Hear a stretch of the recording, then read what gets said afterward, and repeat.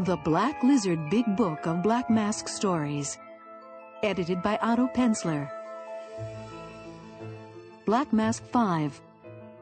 The Ring on the Hand of Death and Other Crime Fiction from the Legendary Magazine.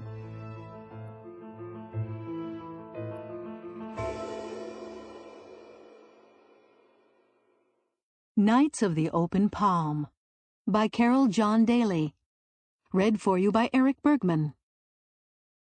Carol John Daly, 1889 to 1958, was born in Yonkers, New York, and attended the American Academy of Dramatic Arts.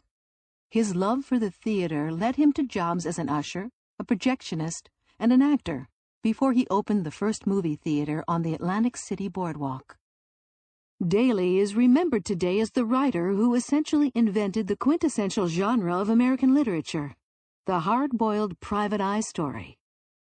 While there had been private detectives in literature before Daly, including Sherlock Holmes, and there had been dark, violent stories by such writers as Jack London and Joseph Conrad, it was not until Black Mask published Three Gun Terry, about the tough, wisecracking private investigator Terry Mack, in the issue of May 15, 1923, that the style and form coalesced. Daly's further contribution to the evolution of the genre came when he wrote his second story, this one featuring his best-known character, Race Williams, which he immediately followed with another story about the same hard-boiled Dick, thus creating the first series detective of his kind. While Williams tends to focus on his own massive ego and is preoccupied with guns and other forms of violence, he has a powerful sense of justice and fair play, undoubtedly serving as an inspiration for Mickey Spillane's Mike Hammer and later Dirty Harry Callahan. Knights of the Open Palm, the first appearance of Race Williams, was published in the issue of June 1, 1923. Race Williams, who plays both ends against the middle, runs up against the Hooded Order and tackles a mystery which leads him into some fast and tragic action. His opinion of the Klan is not very high, but he tells about it in language which is rugged and dramatic, if not absolutely faultless. Knights of the Open Palm by Carol John Daly. Race Williams, private investigator. That's what the gilt letters spell across the door of my office. And don't mean nothing. But the police have been looking me over so much lately that I really need a place to receive them. You see, I don't want them coming to my home. Not that I'm over-particular, but a fellow must draw the line somewheres. As for my business, I'm what you might call the middleman. Just a halfway house between the dicks and the crooks. Well, there ain't no doubt that both the cops and the crooks take me for a gun, but I ain't. Not rightly speaking. I do a little honest shooting once in a while, just in the way of business. But my conscience is clear. I never bumped off a guy what didn't need it. And I can put it over the crooks every time. Why, I know more about crooks than what they know about themselves. Yep, Race Williams, private investigator. That's me. Most of my business I hunt up, and the office ain't much good except as an air of respectability. But sometimes I get a call, one client speaking to another about me, and that's the lay of it this time. I was in my office straightening out the mail and enjoying some of the threatening letters what the boys who lack a sense of humor had sent me, when this Ernest Thompson blows in.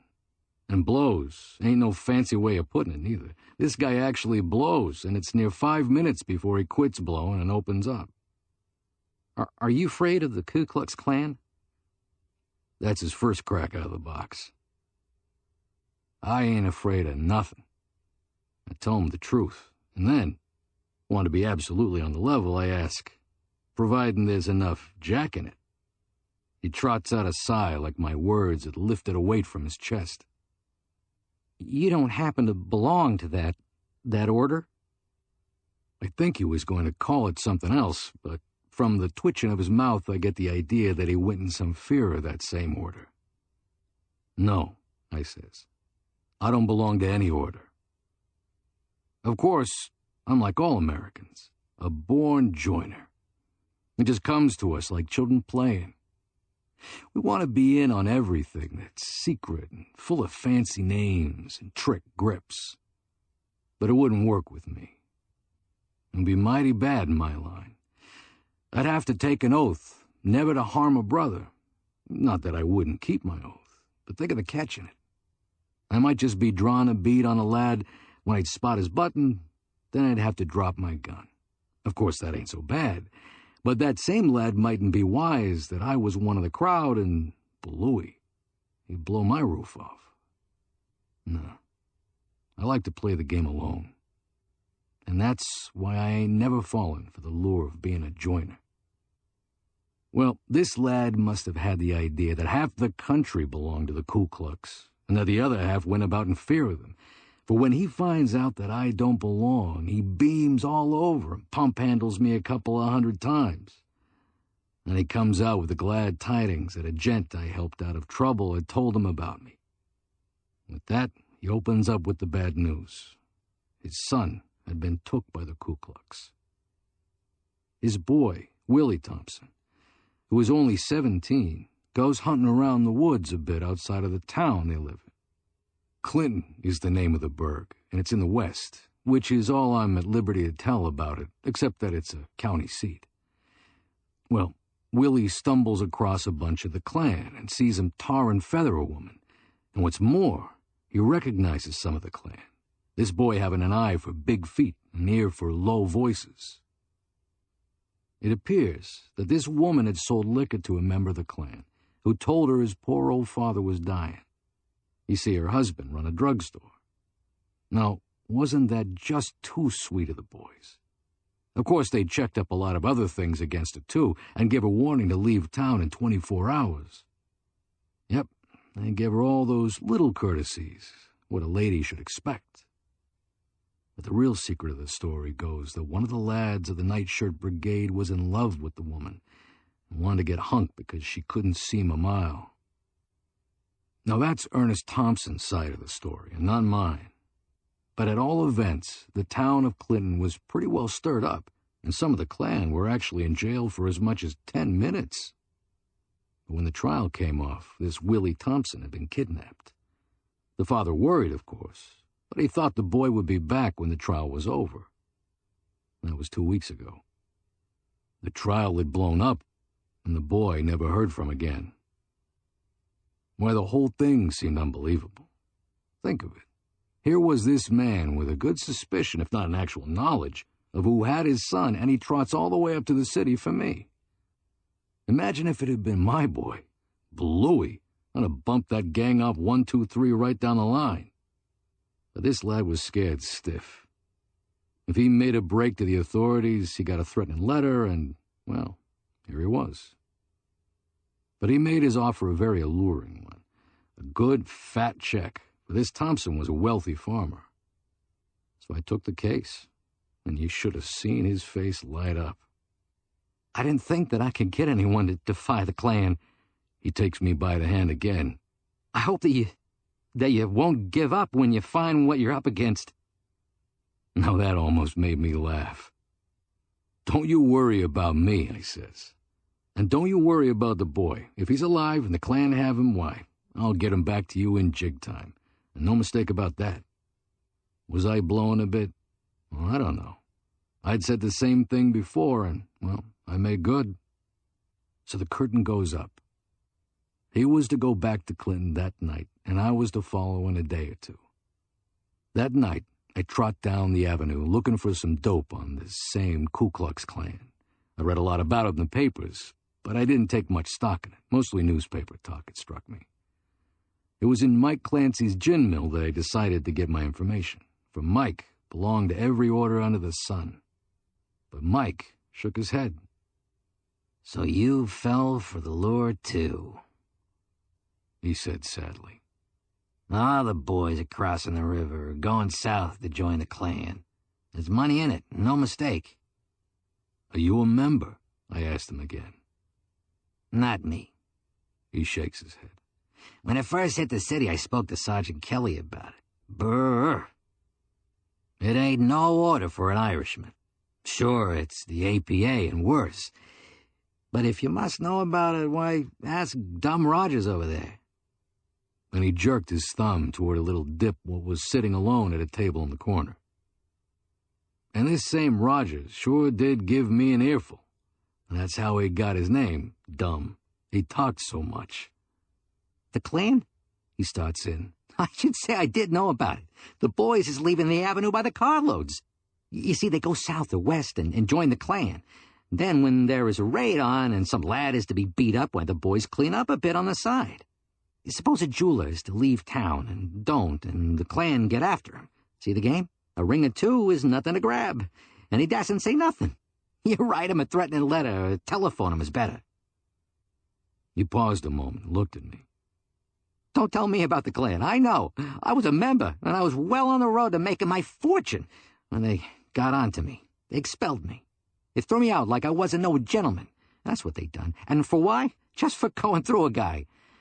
Now, what do you think of that? He demanded indignantly. That's tough, Rogers. Tell me, how do you join? Well, you gotta be white, and an American, and a Protestant, and you gotta have $10. Though if you got the 10, the rest of it can be straightened out.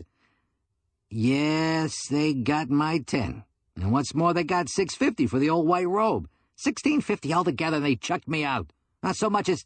But I interrupted him. I was after the passwords of the Klan and their greetings. After a few more drinks, he sure did open up. What with the exalted Cyclops, Clalif, Clocard, Clud, Cligrab, Clabby, Clad, Clexta, Clocan, Chloran, and a host of others I didn't know where I stood and had to call a halt. But I got the grip out of him, which was a shake with the left hand. Then he gave me the salute, which I take careful note of. It was copped from the Confederate Army and is made by placing the right hand over the right eye and then turning the hand so that the palm is in front. But remember the one important thing. Dumb Rogers points a bony finger at me. When you meet another Klansman, you always say, Ayak, meaning, are you a Klansman? If you ever hear a lad pull that on you, you answer, Akia, a Klansman I am. The rest of it is a lot of junk, and most of the boys can't remember it, but them's the two principal things. Then he showed me a cheap little celluloid button which he wore wrong end out in the lapel of his coat. When he turned it about, I seen the letters KOTOP, which he explained meant Knights of the Open Palm. Do you get it?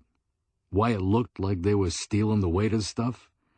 That order certainly must have been started by a dish carrier. But I took a good look at the back of that button.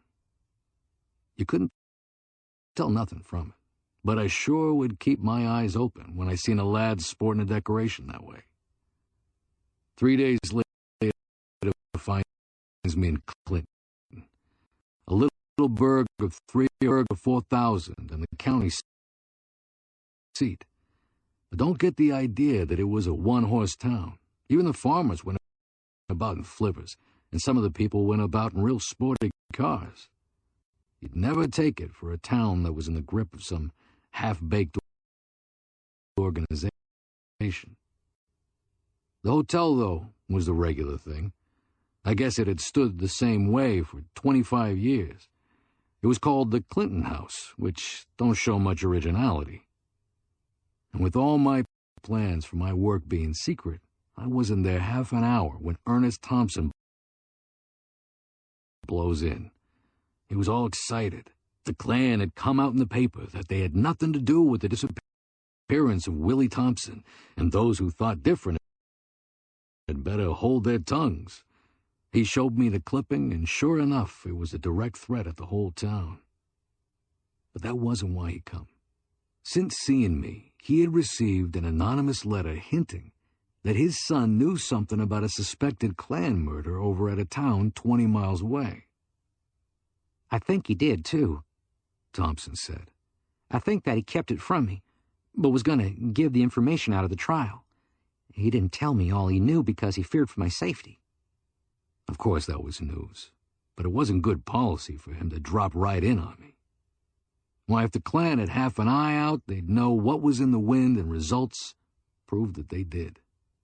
That very night, old Thompson was visited in his home by a number of white-robed figures, and, well, We'll put it down to the fear that something might happen to his boy. But anyway, he out with the whole story of how he had hired me to come down. It may have had some excuse. His nerves may have been shot to pieces, but this same Thompson sure lacked guts. And the next day, he lights out of town and calls me up. He tells me what happened and how he was forced to tell, and then he up and begs me to stay on the case. And what's more, he promises to double the check. What do you think? I stayed on, of course. I felt like bawling him out, but I didn't. The whole world might know why I was there, and perhaps it wouldn't do this gang no harm to learn the sort of a man they had to deal with. And that night, the Klan honored me with a visit. 3 of them there were, and they must have put on their get-up in the hall. Yep, all dolled up like the heavy chorus in a burlesque show. They walked in on me. 2 of them stood on either side of the door, rubbing their knees together, acting like they was a couple of businessmen what didn't like playing the fool. But the 3rd lad was different. He was the real thing and no fake about him. He was big and powerful as he swung across the floor and faced me. He stood so a moment, glaring down at me through the slits in his white hood. I just sat there in the chair, looking him over and smoking. Then I grinned. I couldn't help it. I could see the deadly threat coming. You are not a member of the Klan, the great invisible empire? And he out with the last 3 words like he was announcing the batteries for the day's game at the polo grounds. Nah, I ain't, I tell him, pretending to wipe away a tear. I wanted to join, but, well, you see, I catch cold so easy. I gotta stick to the pajamas. But he never made a break. So I see I was wasting my time kidding that bird. So I made things easy for him. Don't try to figure it out, I says. Come spill the sad news. Surely this ain't no pleasure call. Out with the dirt. I don't know if he got it all or not, but he come out flat-footed and didn't make no more bones about it. And I'm giving him credit for a lad that talked like he meant business. You have caused the displeasure of the Klan. We want no hired gunmen in Clinton, he said. You have 24 hours to leave town. 24. You couldn't make that 25? I chirped. You see, I want to attend your next meeting and sort of bust things up. Oh, I just wanted to get him mad. And it worked. You have heard me. I can almost see him glare through the slits. Now be careful of that tongue of yours, for I have a gun that I draw and shoot in 1 second. And then he finished things up with a string of oaths that, if not original, were at least well chosen. But he was speaking my language now, this gun business. And I just stood up and faced him. Listen, doughhead. And I wasn't talking for pleasure now. So you have a gun that shoots in 1 second, huh? Well, let me give you some advice. If that's the best you can do, you had better keep that gun parked. I'm telling you flat that you'd be exactly 1/2 a second too late. His hand half lowered to his side. If you don't believe me, try it, I encouraged. Your 2 friends there can carry you out. Was I bluffing? Say, I was talking gospel, and he knew it. Then, when he didn't try nothing, I whipped out my gun and covered the 3 of them. And with that, I make a grab and pull off the big lad's hood. I just wanted to get one look at his map, and one look was enough. You could have picked him in a straw hat at Coney Island. He had a chin like one of the Smith brothers, or both of them, all whiskers and all hair and eyebrows. Listen, Featherface. I pound his ribs gentle-like with the automatic. You ain't dealing with no women, nor a half-grown boy, nor a distracted father now. You'll give me 24 hours, will you? Well, I'll give you 24 seconds to get out. And the next time you come around here, I'll take that nightshirt off you and shove it down your throat, whiskers and all. I was mad now, and meant it. This white-hooded frightener of women and children couldn't come none of that highfalutin game on me. And what's more, I didn't like the names he had called me. You've had one look at my gun, I told them as they sneaked out. The next time you have cause to see it, you'll see it smoking. Now beat it." Which they done. Say, their boys had never had such a shock in their lives.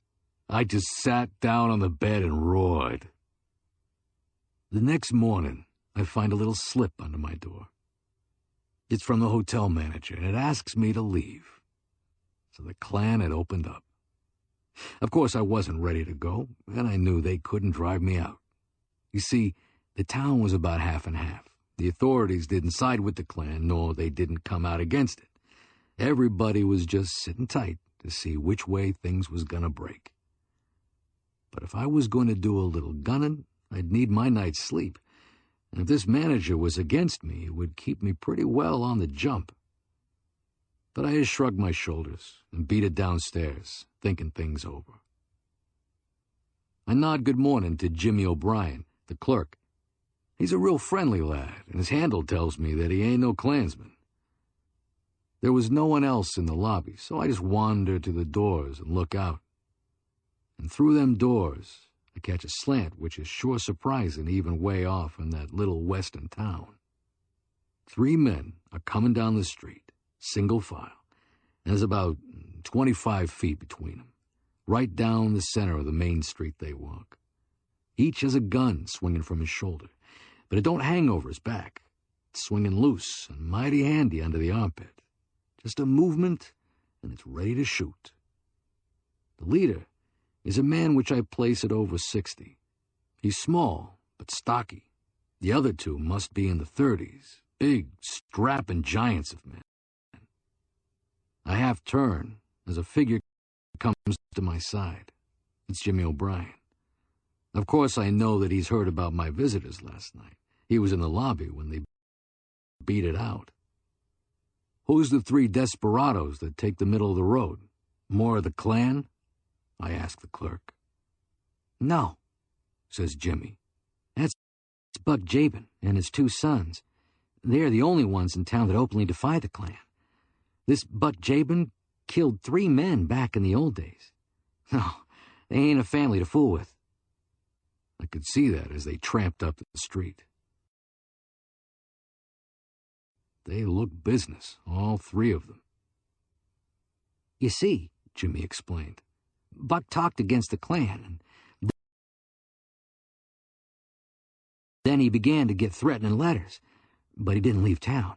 He opened up with a warning that anyone found on his property after dark would be shot.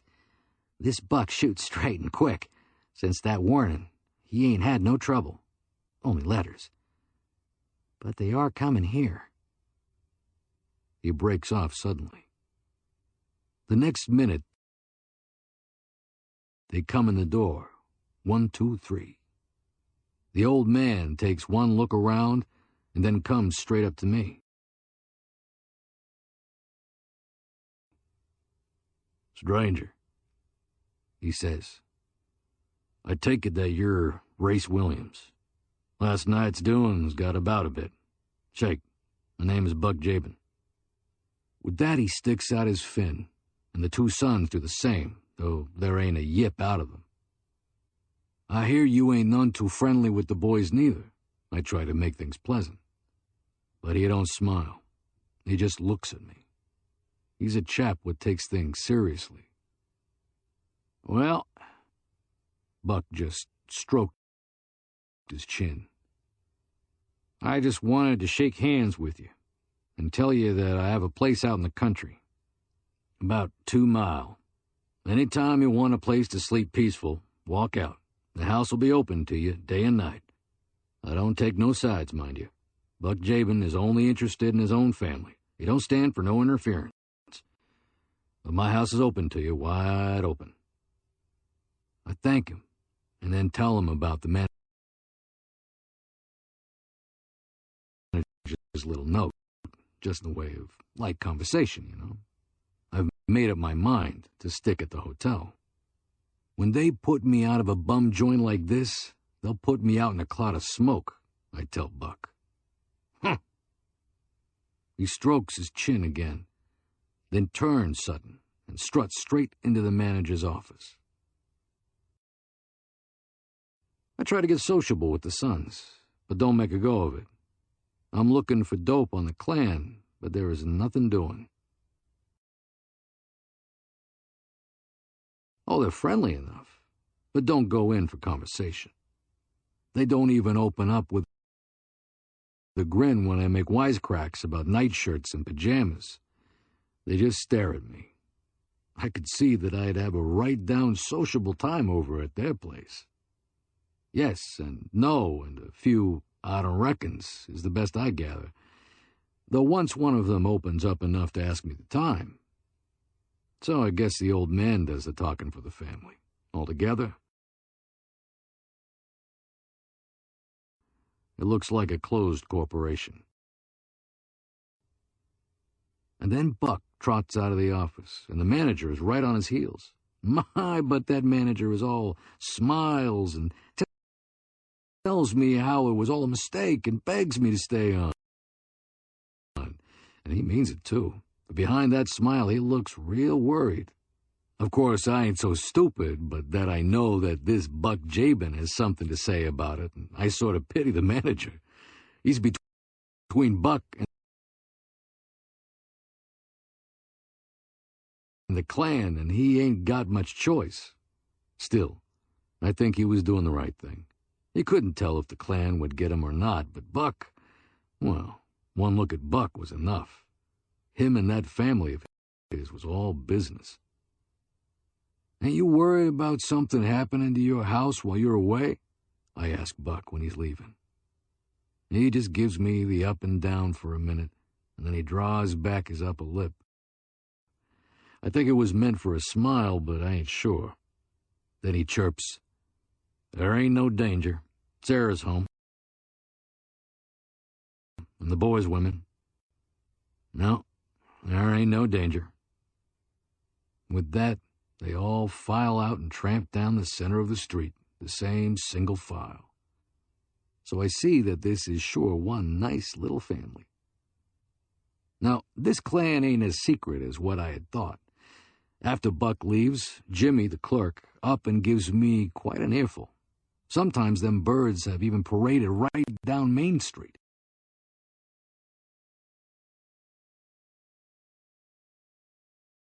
And more than once, they have taken out some citizen and tarred and feathered him. Then they'll bring the victim back and dump him out of a car right in the center of the square by the fountain. Seeing they'll forget to put his clothes on again would seem like they lacked modesty.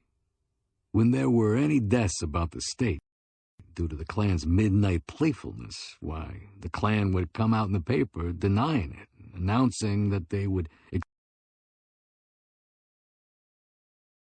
expel any member who had a hand in it, which is real generous of them, you'll admit.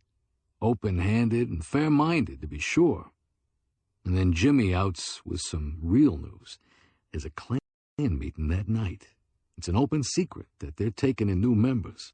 So I see it ain't a falling organization, but a growing one, and I'd better work fast. All day long, that hotel is watched. There ain't no doubt about it. 3 lads in the front and 1 out in the back. People what drop in dodge me like they would the plague, and the general feeling is that I'm a marked man. Well, they may get me. The thing's possible. But if they do, the local undertaker is going to have more business than he's had in years. Jimmy's a good scout, and when he goes off duty about noontime, he sneaks up and has a chat with me. So I take him into my confidence to a certain extent. And I believe if he didn't have a wife and kid, he'd have been with me 40 ways from the ace. But he tells me where the Klan meeting place is and how people don't dare go near it. Then he tells me that he has a bicycle. And after I bit, I get his promise to hide it in a barn down the street behind the hotel. The fellow that owns the barn goes by the label of Dugan. Enough said. I watch out pretty carefully all evening, and I don't see more than one chap watching the back of that house. So at 9 o'clock, I'm ready to pull off my little trick. I'm bent on joining in the festivities of the Klan. There's a little partition off the back of the hotel, and I get Jimmy to slip me in there unnoticed. Out in the dark of the tiny rear window, I can see the solitary figure about 10 yards away. It's a lonely little alley, and no one else passes by. So I spring my game.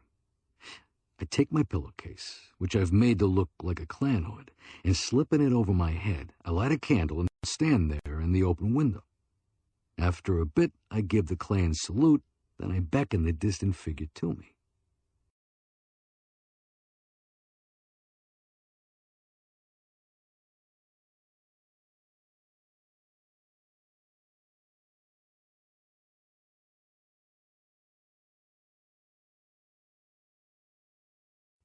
As I say, the whole Klan is a child's game, and that duck comes to me on the run. He most likely thinks that things are arranged for tarring and feathering me. As for me, well, I just club my gun and bat him over the head, and he falls pretty, right in a nice dark spot. 5 minutes I wait, and then, when there's nothing doing, I step out the window and beat it down the alley. A few minutes later, I'm on the bike, speeding out toward the open country and in the direction which Jimmy give me, where lays what is known as the Clavern, or meeting place. All I need now is the regulation nightshirt, and I've laid plans to get that. Jimmy has seen the gang going to the meetings and knows the place that they stop their cars and put on the regalia. And what's more, he's told me about a lad whose business kept him late in town. It was this cluck that traveled alone in a Ford that I was looking for.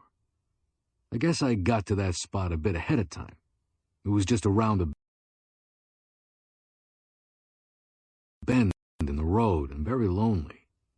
It was a nice place, well back in the bushes, where I parked my bike and waited. The night was dark, but I could see fairly well, and in the course of 20 minutes, about 3 cars pulled up, and the occupants got all rigged out in their ghostly costumes. They just slip on the white robe and then crown themselves with the hood. If one party was decorating themselves there, the next party would stop farther down the road. After that, I waited near an hour, and then my man comes. All alone in a Ford he is, and in some hurry. He don't even get out of the flivver, but tries to do the lightning change right in the car. Say, I caught him with one arm in and one arm out of the shirt. Surprised? Why, he opened and closed his mouth just like a fish, and a pretty far gone fish, too. None of your lip, I tell him, when he started to spout about the terrible things that would happen to me. You know me, kid. I tickle his chin with my gat. I handled 3 of your breed last night. Come, jump out of that nightshirt or they'll bury you in it. No laughter in my voice then. When I'm gunning, I'm a bad man. None worse. Enough. He showed good sense and handed over the whole outfit. It didn't take me more than a couple of minutes to bind him with the rope I had brought. Then I tied him to a tree out of view of the road, and jumping into his car, I drove away. A few hundred yards or more down the road, I see the turn I'm looking for, and a short drive down a rough lane, and things are starting. A white-robed figure holds up his hand and stops me. Of course, in my robe, he takes me for one of the clucks. I spot this lad for the Kleckster, the outer guard.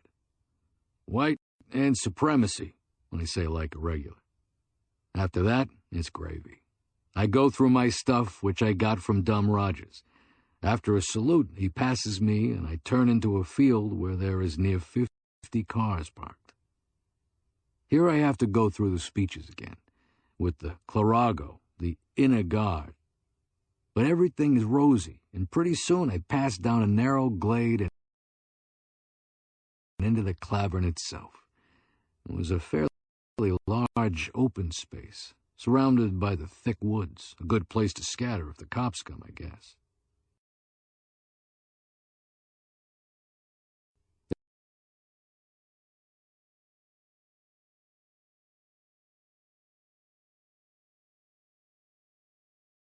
There were near 100 gathered about, and when I slip in, the show is already on.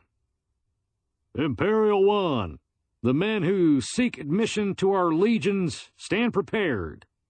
A voice suddenly booms out, and with that all the robed figures gather about in a circle.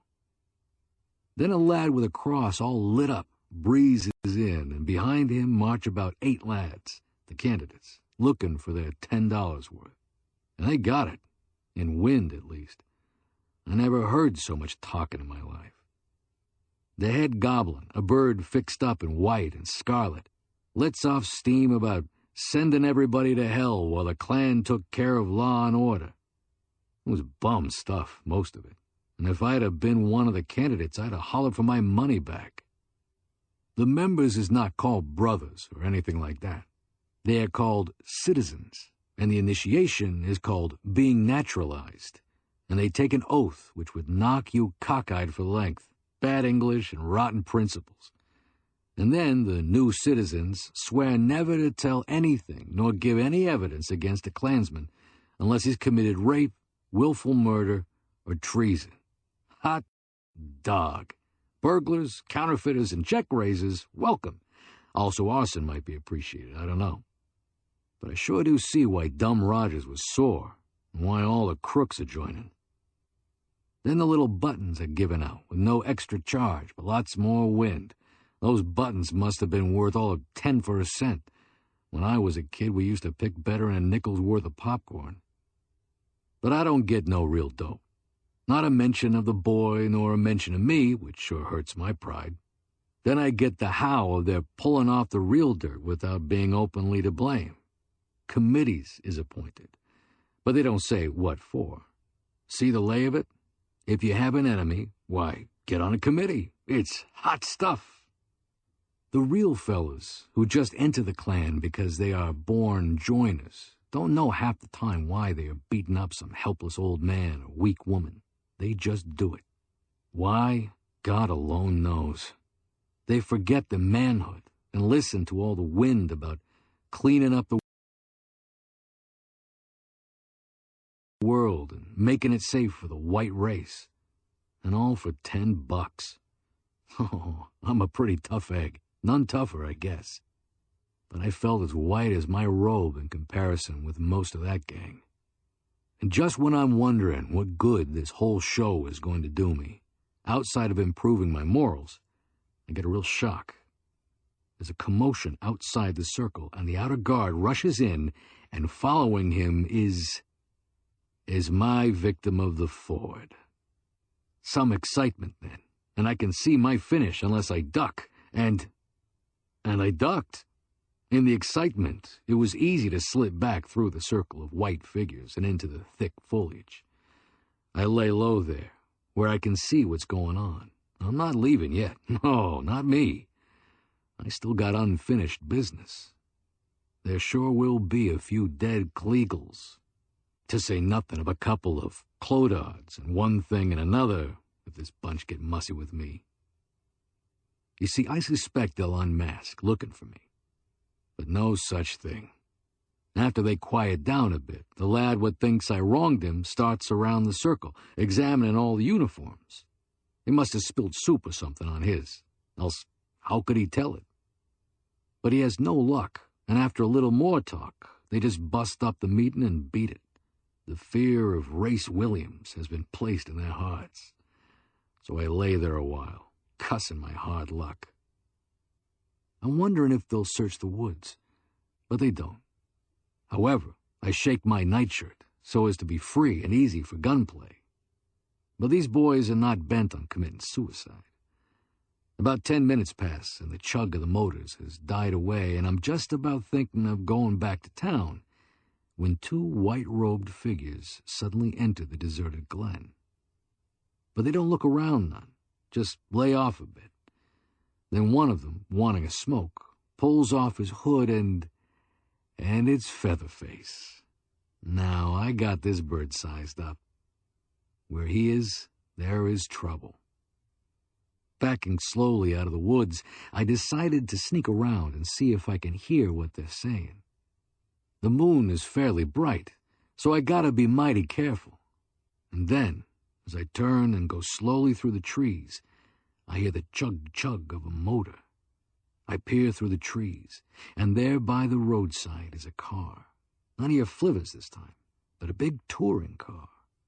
The motor stops, and a lad gets out and passes through the wood within 10 feet of me. He ain't got no hood nor robe on, but I can't get a slant at his map. I turn and follow him, and as I reach the end of the clearing, I hear him say to the others, "Ed'll be here in 10 minutes, and then—" "Shh," cautions another voice. But I don't wait to hear no more. I got 10 minutes, and I'm flying down the road to the place I left my bike. I ain't got time to duck in and out among the trees, but I don't meet no one, which ain't so much my luck as his. And the bike's there, and in less than 10 minutes, I'm about 20 feet behind that car, hidden in the bushes, ready to do a 6-day race. 5 minutes later, we all breeze off together, the 4 of them in the car and me following on the bike, none of us showing lights. Now, the first part of that ride is not so bad, for they ain't bent on speed and the road is fairly level. But the moon goes behind a cloud, and I gotta hang close. On top of that, we come to an upgrade, and things are not so good. Then they turn up a steep and winding road, and the bike ain't no good anymore. At least, it's no good to me. It looks like I'm stumped, as I stand there panting and listening to the throb of the distant motor, and then the throb stops sudden, not just dies away. I look up the side of that hill, and suddenly I see a light. It just flashes for a moment, and it's gone. Enough. I park the bike in the woods and start in to hoof it. 20 minutes later, I'm at the top of a steep hill. On the other side of me is a cliff, and below a roaring mountain stream. I can hear the water dashing by far below. And then out comes the moon, and about 50 feet away I see a log cabin almost on the very edge of the steep cliff. A little ways from it, I see the big car. There ain't no one in sight, and I just duck around that cabin, trying to look in, but there's nothing doing. Oh, I can catch the flicker of light from between some of the cracks in the logs, but can't see in. There is only one window, and that is boarded up. I try the door softly, but it's locked tight. Then I go around back, with half an idea of climbing to the roof in the hope of finding a crack big enough to peer through. And then, when I get around the side, I hear the door open. It creaks mighty loud. Only a second, and footsteps are coming around to the back. Both guns ready, I back to cover behind the opposite corner of the cabin and wait. The moon is fine, and I see 2 men plainly as they approach the edge of the cliff, forcing a lithe figure of a boy between them. His arms are bound, but his legs ain't, and he's pleading with them in a low voice. "I won't never tell about the murder. I won't never say a word about who done it." His feet are given from under him, and they help him along. "You're right, you won't never tell." One of the men gives a gruff laugh. "Here, you, Ed, give him the knife and get the job done," he says to his companion. "Oh, push him over," Ed answers, and I seen his stomach ain't strong for such work, for his voice breaks a bit. "Here, give me the knife." The other has a sneer in his tones. The next instant, I see a flash of steel in the air above the boy. Crack! Yep, it's my gun what speaks, and that lad goes out like a light. The other lad draws a gun and looks around him, bewildered. But he don't see nothing. Leastwise, in this world he don't. I get him right through the head. There ain't no mistake where I land in that distance. He drops the wrong way, staggers a bit, and I hear his body crashing down the cliff, tearing loose the rough stones as it goes. Oh, I ain't a killer. But remember, there were 4 of them. That left 2 more to be accounted for yet. It wouldn't do to wound a lad and then have him pop up again when you least wanted to see him. The boy just stands there, swinging back and forth on his weak legs, and I'm afraid he'll go over too. "Lay down, you fool!" I says, and he drops like a log and lays still. Then I wait. I know those gentlemen in the cabin must have heard the shots and be coming. Like a movie picture villain, a figure looms up from the side of the cabin, sneaking slowly along, the flash of nickel plainly visible in his hand. And like a movie villain, he fades out of the picture. I got him. "Number 3, I says, and wait. The party ain't over yet. And then there's a step behind me, like a foot upon dried twigs. Like a shot, I turn, and in the rays of the moon spot the evil, sneering map of Featherface. His gun spoke ahead of mine. I knew that from the red-hot burn that shot along my temple. Just above the ear it seemed to hurt most.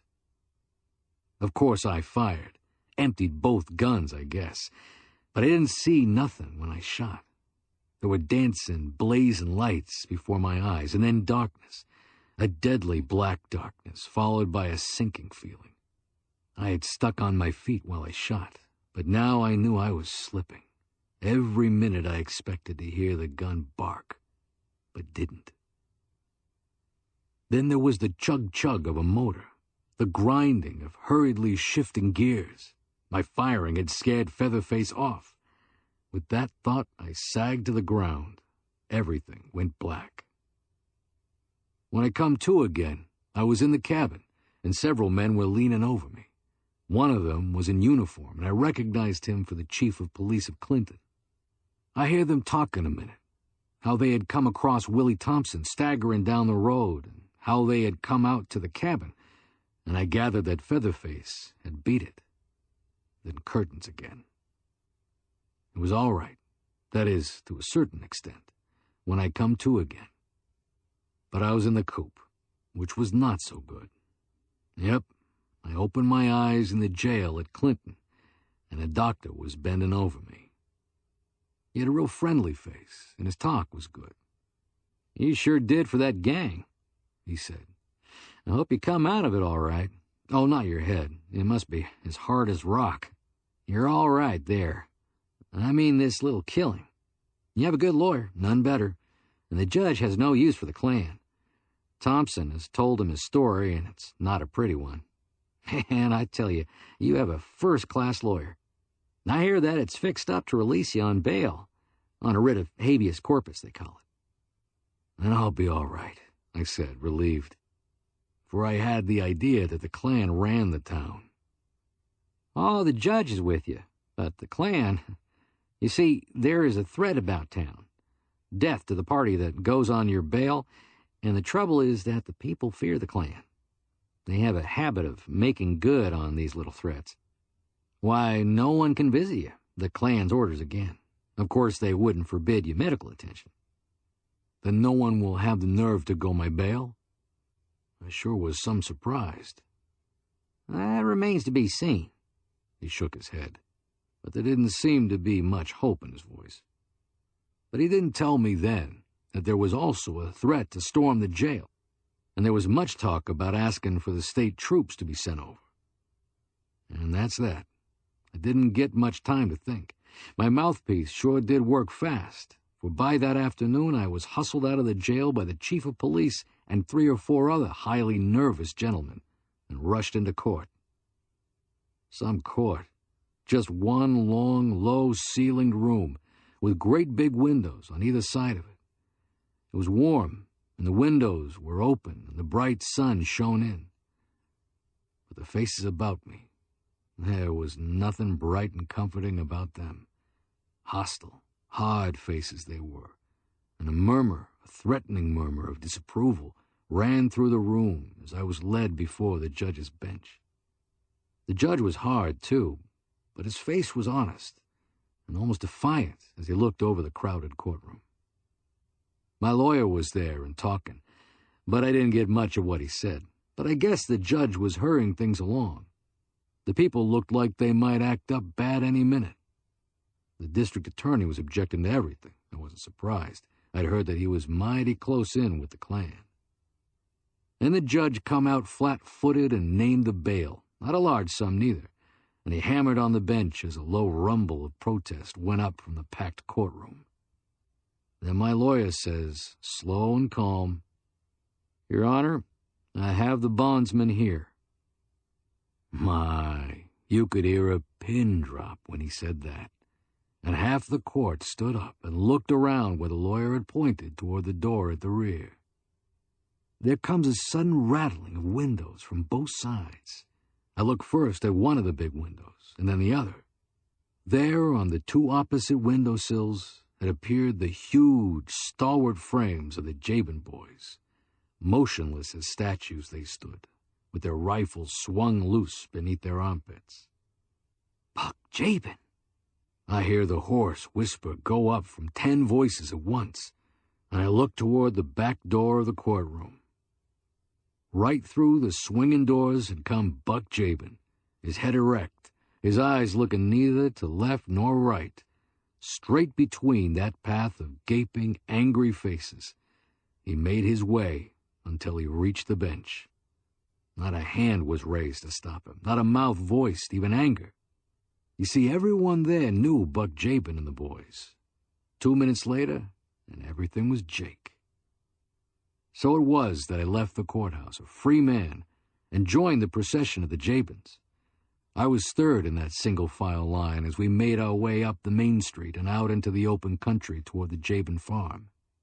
Not a word did we speak, just hoofed it along. I wondered then if I made as forbidding an appearance as the family.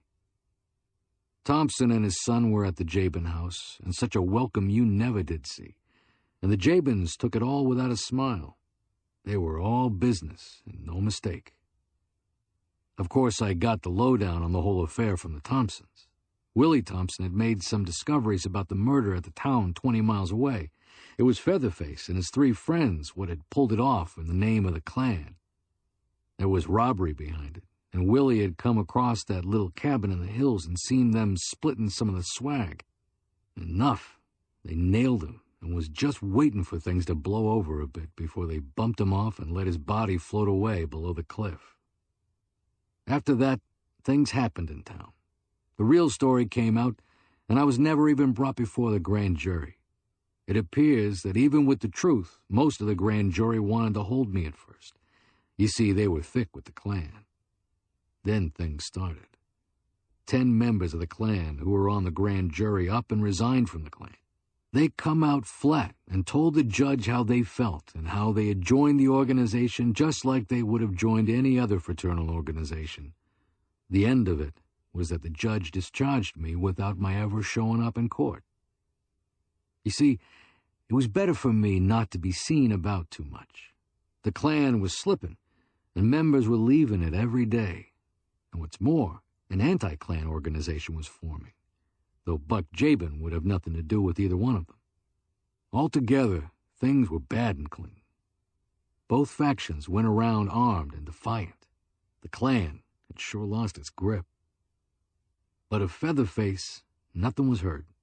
Both sides sought him now, equally bent on vengeance. I could see that Featherface's position was not an enviable one.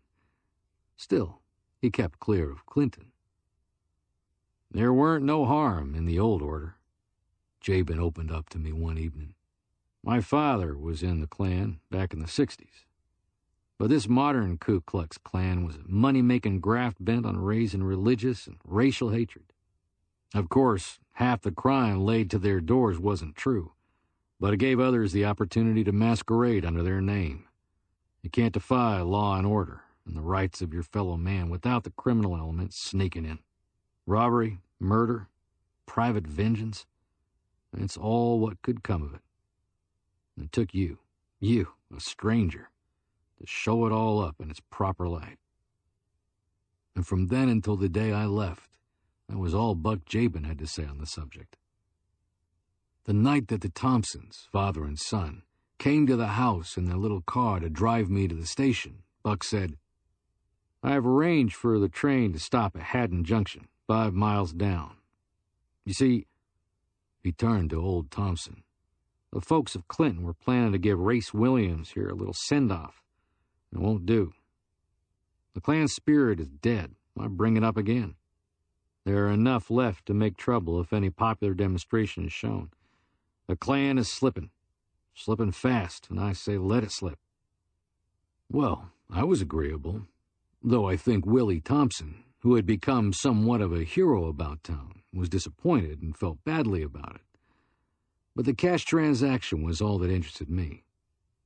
I had mailed the check which Thompson had given me along to my New York bank, and, well, I didn't have no doubts on it, but I'd be glad to get home and do a little drawing on it. So I shook hands with Buck and got a few grunts out of the Jabin boys. Then I said goodbye to the ladies. I didn't mention the ladies before, but it will be enough to say that they were sure some Amazons and would make a good showing in a free-for-all. And, well, I was off. Old Thompson and me in the front seat and Willie Thompson in the rear. It sure felt good to be on the go again, with my twin Gats parked nicely about me. At 9:30, we was only about a quarter of a mile from the station, 10 minutes to catch the train, when we have trouble. Bluey. Both the rear tires go like a couple of cannon. So sudden did it come that I had half drawn my gun. Then I watched the two of them stall around a minute. I could see the one light of the little station shining in the distance, so I decided to hoof it. These lads treated an automobile like a steamroller, only one spare tire and an inner tube on hand. They'd be a half hour at least, what with scratching their heads and pulling up their pants. I wouldn't listen to their protests about waiting over another night, and I wouldn't let one of them come along to the station with me. They weren't fit to be separated. Two slow-thinking birds they were. No, sir. I was booked for the city and going through. So I swung out my suitcase, and after a couple of handshakes, started down the road. I hoofed it fast. But I got a thinking while I walked. Got a thinking as I looked down and kicked some mighty dirty-looking pieces of glass and a half a broken bottle from the road. I could hear the train coming along and see a headlight flashing down the tracks as I reached the station. Now, there was no station master at this Haddon Junction, and only one light on the north side of the station, the side the train was approaching from. So, bag in hand, I started to pass under that light and out onto the platform. And I stopped dead. That broken bottle had suddenly loomed up before me as big as life. I just ducked back and made my way cautiously around the other side of the station. Not really suspicious, you understand, only careful. And that's the secret of why I hope to die in bed. Bang, like that, I duck into a chap who was coming slowly from around the south end of the station. We hit with a crash and both stepped back a pace, he out on the platform toward the tracks. Was he quick? Well, he never had no chance. Mind you, he had his gun in his hand, but he never used it. Just as clean as a whistle, I had pulled and shot him straight between his bloodshot eyes. The train roared into the station as he fell, and in the light of the headlight, as it flashed by, I got a look at his face. Oh, I knew it before, even in the dull light of the moon. Yep, you hit it. It was Featherface. You recollect I once told him that he'd be half a second too late. And then the brakeman swung out on the step. I climbed aboard. He swung his lantern, and we were off. "Thought I heard a shot," the brakeman said as he climbed up the steps behind me, where I struggled with the door. You see, I couldn't tell what he had seen, and I wanted to hear if he had any comments to make. I had half an idea that I had already done enough shooting to please the people of Clinton. Yep. I turned and looked the man over as the train gains headway. Yep, a dog snapped at me. A dirty dog. I killed him with this. With that, I shoved my gun out under his chin sudden as I watched to see how he took it. "Thought I saw a figure, a human figure." He lays down his lantern and stretches his hand up toward the emergency strap. Then, in the dim light from his lantern, I catch the glimpse of a tiny button beneath his coat. Yep, his lapel is half twisted around, and I take a chance that the letters on that button are coat top. Looking him straight in the eyes, I suddenly raise my right hand and place it over my right eye, palm in. Then I reverse the hand, giving him the Klan salute. His hand lingers for a moment on the bell, but I see that his fingers loosen their grip. "Ayak," he says. "Akia," I answer. His hand drops from the bell, and without another word, he turns and enters the forward car. I stand so a moment. Then, with a grin, I slip into the rear car. After all that is said against the Klan, I sure got to admit that there are times when it serves its purpose. Rainbow Diamonds by Ramon DeColta. Read for you by Johnny Heller. Ramon DeColta was the pseudonym of Raoul Whitfield, who spent much of his early life in the Philippines, where his father was attached to the territorial government in Manila. His familiarity with the Philippines and Filipinos enabled him to make a significant breakthrough in the way Asians were portrayed in pulp fiction and in Western literature in general. Although the Dr. Fu Manchu novels were extremely popular, they portrayed the Devil Doctor as a malignant force with no redeeming virtues until the late books in the series. Earl Derr Biggers represented Charlie Chan respectfully, but he had only a minor role in the first book about him, and then was often shown as a comic figure. But with Joe Garr, Whitfield created an important character without condescension in a series of 26 short stories, 24 of which appeared in Black Mask between February 1930 and July 1933. 2 lesser stories ran later in the 1930s in Collier's. It was only after the appearance of Whitfield's Joe Garr and the success he enjoyed in the pages of Black Mask that Hugh Wiley began to write about Mr. Wong, who became a popular movie character played by Boris Karloff, and that John P. Marquand created Mr. Moto, famously portrayed in films by Peter Lorre. Garr is a private detective who works from a seedy little office, but lives in a fancy gated house with the houseboy Vincente. 18 of the Black Mask Joe Garr stories were collected in Joe Garr's Casebook 2002. The 6 connected stories that comprise Rainbow Diamonds have never before been published in book form. They ran in the February through August 1931 issues. Diamonds of Dread by Ramon DeColta. Joe Garr, the island detective, takes up a trail of justice and vengeance. The brown-faced driver of the Karamata shrilled words at the skinny pony, tugged on the right rein. He stood up in front of his small seat and waved his left arm wildly. Joe Garr leaned forward and watched the approaching machine sway down the narrow street. It was a closed car, mud-stained. It swung from side to side, traveling at high speed. For a second, its engine was pointed to the right of the Karamata, now crowded far to one side of the street, and then it careened straight towards the small vehicle. The driver shrilled one word. His small, scantily clad body curved from the front seat. For a second, Joe Garr had an unobstructed glance of the speeding car. He muttered a sharp "Dios," hunched his small figure forward, and jumped. His sandals had not touched the broken, narrow pavement at the right side of the street when his ears heard the splintering of wood.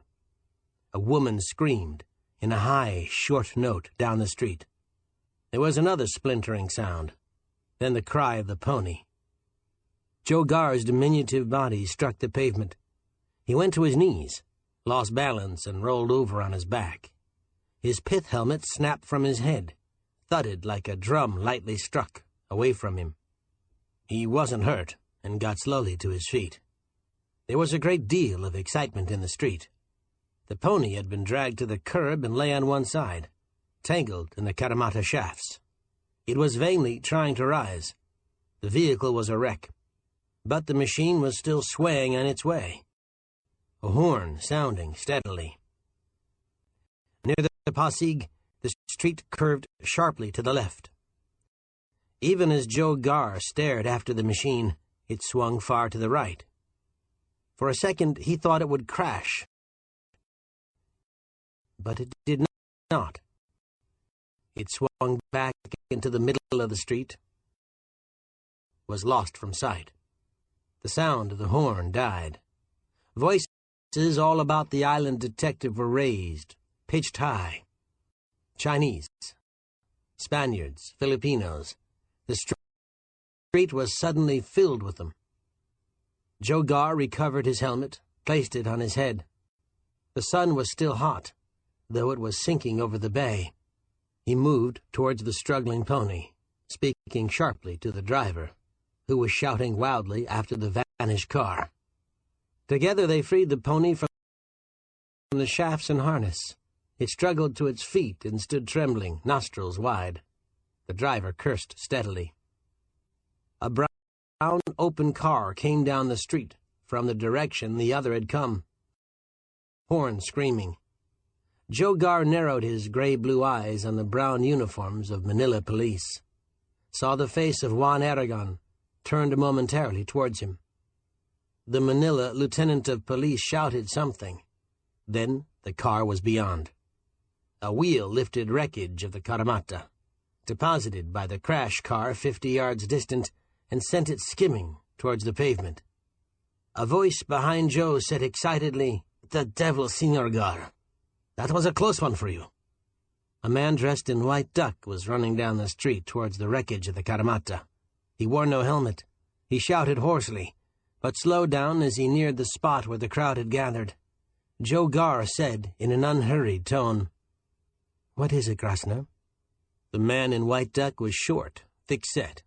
He had the squarish face of a German. He widened blue eyes on the island detective's narrowed ones. "Delgados," he breathed heavily. "Robbery. There were 3 cars, different directions." Joe Garr said slowly, "Delgados, yes, of course. And 3 cars." The Karamata driver was standing near the pony, cursing shrilly. Tears of rage ran down his brown cheeks. There was still much excitement. The island detective said sharply to the driver, "Please stop it. Your pony is not much hurt. You will be paid for the Karamata. That is enough." Grasner said thickly, breathing with difficulty, "El Matlin is dead. A bullet hit him." Joe Garr frowned. He had little use for Herr Matlin, but robbery had now become murder. He asked in a low, almost toneless voice, "You saw the robbery?" Grasner blinked at him with his small blue eyes. He shook his head. People were crowding around them. "I was in the International Bank, around the corner," he said more calmly. "There were shots, and I ran out. Cars were moving away from Delgados, and Matlin was running towards them, a gun in his hand. There were more shots. He fell. I went to him. He was dead." Joe Garr made a clicking sound. He shook his head, spoke to the Karamata driver. "I am Senor Garr. Come to my office later, and I shall help you." The driver said, "I am a very poor man." The island detective nodded. "It is true," he agreed, "but you are also alive." He moved along the street, towards the corner near the Escolta, occupied by Delgado's jewelry shop. A crowd was gathering. There were many police. A deadline had already been established, but Joe Garr was well known. He went through the entrance, into the warm air stirred by the shop ceiling fans. Arnold Carlyle, the American chief of Manila Police, had arrived and was listening to words from the short, black-mustached owner of the place. Liam Delgado's white hair was ruffled. He moved his hands nervously. Carlyle, listening, saw Joe Garr enter the shop. He beckoned to him. Delgado was saying in his perfect English, "It was terrible. Ramon, my only son, dying as I came out from the vault." He turned away abruptly, covered his face with his long-fingered brown hands. Carlyle spoke grimly to Joe. "They used American methods, Garr. 3 cars, with license plates covered with dust. 4 of the men came inside. Delgado's son resisted. They shot him down. Matlin, the German guard at the International Bank, he was shot down in the street. They escaped in all directions. But we'll get them, Garr."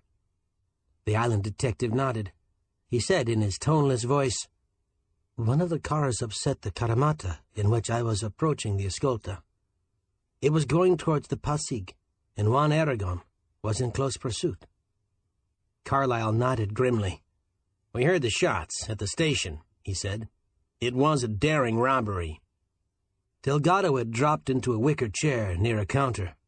Joe Garr said quietly, "3 machines, a double murder, and robbery.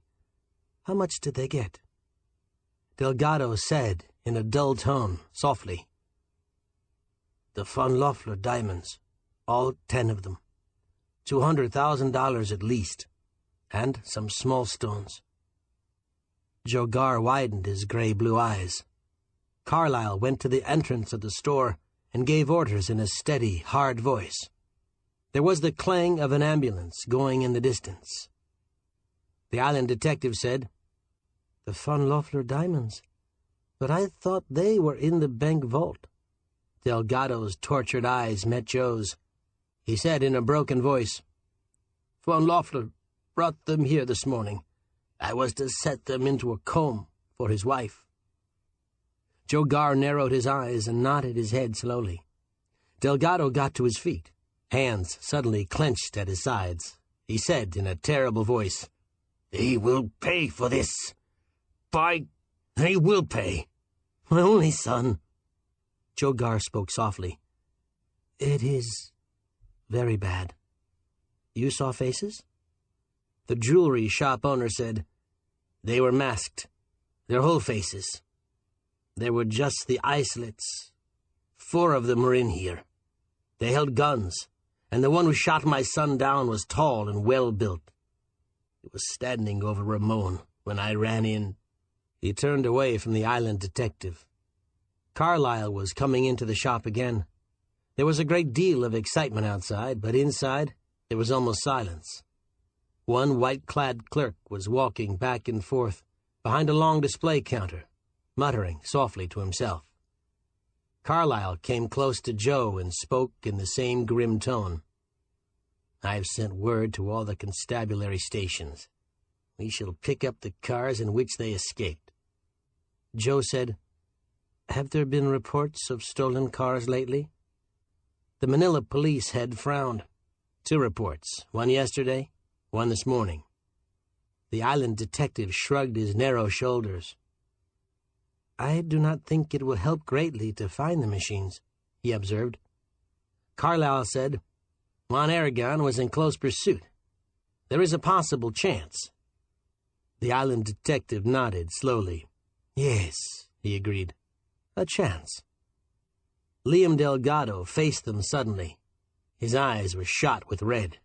He ran trembling fingers through his white hair. He said fiercely, "There were 4 of them. I will have them, every one. I am wealthy, and I will use my wealth." There was the staccato cough of a motorcycle. A brown uniformed figure rode to the curb before the shop. He dismounted, hurried inside. He was breathing heavily. He spoke rapidly in Filipino dialect to Carlyle. The head of the Manila police interrupted him sharply, telling him to speak more slowly. Joe Garr said quietly, "He says Aragon's car skidded beyond the bridge. There was a crash into iron railing. The driver was hurt, and the car disabled. Pedestrians have told him that Juan stopped another car and continued the pursuit. The bandit machine was far ahead, running along the right bank of the Pasig." Carlyle groaned. "It'll get away," he muttered. "The bandits were masked. The drivers of the 3 machines may not have been noticed." Joe Garr looked towards the back of Liam Delgado. The jewelry shop owner was standing near a counter, his body rigid. Joe said slowly, "One leaves the island only by boat." Carlyle half closed his eyes.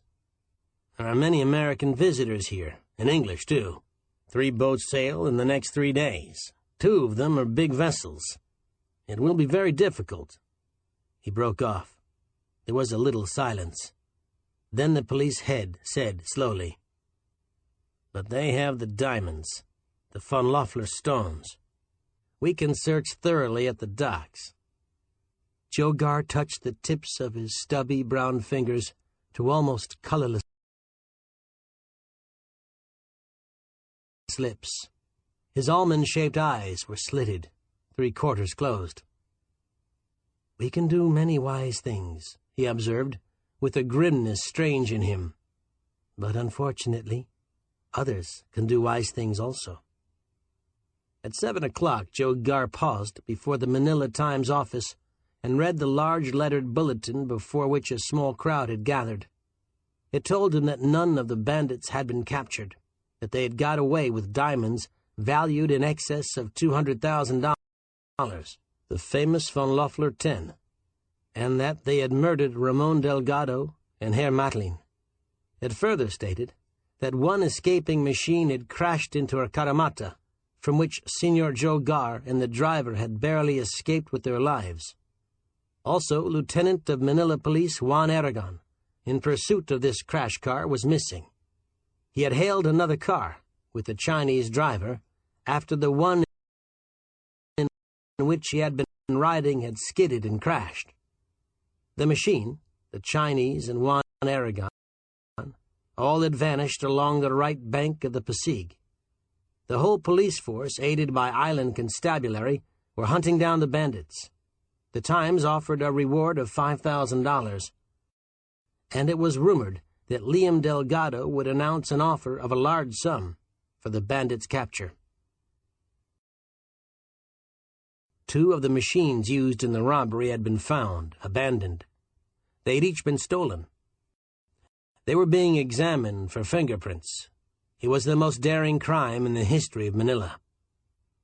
The island detective smiled grimly, and then he thought of Juan Aragon, and the smile went from his face. He was fond of Aragon. The lieutenant of police had often blundered in the past, but he had always tried, and the item that mentioned his disappearance was not pleasant to read. Joe turned his back to the bulletin and waited for a caleso to pass, one with a strong-looking horse. He waited only a few minutes. Across the bridge, on the far side of the black-watered Pasig, there were several police cars. Along the road, over which Juan Aragon was supposed to have pursued the car that had struck the caramata in which Joe had been riding, there were constabulary officers. On the left were moored sampans and various other type craft. On the right of the road, there were hundreds of native huts, thatch-roofed and similar. From the main road, other roads angled off, many of them. Relaxed in the caleso, Joe Gar frowned at the roads. 3 miles along the river road, and the country suddenly became deserted. There were fewer crossroads. Native shacks were scattered. The ground was rolling. There were curves. A half-dozen times Joe stopped the caleso and made inquiry of natives, but always the answer was the same. Nothing had been seen of the pursued car, or of the one in pursuit. It was growing dark when Joe ordered the caleso driver to turn back. He breathed softly to himself. Bandits inside the shop were not recognized. No attention has been paid to the machine drivers. Even I would not recognize the man who drove the car that crashed into us. Some say it was a Chinese who was driving the car that Juan commandeered. Others say it was a Jap.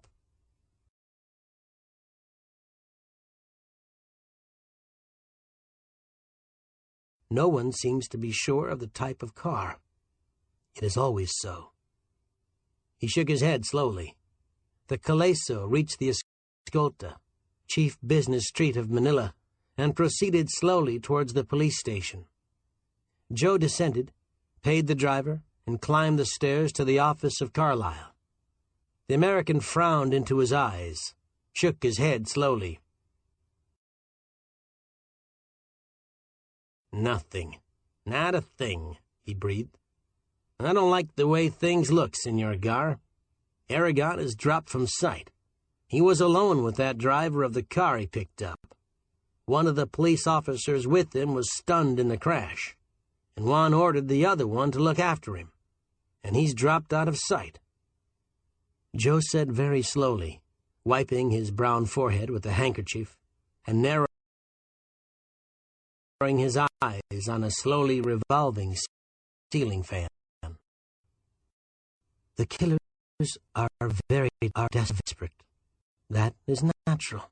They have valuable diamonds, and they have murdered 2 persons.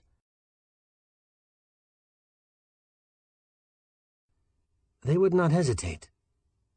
He broke off, shrugged. Carlyle swore beneath his breath and watched the island detective. He said, after a little silence,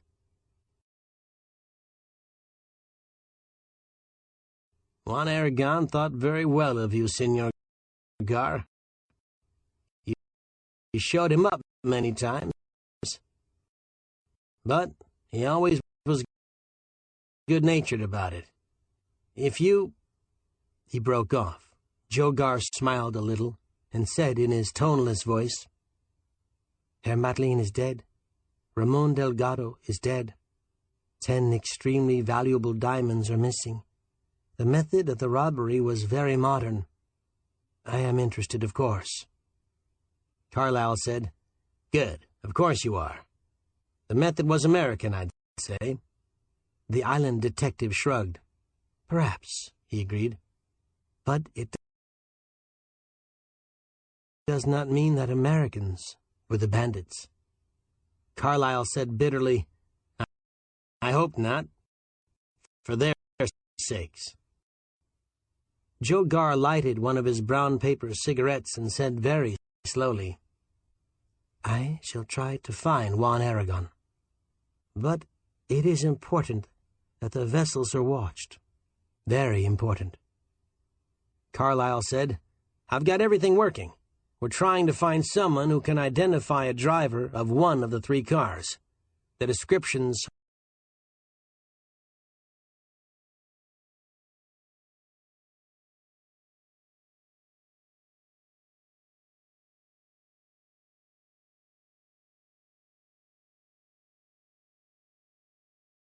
are all vague, guesswork." Joe Gar turned his small body slightly. He said in a tone touched with grimness, "I will return for a few minutes to my office, then I shall move about." Carlyle's eyes were narrowed. He said with a touch of eagerness, "You will let me know as soon as you learn something." Joe moved towards the door of the office. He nodded his head a little. "If I learn something, I will let you know," he said quietly, and went down the stairs to the street. His small office was not far off the Escolta. The street was narrow and curving. There were few people on it. The shops were small, and most of them had closed for the night. It was almost dark when he turned in at the entrance and climbed the narrow, creaking stairs. He climbed slowly, conserving his energy. At the landing before his office, he paused a few seconds, stood in the faint light from a small hanging bulb. Then he went towards the door and reached for the knob. His office was seldom locked. He kept little of importance there. When he opened the door, there was a faint breeze from the window. He reached for the switch, and white light filled the room. For a second, he stood motionless, his shoulders and head slightly forward. His eyes looked towards the wicker chair near the small table. He recognized the uniform first. It was khaki in color. Next, he recognized the figure. Juan Aragon's body was half turned away from him. Head and shoulders rested on the table. The helmet was not in sight. Aragon was bareheaded. His dark hair glistened in the white light. There was a definite inertness about the position of the body. Joe Gar said very steadily, Juan Aragon." From the Pasig there was the shrill note of a river launch whistle. A driver called in a high-pitched voice in the street below. Joe Garr sighed. Then he stepped into his office, closed the door. He went slowly to the side of Juan Aragon. He looked first at the head, with the half-opened eyes. Then he found the 2 bullet holes, not far from the heart. There was little blood. There were books on the floor. They had fallen as though swept from the table with force. An ink bottle had crashed and broken. Near the right, outstretched fingers of the dead police lieutenant was a bit of white paper. A stubby pencil lay beyond it.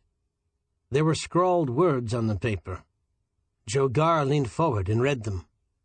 After a few seconds, he reread them, aloud. Calle Padrone. House in palmetto, thick. High porch, shutters.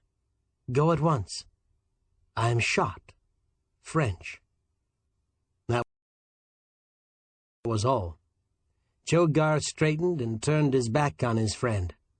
He went to the window and looked down towards the street, unseeingly. He felt very badly. Juan Aragon was dead, shot to death. They had worked together on many crimes. Now that was finished. Often Juan had been wrong, but he had always been fair. Joe Garr slowly lighted a cigarette. He drew a deep breath and moved his lips a little. He said, I will find them, of course. They have murdered him, and Ramon Delgado, and Madeline, because of diamonds. 10 of them. He stood motionless for several seconds. Then he shrugged, turned, and went from the office. He did not look again at Juan Aragon. He walked, not too rapidly, the short distance to the police station. Carlyle said, looking with wide eyes at the body of Juan Aragon, God, they got him. But he scrawled the address of the hideout. We'll get out there. Joe Garr shook his head slowly. If you send men there, be very careful, he said tonelessly. The address was meant for me. Carlyle blinked. Yes, he agreed, but that doesn't make any difference. Joe Garr said softly, You see the pencil? It is near the right-hand fingers. The writing. It is in English. Carlyle frowned. It's Aragon's writing, he breathed. He could write English. The island detective nodded. He wrote with his left hand, he said quietly. If he were dying, and wished to give me directions, I do not think he would write in English. And how did he get here? Carlyle stared at the dead police lieutenant. He muttered something the island detective did not hear. Joe Garr said slowly, He was shot and brought here. His handwriting was imitated. It is clever work, but they did not remember that Juan was left-handed. And I understand Filipino. He would have scrawled words to me in that language. Carlyle said, They wanted you to go to Calle Padrone, to the house in the thicket. Joe Garr said very quietly, I should be very careful how your men approach the house. The American police head frowned. They're afraid of you, Joe, he said grimly. They planned this crime carefully. They know Juan has worked with you. They thought they'd get you out of the way. He broke off. The muscles of the island detective's mouth twitched. He said, It is possible. Carlyle looked down at the scrawl. They figured the shaky writing would get by, with you thinking Aragon was in bad shape when he wrote it. They didn't know he was left-handed, and I'd forgotten. He checked himself. Joe Garr spoke very quietly. The killers know of Senor Garr, he said. That is unfortunate. Carlyle, his eyes still narrowed on the scrawl, spoke grimly. There is this word, French, he said. They wanted you to believe their nationality was French. That eliminates something. They're not French. Joe Garr said nothing. He went to the window of his office and stood with his back to Carlyle and several of his men. The American police head gave orders. Then he spoke to the island detective. "The coroner will be here soon. I'm going to the Calle Padrone with my men." Joe nodded. "I shall see you in a few hours," he said quietly, and added in a toneless voice, "I hope." Carlyle frowned. "Delgado is offering a $10,000 reward," he said. "I'm going to have the boat passengers carefully checked, the luggage searched." He moved towards the door of the office. Joe Garr followed him. Carlyle said, "You going my way?" The island detective shook his head. His eyes were almost closed. "I think it will be better for both of us," he said softly, "if I go alone." Von Loeffler sat across the table from Delgado and Joe Garr. He was a German who had lived many years in the islands.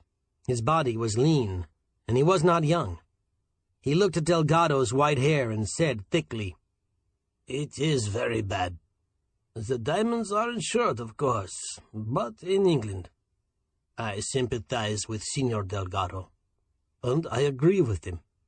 You have done much good work in the islands, Senor Garr.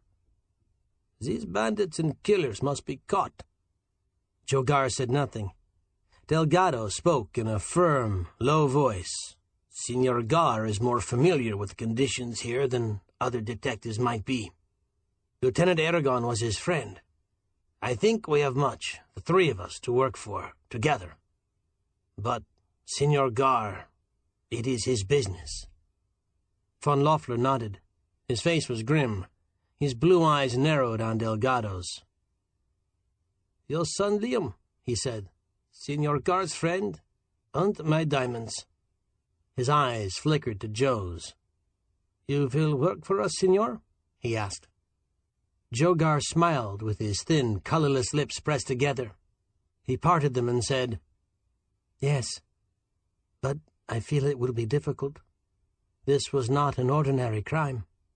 It may mean that I must leave the islands." Delgado said firmly, "I want my son's killers, no matter where you must go." Von Loeffler nodded his head slowly. "It is right," he said. "You have the description of the stones? It is the best I can do." The island detective nodded. He said very quietly, "Just the three of us must know what I am doing. Even the American Carlyle. He must not know. I shall need funds. It may prove expensive." Delgado shrugged. "That is simple," he said. Joe Garr got to his feet. "When Carlyle took his men to the Calle Padrone address, he found only a deserted shack. There was not a clue. Nothing. But had I gone—" He spread his stubby, fingered hands. Von Loeffler said, "It will be dangerous, Senor. But that is your business." The island detective looked expressionlessly at the room ceiling. "It is so," he agreed. "It is my business." Carlyle was smiling when Joe Garr moved along the cell block of the old police station and reached his side. He spoke with enthusiasm. "I sent for you. We've got one of them. It's just a matter of a few hours now, and we'll have the others." Joe Garr made a clicking sound. He looked at the American head of police with widened eyes. "That is very good," he said slowly. "But how—" Carlyle cut in on his calm voice.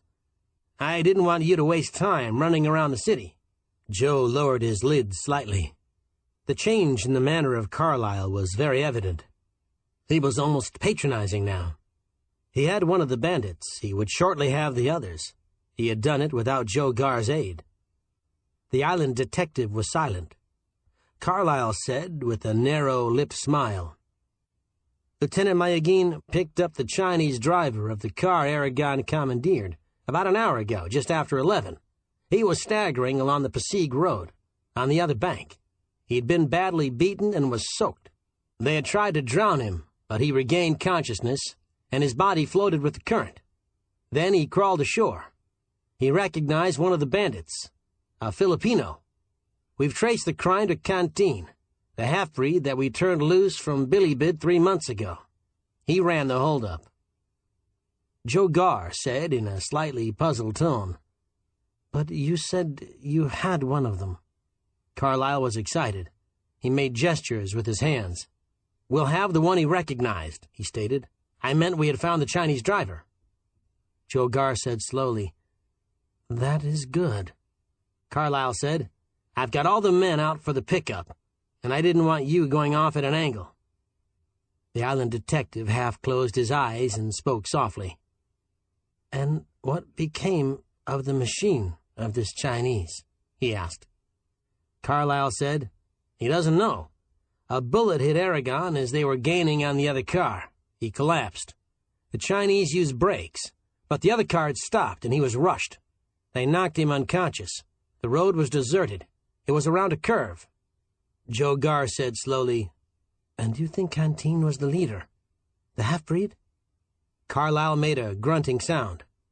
"Sure of it," he snapped. "The Filipino that this Chinese identified was one that served a term at Billy Bid. He was one of Canteen's men. We'll have them all pretty quick." The island detective spoke in his toneless voice. "That will be very good." The American head of police chuckled. "We don't have to worry about the boats that are sailing tomorrow," he said. "Didn't care much for that job anyway. Passengers are easily insulted. It would have been difficult." Joe Garr lighted a brown paper cigarette and blew a thin stream of smoke above his head.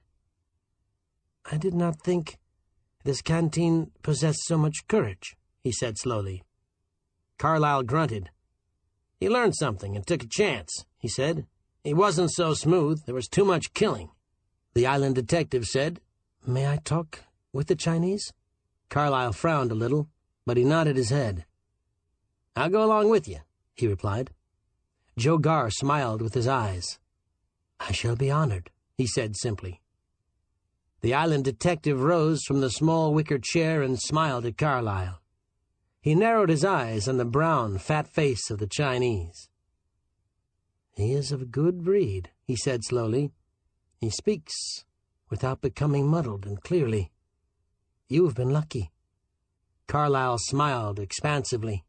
The head of the Manila police was in a genial humor. "Not lucky, but rather careful, Garr," he said. Joe shrugged. "He staggered right into your hands," he pointed out. "I meant that it was fortunate he was not killed, shot, or drowned." Carlyle said nothing. He turned towards the door leading from the room in which Joe Garr had been questioning the Chinese. It opened as he faced it. Lieutenant Malagin entered. He was breathing heavily, obviously excited. He spoke in broken English. "I have captured one of Canteen's men. He is hurt, very much. He fell from a sampan deck, but will not talk. The doctor, he say he may die quick." Carlyle frowned. Joe Garr was watching Malagin with expressionless eyes. He glanced at the Chinese. The man's mouth was half opened.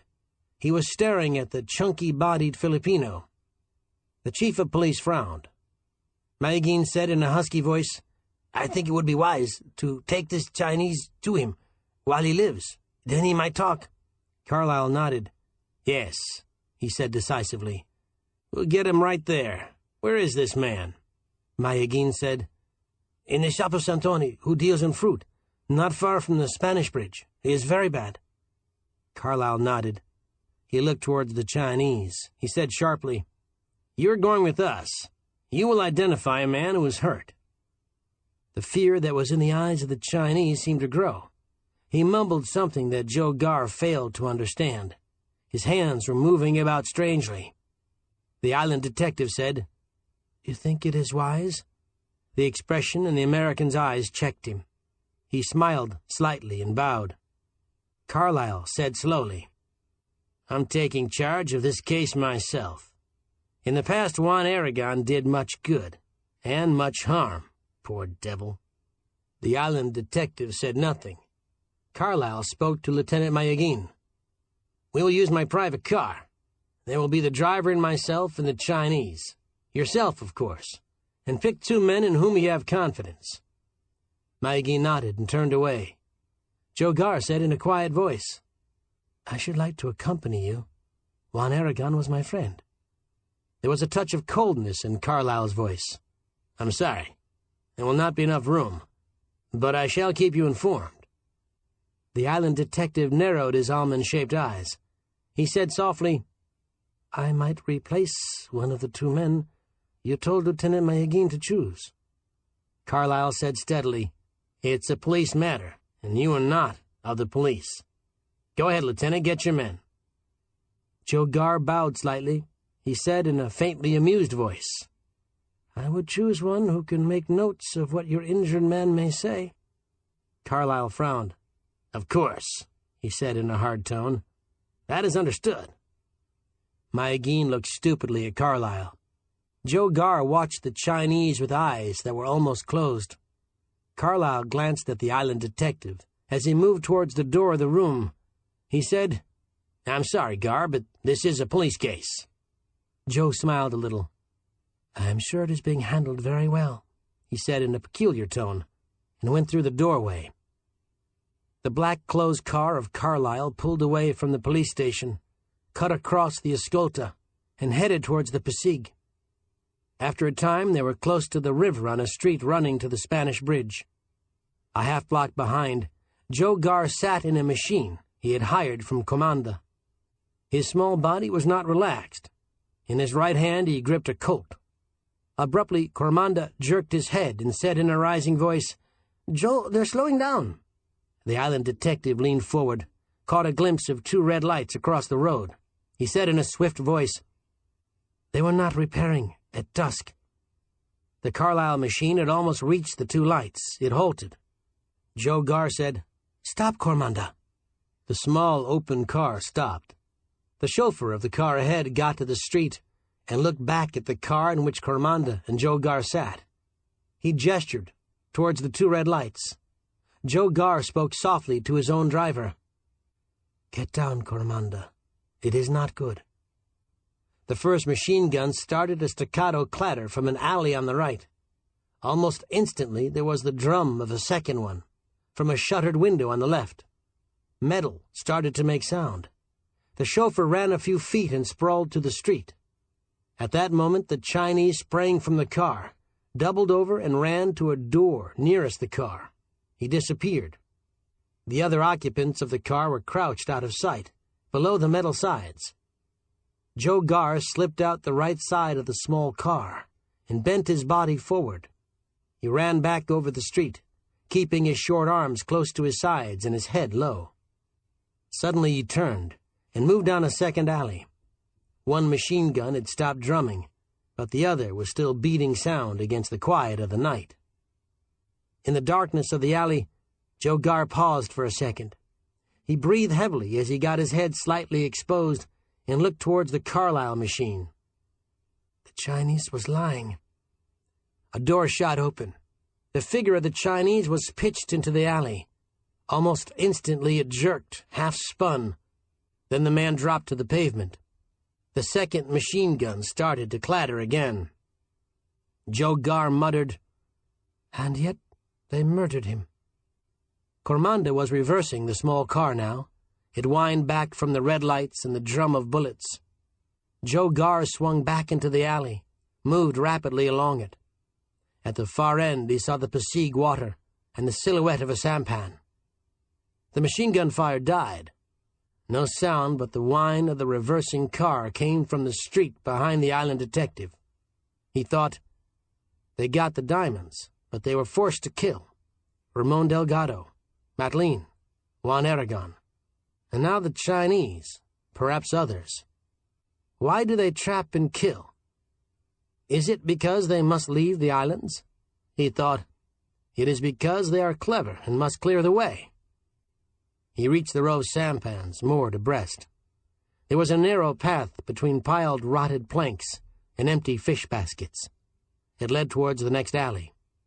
Joe Garr gripped his Colt firmly and moved along it. At intervals he stopped and listened. The street he had left was very quiet. Only the river sounds reached his ears. He had almost reached the next alley when he saw a faint shadow. It was directly ahead, moving slowly. A machine made sound in the distance, the engine getting into a roar and dying gradually. A voice reached the ears of the island detective. It sounded much like Carlyle's, raised hoarsely. and then the shadow ahead of him became a figure. Joe Garr lifted his automatic and said very quietly, "Raise your arms." The figure swung towards him. He caught a glimpse in the wavering, reflected light from the sampan of a brown, lean face and wide, staring eyes. The man drew his breath in sharply. His hands swung upward, but the left one went up first, and the right brushed the belt of his soiled duck trousers as it moved. Joe Garr said sharply, "No." The reflected light caught the gleam of the blade. Joe Garr steadied the muzzle of his automatic and squeezed the trigger. He rocked back on his heels, curved his body to one side. The other man's right wrist made swift movement, even as his body jerked convulsively. The knife dug its blade point into the wood of a basket within 6 inches of Joe's left arm. The man sank to his knees and pressed both hands against his belt at the stomach. He groaned. Joe Garr stepped out from the piled baskets and jerked a small flashlight from his pocket. For a second he stood close to the man who had fallen and listened for sound from the alley ahead. There was none. But in the distance voices were calling. He flashed the beam on the one hunched near his feet, widened his almond-shaped eyes. Then he moved the beam to the knife that had been thrown. He breathed very slowly. Malay. He kneeled beside the groaning man, held the gun close to him. He said quietly, in the Malay tongue, "Why was the Chinese murdered?" The man widened his eyes and shook his head. Joe Garr smiled coldly and pressed the muzzle against the man's right side. "If I shoot again, you will die," he said. "You were with others. What were their names?" The Malay shook his head. He was muttering to himself. Joe Garr said, "The Chinese told the police that a man named Canteen committed the great robbery and murder. He was lying, and yet he was murdered.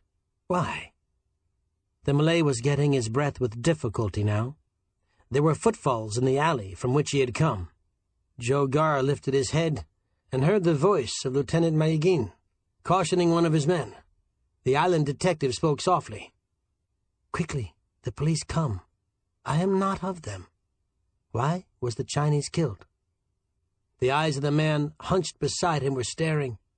He said weakly, in his own tongue, "His family was given money. He was to lie and then to die. He was very poor." Joe Garr straightened a little and sighed. Then he lowered his head again. "Who made the arrangement?" he asked quietly. The Malay shook his head. His body relaxed a little. He rolled over on his back. He said very weakly, "It was the one who walks badly, always in white." His lips closed. He shivered, cried out a little. There was a convulsive movement of his body, then it was still. From the alley, Mayagin called, "Who is that?" Joe Garr narrowed his eyes and rose.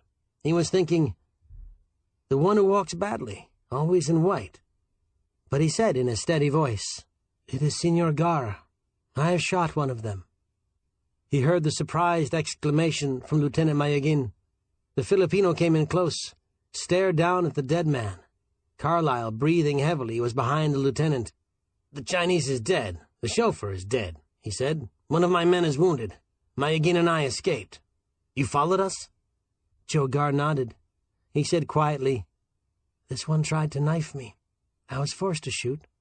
He did not die instantly." Carlyle's eyes widened. He said eagerly, "He talked?"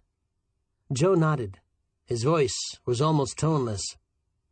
"Canteen did not commit the robbery or murders," he said. "The Chinese was paid to lie to you and then to die." Carlyle stared at Joe. The driver. Paid to lie and then... Joe Garr shook his head. "He was not the driver," he said slowly. "I spoke to him about machines. He knew very little. I was suspicious and followed you when you got word that one of Canteen's men had been hurt." Carlyle breathed heavily. "You think it was a plan to throw us off?" Joe Garr smiled a little. He glanced down at the dead man. If this man had not talked, you would have been after Canteen and his men, he said quietly, a wrong scent. Carlyle nodded his head very slowly. He said nothing about who... Joe Garr shook his head slowly. I have told you what he said, he replied, and closed his eyes. When he opened them, Carlyle was looking down at the dead man and frowning. We shall have to watch the boats, he said grimly. They have the diamonds, and they have killed many men. He looked narrowly at the island detective. They got away with their machine guns, all but this man, he said. You will help us, Senor Garr? Joe Garr smiled with his thin lips. His colorless eyes seemed to be looking beyond the American head of police. He shook his head very slowly. No, he said. It is a police matter. Carlyle stiffened. Juan Aragon was your friend, he reminded. Joe Garr stopped smiling. It is so, he agreed, but I will not help you, Senor Carlyle. The American turned away, muttering something that the island detective did not hear. Lieutenant Mayagin moved after his chief. Joe Garr looked down at the figure of the Malay and breathed very softly. The one who walks badly, always in white. He sighed, and his eyes half closed. He glanced towards the knife handle, protruding from the basketwood. River odors were in his nostrils. A pony whinnied in the distance. Joe Garr said very slowly, in a half-whisper, For Juan Aragon, I will help myself.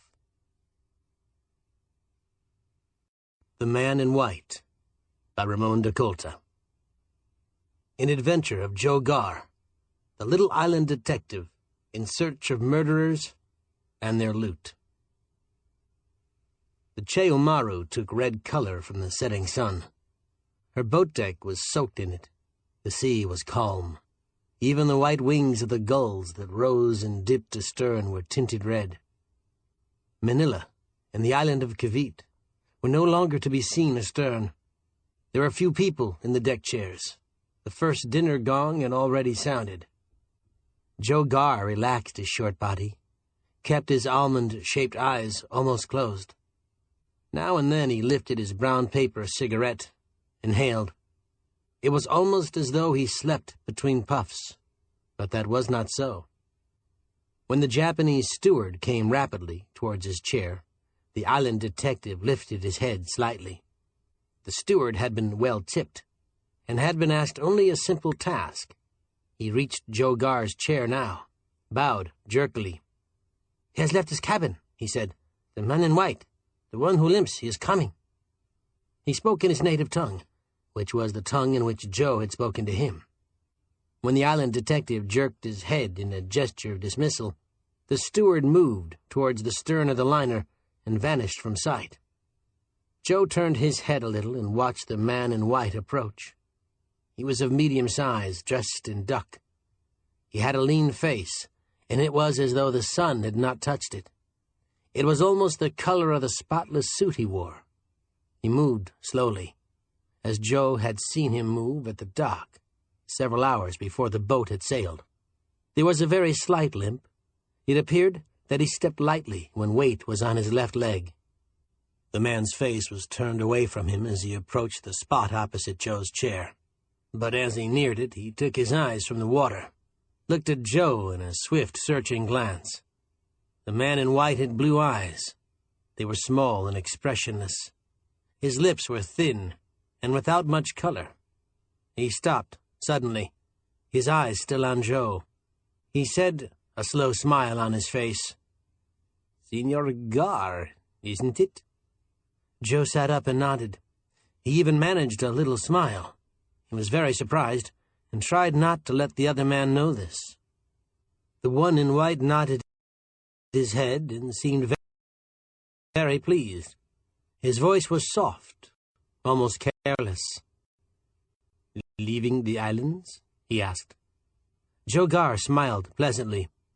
I have relatives in Honolulu, he said. Leaving the islands for more islands. The one in white chuckled a little. He said in an easy tone, "I am Ferraro. For a time I was connected with the constabulary. I have heard of you." Joe Garr bowed.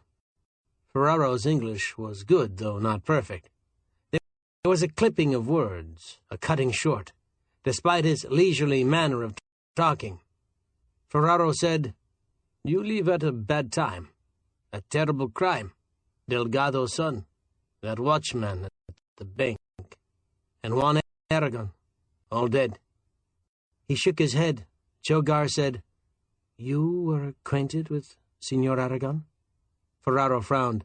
"No," he said, "but I had heard of him." Joe Garr relaxed again, inhaled. The one in white looked at the sea, shrugging. "The murderers will be got, of course, and the Van Loeffler diamonds found. It is almost always so." Joe Garr closed his eyes and nodded. "Of course," he agreed. "It is so, almost always." Ferraro looked at him again. "There are few passengers aboard who came on at Manila, but perhaps you do not care to be addressed as Senor Garr?" Joe widened his gray-blue eyes. "Why should I object?" he asked in a puzzled voice. The one in white said, "Well, there has been this robbery, these murders. Only 2 days ago, there was a thorough search at the dock.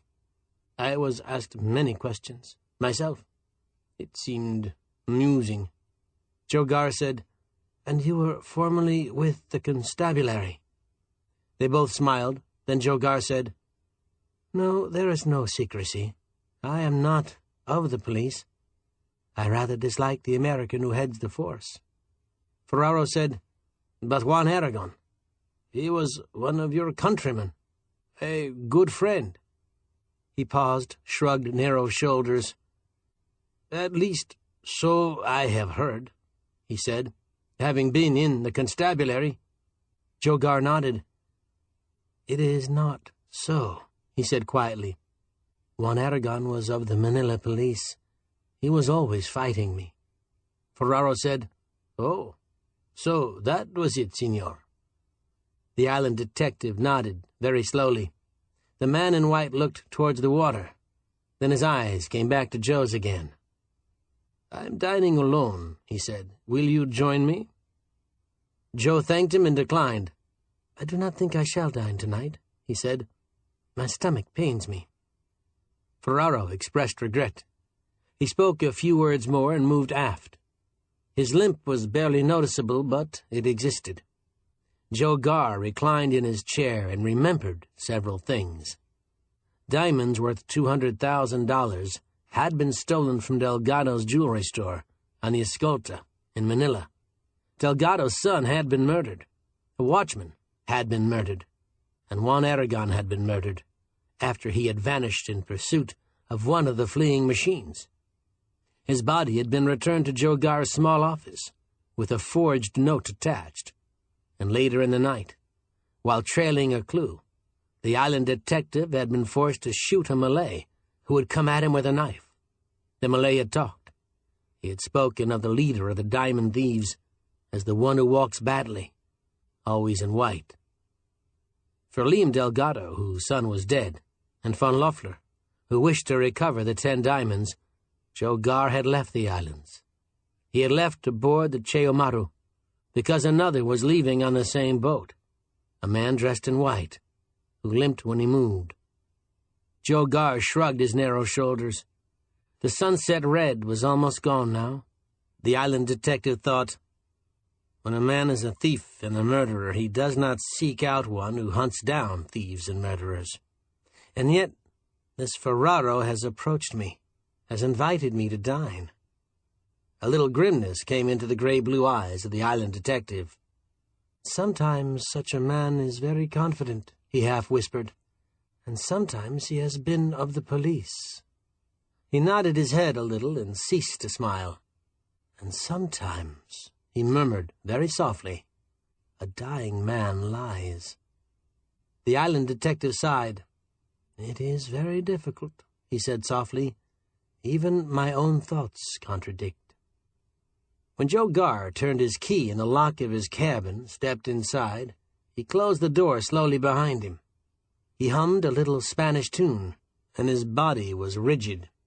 There were his 2 bags, and they were opened, the contents spilled about. The lock of his small trunk had been smashed. The tray lay crosswise. His clothes were scattered. The berth sheets had been ripped up. The cabin was almost a wreck. Joe stood with his back to the door, stopped humming. He lighted one of his cigarettes, moved about the cabin carefully, using his eyes. He touched nothing. After a few minutes, he pressed a button and waited for the Japanese steward. When the man came, he was breathing heavily, and his black round eyes were wide. They grew wider as he surveyed the cabin.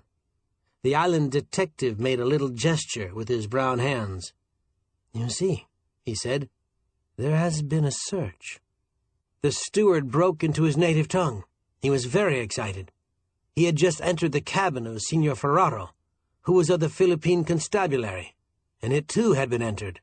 Luggage had been ransacked. An officer of the boat had been notified.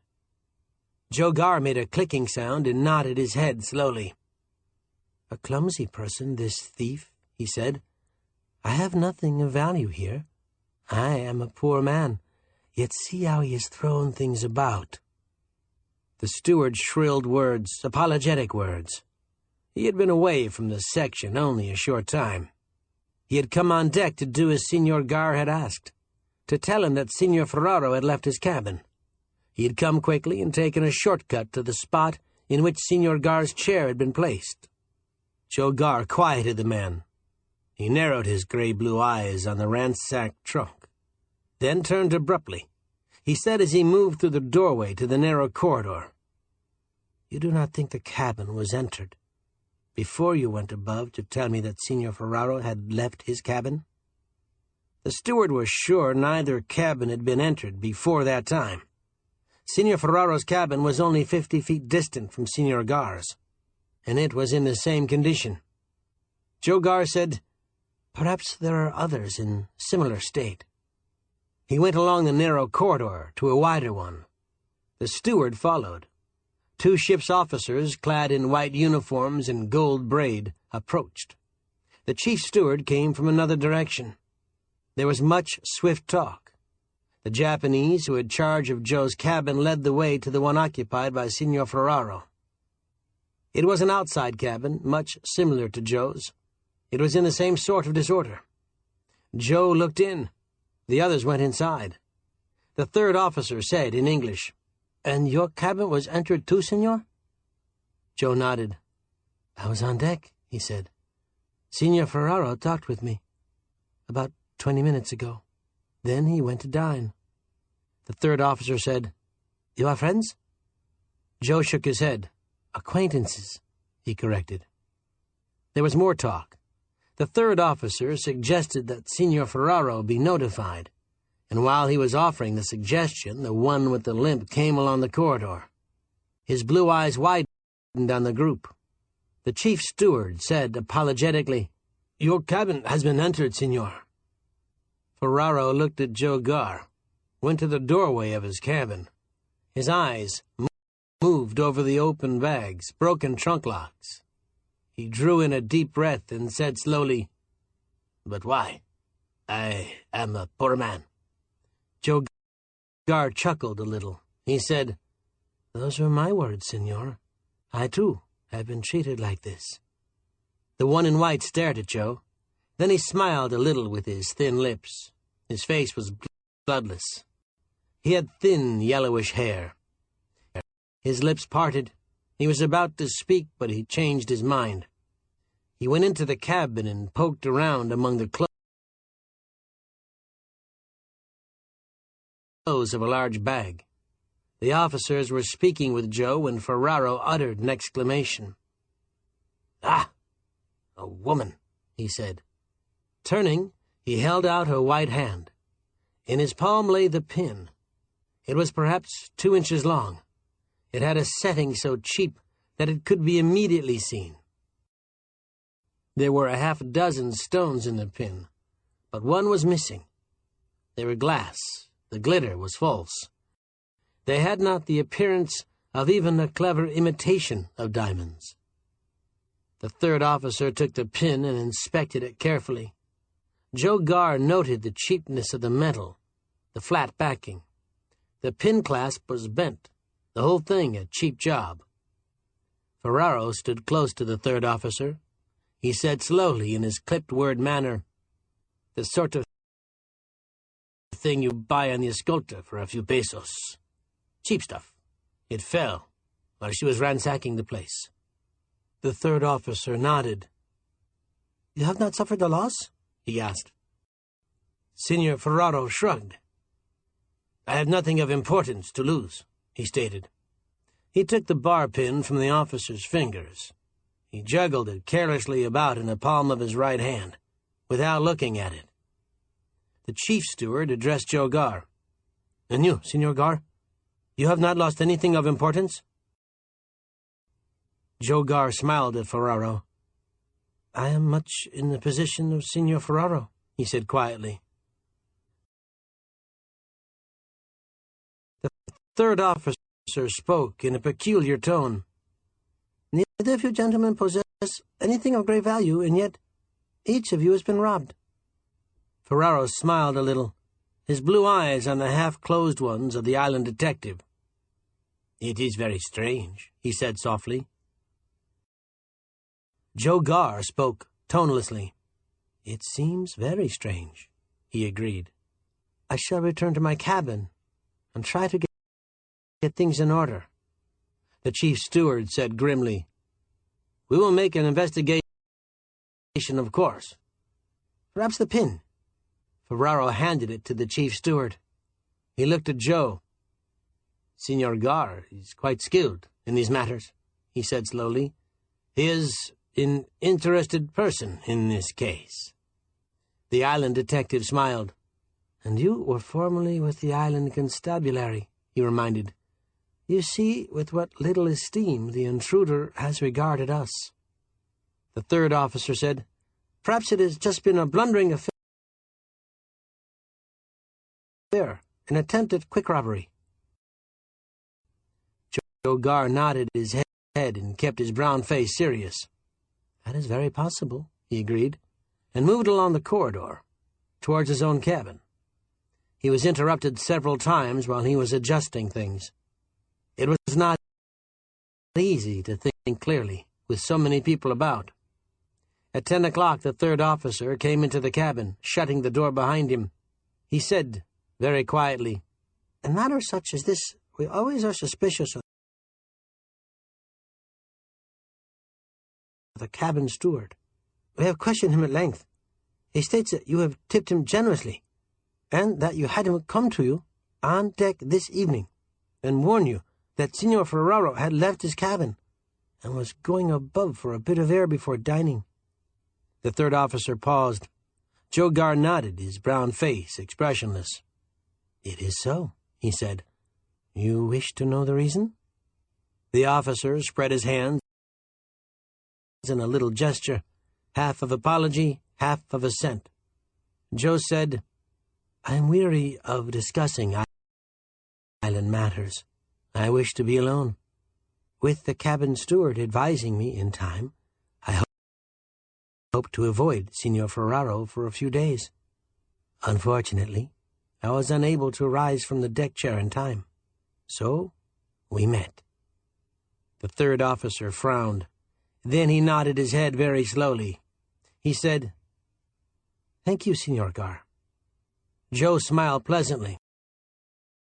He said in a careless voice, "You are keeping that imitation thing, that bar pin?" The officer shook his head. "There was no loss to Senor Ferraro," he said. "We shall make adjustment for any baggage damage. He asked me to leave the pin with him. He intends, I believe, to do some quiet investigating. He was with the constabulary." Joe Garr nodded pleasantly. "That is quite the wisest thing to do, I think," he said. The third officer expressed regrets. The captain was disturbed. Such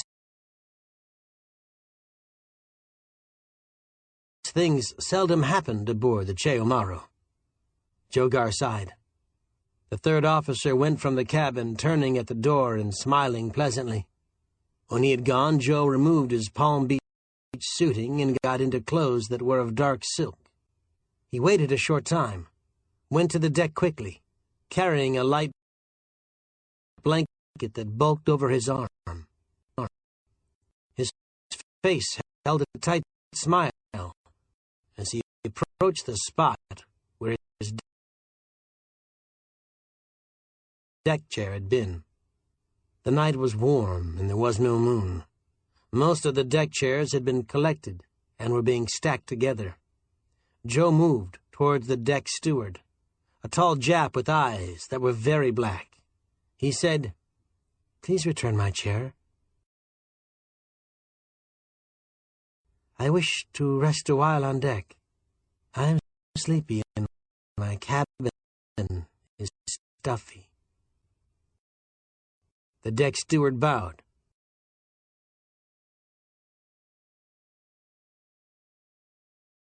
Joe showed him the spot, one that was fairly secluded, aft of the second stack.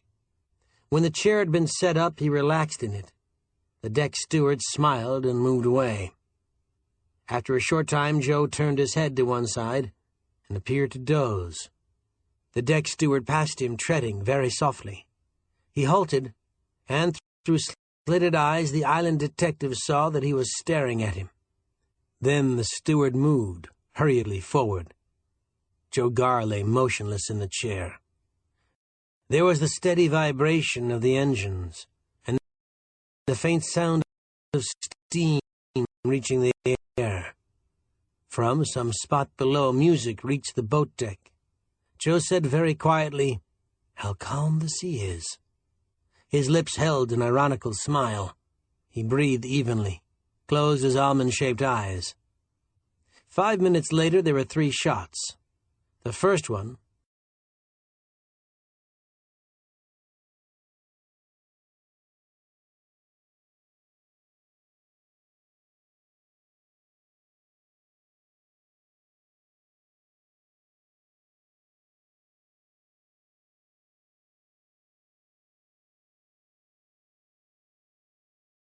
was a muffled Maxim silence pop, cough. The second was smothered, but had more sound. The third was a sharp crack sound. Joe Gar, his small body tense,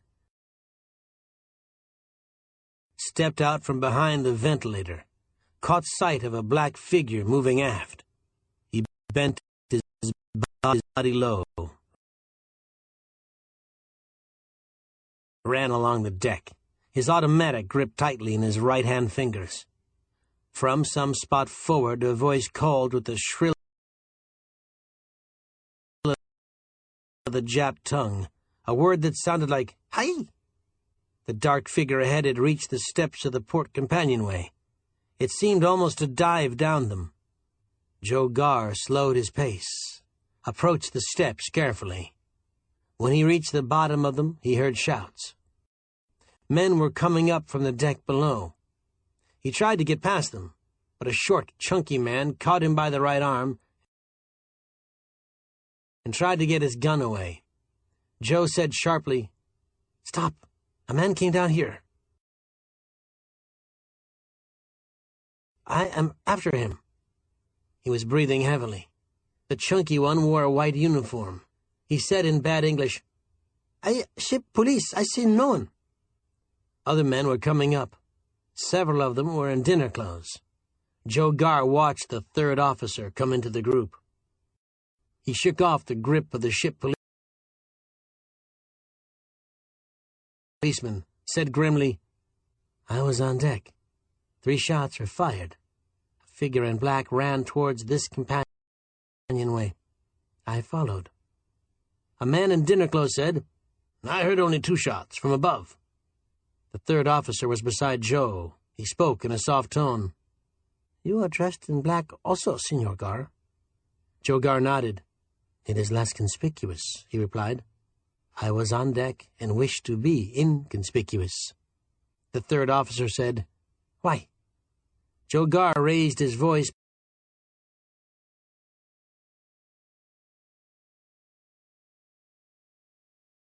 but did not answer the question. "And none of this group saw the man I was pursuing?" he asked.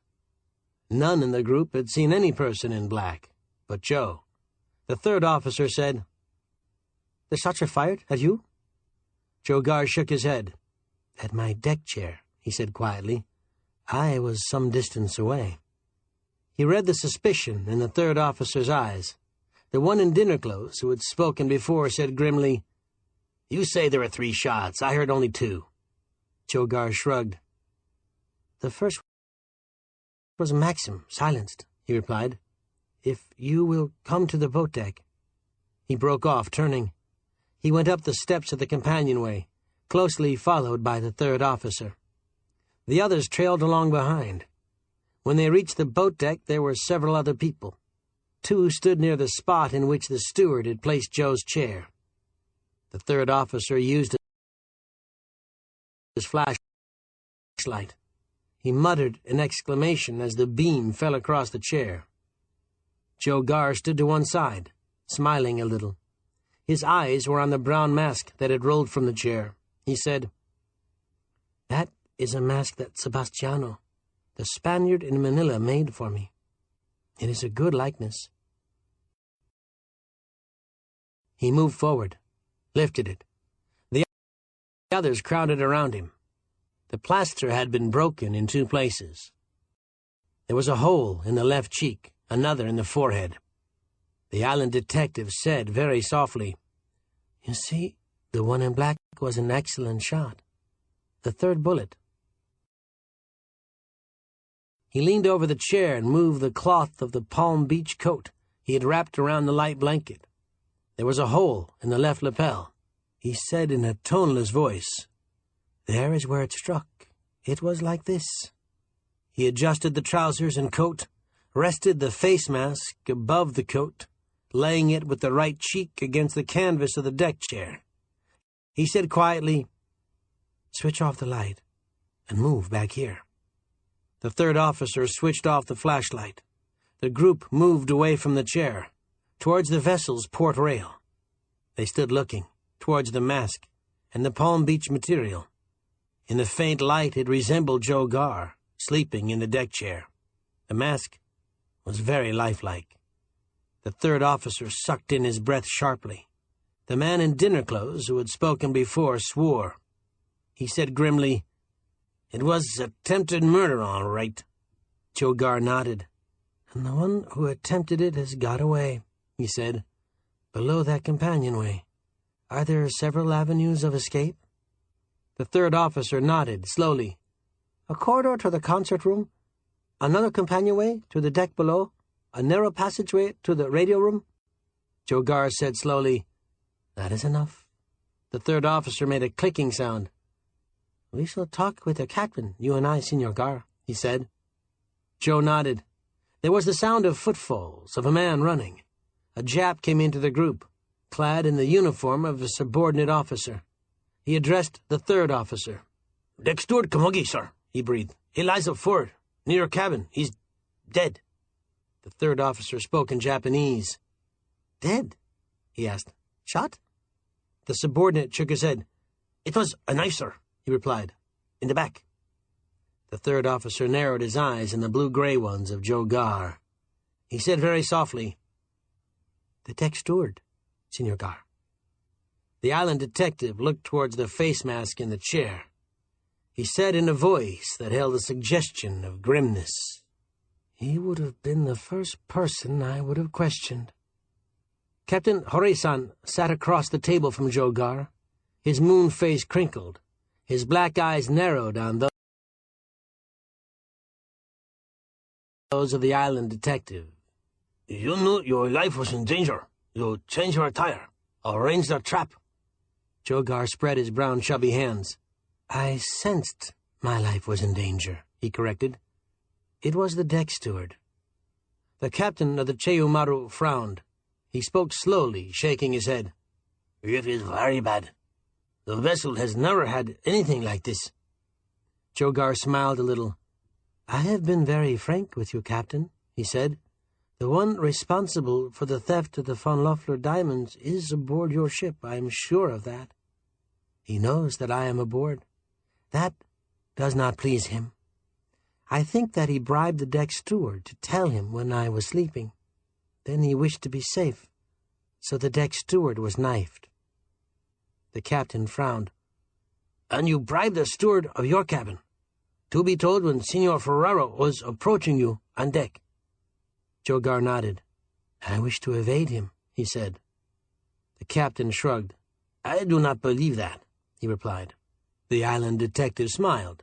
"Signor Ferraro's cabin was broken into. So was mine," he said. "That is puzzling." Captain Horasan said sharply, "You are changing the point of the discussion." Joe Garr rose from his chair. "The von Loeffler diamonds are valued in excess of $200,000, Captain," he said. "Already more than a half-dozen men have been murdered because of them. One of those men was Juan Aragon, my friend. Another was Signor Delgado's son. Both von Loeffler and Delgado have commissioned me to hunt down the thief and murderer. I had evidence that he was aboard your ship." The Japanese stood up also. He said grimly, "If it satisfies me, I will take charge of him." Joe Garr sighed. "It is weak evidence," he said quietly. "A Malay involved in an attempt to kill the American head of the Manila police gave it to me. He was dying at the time. It is not strong enough to make an arrest." The captain said, "And you want the diamonds, Signor Garr?" Joe Garr nodded. "Of course," he agreed. The captain shrugged. "A murderer is aboard the Cheo Maro," he said. "In less than 2 weeks, we shall be in Honolulu. But what is to happen before we land?" The island detective said tonelessly, "We will have the murderer of the deck steward. Perhaps we will have the von Loeffler diamonds." Captain Horasan made a guttural sound. "I have radioed Manila about you, Signor, and about Signor Ferraro." Joe Garr said with a faint smile, "And the information you received, it was good?" Horasan said with grim amusement, "It was even flattering. Signor Ferraro has seen honorable service with the constabulary. You are much respected. And yet—" The Cheo Maro captain broke off abruptly. He shrugged. Joe Garr smiled sympathetically. "And yet you are far from satisfied," he finished. The captain said nothing. His eyes were narrow lines of blackness. Joe Garr bowed slightly. "I can understand your feelings, Captain," he said softly. "I feel much the same way." On the 4th day out, the sky clouded, and there was wind. It was wind that blew gently at first, but increased steadily in velocity. There were rumors of a typhoon. The Cheo Maro rolled badly. Racks were on the tables, and things creaked and rattled in the cabins. At 4 in the afternoon, with the sea growing steadily rougher, Joe Garr moved cautiously towards the cabin of Signor Ferraro and rapped on the door. Ferraro called out, "Who is it?" And Joe answered him. The door was opened almost immediately. The island detective smiled and said, "Does the roughness bother you, Signor?" Ferraro's white face was a little twisted, but he managed a smile. "I am not exactly a sailor," he said. Joe stepped inside the cabin. Ferraro closed the door behind him. Joe said, "For the last 2 days, I have been moving around in second and third-class quarters. I think you were doing something along the same lines, yes?" Ferraro nodded. "I had no luck," he said. Joe Garr smiled. "This morning I had a little," he said. "I came across this."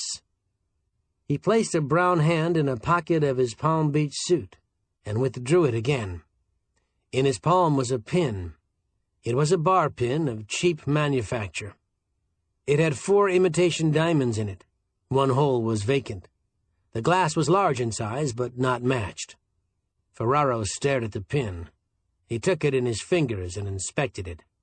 Then he looked towards the small table in his cabin. On an end of it was the pin he had found after his cabin had been ransacked. He went over and placed it beside the other. "The same sort of junk," he breathed. "It might mean something." Joe Gar nodded. "It might, but I'm afraid not," he said. "There are always a lot of women traveling second and third class on these ships. Many of them like cheap jewelry. A lot of these women are the dregs of the Orient. Captain Horasan has told me that often first-class cabins are robbed, or rather, attempts are made to rob." Ferraro said, "But in this case it was your cabin and mine, and an attempt was made on your life." Joe Gar nodded. "Many attempts have been made to murder me," he said. "I found this pin in an empty third-class cabin. It lay beneath a berth." Ferraro said very steadily, "We're both in police matters. What if the person thought he could learn something, or she could learn something, by getting into our luggage?" The island detective nodded. "A possibility," he said. "I've thought of that, Signor Ferraro." Ferraro looked down at the two cheap objects in his palm. He poked them over on their backs. Joe Gar said slowly, "I don't think that cheap stuff means anything. However, it is good to be careful." He smiled at Ferraro and lifted one of the pins in his fingers. He said, "We each have one now." Ferraro's mouth muscles twitched. He started to say something quickly, but caught himself. Turning, he made a movement as though to toss the pin towards the table. The ship was rolling heavily. He was forced to brace himself. Joe Gar leaned against the door. Ferraro said, facing him, a smile on his face, "Wait, this is the piece of junk you found, Signor Gar." There was a half-careless tone to his voice, yet he spoke hurriedly. Joe Gar looked at the bar pin in his hand. "Of course," he agreed. "I'm sorry." They exchanged pins, both smiling. Joe slipped his into a pocket. He said, "I'm going to nap. It's getting steadily rougher. Sleeping helps." Ferraro tossed the pin towards the table. It struck it, but rolled from the surface to the floor. The one in white made an instinctive motion. Towards it, checked himself. He yawned, faced Joe. "I'll have a try at it," he said.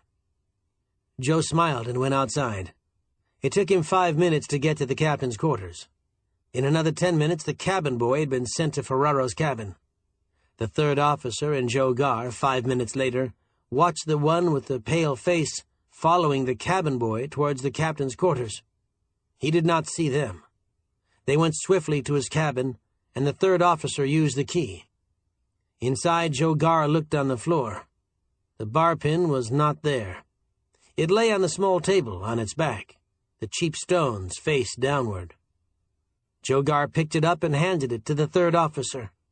They went silently from the cabin, locking the door behind them.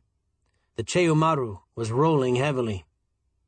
The third officer said, "Getting a little rough, Signor." The island detective nodded. "I trust so," he said softly. Falabar, a diamond expert returning to the States, seated across from Joe Gar, and Captain Horasan spoke quietly. "The third stone is a fine diamond," he said. "The others in the pin are just glass. Even this real one has been painted to give it false glitter. Painted on the back and crudely mounted. But then all of them are just stuck in holes of the metal." There was silence. Falabar studied the slip of paper Joe had given him. He nodded his head. "It answers the description," he said slowly. "It's one of the Von Loeffler stones. I've handled diamonds for 30 years, and I'd swear to that." Joe Gar sighed. "And it was lost while Signor Ferraro's cabin was being ransacked," he said slowly. The third officer said in a hard voice, "Two of us have gone through everything he has in there. The purser is still detaining him, telling him there is a mistake in his passage papers. But we're through. We've found nothing." Captain Horasan regarded Joe with narrowed, dark eyes. "Signor Gar has traced this one diamond," he said. "I think it should be his affair." Joe smiled. "That is good of you," he said. "I can think of only one way." The captain of the Cheumaru said quietly, "You will need assistance?" The island detective smiled with his thin lips pressed together. He ran brown fingers across the skin of his forehead, then shook his head. "I do not think so," he said very softly. "It is difficult to tell." Falabar said grimly, "There has been a murder, and your life has been attempted." Jogar smiled at the diamond expert, who was returning to the States. The Cheumaru rolled sluggishly in the seas kicked up by the tail end of the typhoon. "I shall not need assistance," he said firmly, "if the captain will instruct the purser not to detain Signor Ferraro longer. I shall wait a little while, and then go to his cabin." The third officer said, "But he will notice, perhaps, that the barpin has vanished." Jogar smiled, with his almond-shaped eyes on the swaying walls of the captain's office. "I am very sure that he will," he agreed tonelessly. When Jogar rapped lightly on the door of Ferraro's cabin, it was almost 6 o'clock. The one in white called again. "Who is it?" Jogar said, "Signor Gar." The door was opened and Joe went inside. He was smiling a little. Signor Ferraro was dressed in white trousers and a white shirt. He wore slippers. He said in a rather sharp voice, "I have been in the cabin only a few minutes. A mix-up in my passage papers, and the purser is very stupid. But when I returned here, that barpin had disappeared." Jogar stood with his back to the door and extended the palm of his right hand towards Ferraro. He said quietly, "I have the honor to return it." Ferraro's face got hard. He took the pin, stared at it. He said in a surprised tone, "But now there are 2 stones missing." His lips were twitching. He was breathing hard. Jogar nodded almost pleasantly. He put his right hand in a pocket of his Palm Beach coat. "We removed one of them. One was already missing," he said. Ferraro stared at the island detective. He said nastily, "We removed one?" Joe nodded again. "Mr. Falabar aided me," he said. "He is a diamond expert, an acquaintance of the captain." He watched the little jerk of Ferraro's body. The man in white was fighting for control. But he said in a hard, rising voice, "But why did you remove one?" Jogar shrugged.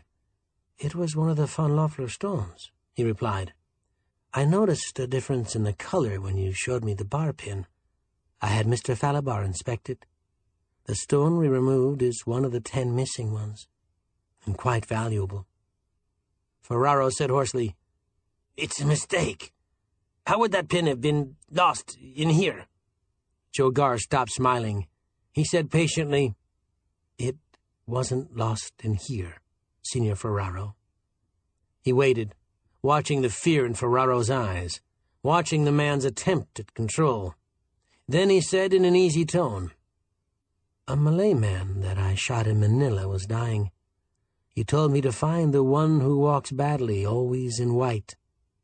I wanted to know who the leader was, of the ones that robbed Delgado's store.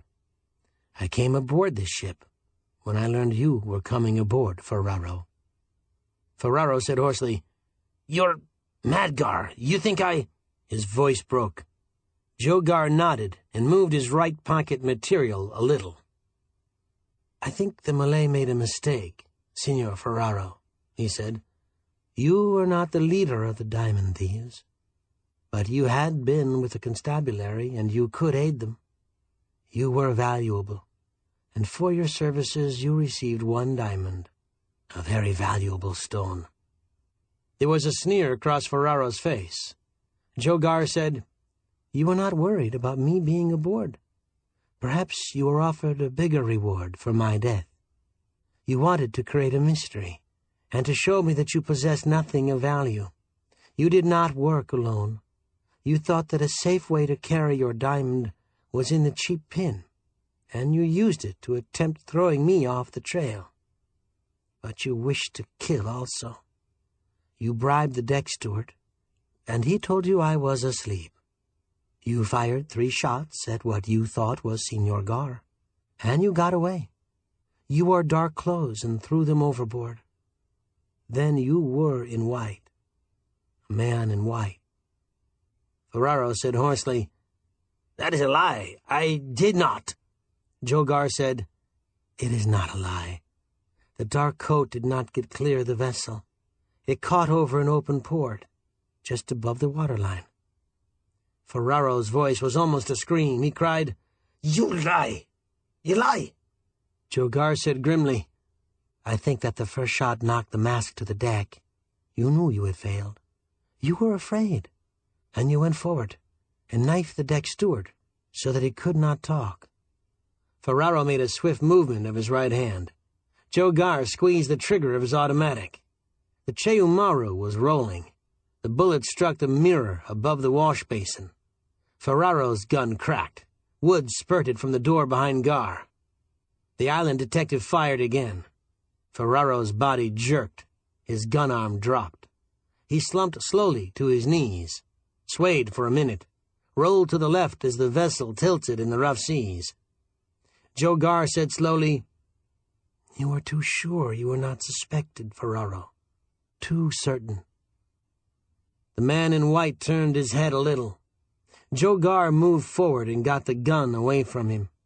He said in a steady voice, "You tried to be careless with that bar pin, but you showed it had value." Ferraro groaned. "That damned coat," he breathed in a tearing voice. Joe said, "I was bluffing, Ferraro. It didn't catch on the port." "Who were the others? Who was the one who planned the diamond steal?" Ferraro's face was splotched with red. Blood was on his lips. He said thickly, "It was that—" He was coughing. His face twisted. Joe bent over him. Ferraro's eyes were staring. He muttered thickly, "The blind Chinese. Honolulu. You can find—" His muttering died. There was a convulsive shiver of his body. In the corridor there was the sound of footfalls, voices. Joe Gar bent down, straightened again. He braced himself against the ship roll, opened the door. The third officer stared past him at the body of Senor Ferraro. He said, "He was the one you were searching for." Joe Gar shook his head, but he didn't speak. The words of the dying Malay had helped. He was wondering if the last words of Ferraro would help too, and he was making certain that he would remember them. The Blind Chinese by Ramon Dakolta. Joe Gar, the little island detective, finds strange things happen at the house of the Blind Chinese. It was just a little time after dusk. There was a crescent moon half hidden by the jagged peak of the Pali. A cool breeze blew through the garden not far from the Royal Hawaiian Hotel. Joe Gar relaxed in the wicker chair in which his diminutive body rested, but his gray-blue eyes were alert. They watched the mild ones of Benfeld, the Honolulu representative of the Dutch Insurance Company. Benfeld sipped his cool drink and said with a slight English accent, "Herr von Loeffler had cabled me. It was in code and therefore quite safe. We are interested, of course. My home company insured the diamonds, a terrible crime." Joe nodded his head. "The murders were incidental," he said in his toneless voice. "The one who planned the robbery perhaps thought it could be accomplished without a killing. He was mistaken. Delgado's son was murdered in the jewelry store. There was the bank guard, who was killed outside, and then Juan Aragon, my friend, who was in pursuit. An attempt was made to murder the American chief of police. In Manila, he is not too well liked. I was forced to shoot a Malay, and he spoke of a man in white who walks badly. I traced such a man aboard the Cheumaru." Benfeld said grimly, "And you were forced to shoot him to death. But you learned something." Joe Gar widened his eyes slightly. He had only told the insurance representative certain things, not too much. "Very little," he corrected. Benfeld shrugged. He was a tall man, with a long face and blond hair. "You recovered one of the diamonds," he said. Joe Gar sighed a little. He smiled and straightened in his wicker. Palm trees swayed beyond the garden, and yet Honolulu was not like Manila. It was cooler, less tropical in a sense. "Senor Ferraro was a fool," he said placidly. "The Malay who spoke of him might have thought he was the important one of the bandits, but he was not. Perhaps he talked with the Malay who I think was one of the robbers, but Ferraro was given only one of the 10 Von Loeffler stones." Benfeld relighted a thin cigar and nodded his long head very slowly. "And you've said he tried to murder you on the Chao Morro," he said. The island detective nodded. "In Manila, many people have tried to murder me," he said simply. "The stolen diamonds are worth more than $200,000. There was a diamond expert on the boat by chance. He has valued the diamond I recovered from this Ferraro at in excess of $20,000. It is one of the Von Loeffler stones, of course.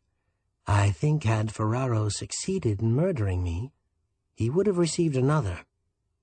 There was a flickering light in Benfield's eyes. He said, very softly, "Who would have given it to him, Senor Gar?"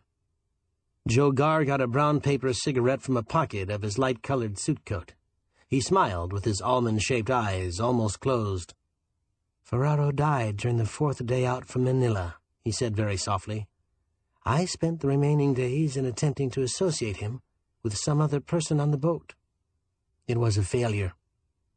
Benfeld frowned. Gray smoke curled upward from his thin lips. He was silent for several seconds. "Then, as it stands, Senor Gar," he said thoughtfully, "you have recovered one of the Von Loeffler stones. You are thousands of miles from Manila, and you've completely lost the trail of the others." Joe Gar closed his eyes. It was peculiar the way Benfeld regarded the situation. It was almost as though the Dutch insurance representative was pleased. He was certainly extremely inquisitive. He had received a cable from Von Loeffler. There was no doubt about it. And Joe considered that the German owner of the 9 missing diamonds had been foolish, even though he had sent the message in code. But then this man seated across from him represented the company that had insured the diamonds. That company would suffer a severe loss if they were not recovered. He had not answered Benfeld's question. The long-faced one said quietly, "Of course, I understand that your friend was murdered, Juan Aragon, and also that Senor Delgado wishes to bring to justice the person that murdered his son. And already you have recovered one diamond, but the trail." His voice died away. He frowned and shrugged. Joe Gar opened his eyes and smiled at the Dutchman. "The trail is lost," he said simply. "There are 9 diamonds still missing. They are worth almost $200,000. Benfeld cleared his throat and said in a tone that was so careless Joe noticed it, "If this Ferraro had only spoken before he died." Joe Gar inhaled smoke from his brown paper cigarette. He lifted his glass with stubby, brown fingers. He sipped a little of the cool liquid. "It would have helped. Very much," he said simply. He looked towards the swaying palm trees and remembered the words that Senor Ferraro had used. Benfeld did not know of those words, and he would not know of them. The man was getting at something. The Dutchman shook his head and sighed heavily. He said, "The company will investigate, of course, but it would be very difficult, I fear. And what are your plans, Senor Gar?" Joe Gar shrugged. "The Chao Morro remains in port until noon tomorrow," he said. "She will be in San Francisco within 6 days. I shall make the voyage aboard her. Only a few passengers disembarked here, and I have made quite certain they are not involved." Benfeld said slowly, "Of course, you have had much time to learn who was landing." Again there was the peculiar tone of his voice. It was almost as though he were slightly amused, but the next second he was frowning, shaking his long head.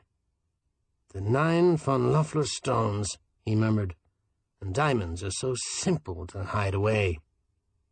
Joe Garr nodded and said wearily, "It will be good to sleep on shore tonight. Ship travel tires me. I think I shall retire after a brief drive about." He waited for the obvious offer, but it did not come. Benfeld lived in Honolulu. He had brought Joe to this garden from the small hotel in which he had taken a room, yet he was not offering to drive him about for a short time. Joe Garr waited in silence. Finally, Benfeld said, "I was trying to think of some way. I have an engagement it will not be possible for me to break." The island detective said protestingly, "Do not even consider it." Benfeld said suddenly, "Of course I have it. You will use my car. I shall get another conveyance. In the morning we shall meet again." He smiled cheerfully. Joe Garr protested, but Benfeld would not listen to him. "Better still," he said, and his voice died away as he frowned thoughtfully. Then he said with a smile, "I have 2 cars. You will remain here, Senor Garr, and I will drive to my appointment. It is a monthly affair, an important one. I will then send my chauffeur to you, with the other car, the open one. I will drive my own when I return home, which will be late. In the morning, I will come to your hotel."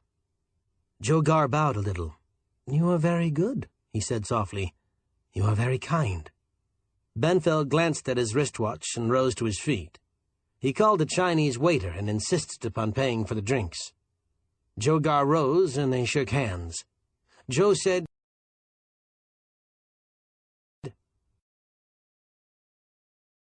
"Of course you realize you must be discreet about this affair." Benfeld said sharply, "Of course, Senor Garr. I think you have done very well. I will have my chauffeur return here within 20 minutes, say. You will not be too chilled in an open car?" The island detective shook his head. "I would like an open machine," he replied. "It is very good of you." Benfeld smiled. "You will be able to see more of the island," he said. He bowed.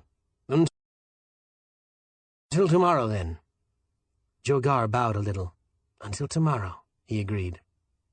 The Dutchman went slowly from the garden towards the palm-studded street. He walked directly with his shoulders thrown back. He bowed to 2 men seated at a small table in the garden. Then he was lost from sight behind a high tropical hedge. Joe Garr reseated himself and called the waiter. "Iced claret," he ordered. He slumped in the wicker and watched the crests of the palms sway in the breeze. It was true that he was many miles from Manila, but other things were not so true. Perhaps he had lost the trail of the remaining 9 von Loeffler diamonds. Perhaps not.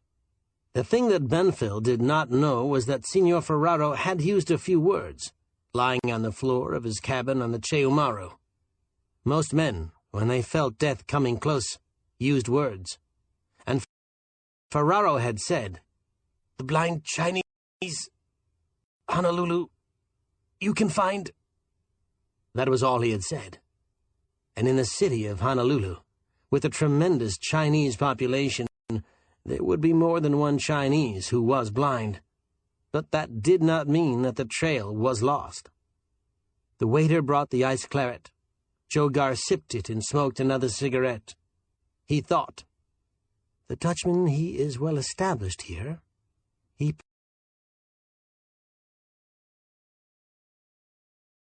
perhaps has a fine reputation.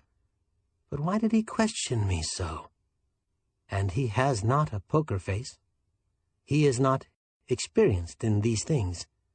There is much that he would like to know, yet he has an important engagement. And my boat is sailing at noon tomorrow." Joe smiled a little with his lips pressed together. "And he feels I would enjoy riding in an open machine," he murmured softly. Music from a string orchestra reached his ears. It was the soft, lazy music of the Hawaiians. The Manila detective nodded his head very slowly. "There is a possibility," he half-whispered, looking down at his drink, "that he is correct. I shall very soon see." Some 20 minutes later, a waiter came to Joe Gar's table and said that his car was just beyond the garden. Joe thanked him and paid for the drink. He went slowly to the street in which the palms rose.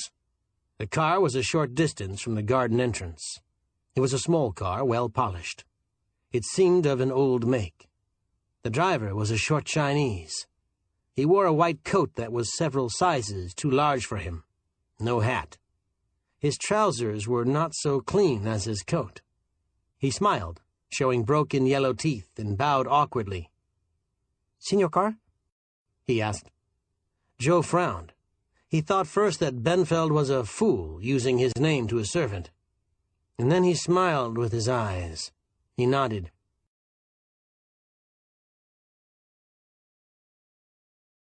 "Yes," he said in English. "You are Senor Benfeld's chauffeur?"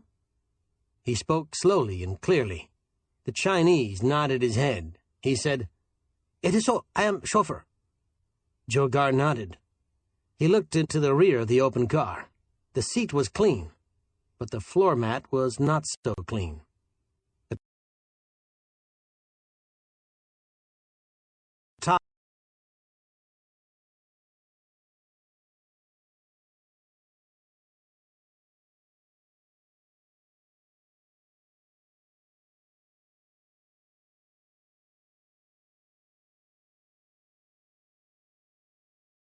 was back and the sides of the car were low. It was not unlike many other cars Joe had noticed, cars that were hired out to tourists on the island. He stepped inside as the driver held the door open. He said, "I do not care to go far from the heart of the city, along the beach, and past the old palace of the—" He checked himself. The chauffeur was trying desperately to understand his English. He had spoken fast, but not too fast. And this man had spoken first in English. Joe Gar sighed a little. He said very slowly, "We will go where you wish. You have been told where to take me?" The driver's face lighted. He jerked his head up and down, showing his broken teeth again. "Me told what to do," he said cheerfully. "Me know where go." Joe smiled and nodded. The driver got into the front seat. When the car moved forward, it jerked and made much noise. It reminded Joe of the car owned by himself back in Manila, and the chauffeur was hardly the sort one might expect Benfeld to have. The island detective sat back in the seat. The streets were not too well lighted. As the car moved along, the lights grew fewer, and there were not so many hotels. The foliage was thicker. There was a crossroads ahead, and Joe was sufficiently familiar with Honolulu to know that the beach was to the right. But the driver turned the car jerkily to the left. The road grew narrower, and the houses far apart. There was the sweet odor of the foliage, and in the distance the slopes of mountains. Joe Gar leaned forward and said above the clatter of the machine, "I would prefer the beach road." The driver jerked his head a little and nodded. He said in a shrill, raised tone, "Me come back along beach. He on beach. Tell me go by mountain road first." Joe Gar sat back in the seat and got his coat beat from the holster under his left thigh. He smiled a little, but it was a grim smile. Once he turned in the rear seat, raised himself slightly and glanced behind.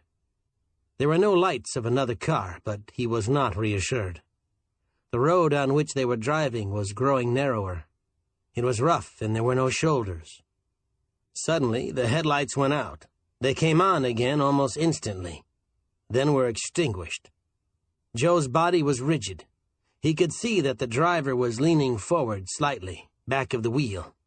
The lights flashed on. The car was moving slowly up a fairly steep grade. Foliage was thick on both sides of the road. The island detective leaned forward and called sharply, "You have trouble with the lights?" The Chinese jerked his head around, nodded. His almond-shaped eyes held a hard expression. They seemed to glitter.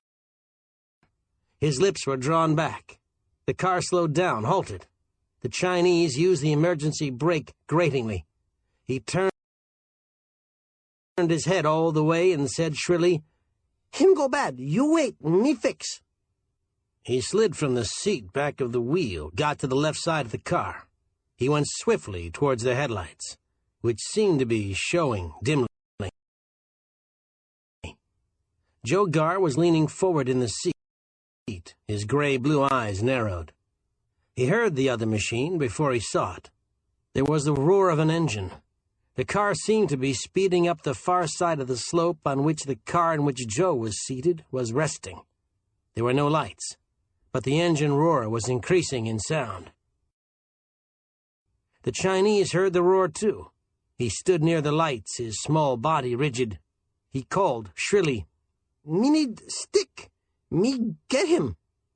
His body swung around. He moved towards the right side of the road, the thick foliage. As he neared it, there was a flare of light beyond the crest of the slope. Headlights of the approaching car had been suddenly switched on, but they slanted high, above the standing car and above the road. The Chinese driver's body crashed through the foliage. His back was turned to Joe as he went into it. The island detective moved with surprising swiftness. In a flash, he was out of the car. He ran in darkness.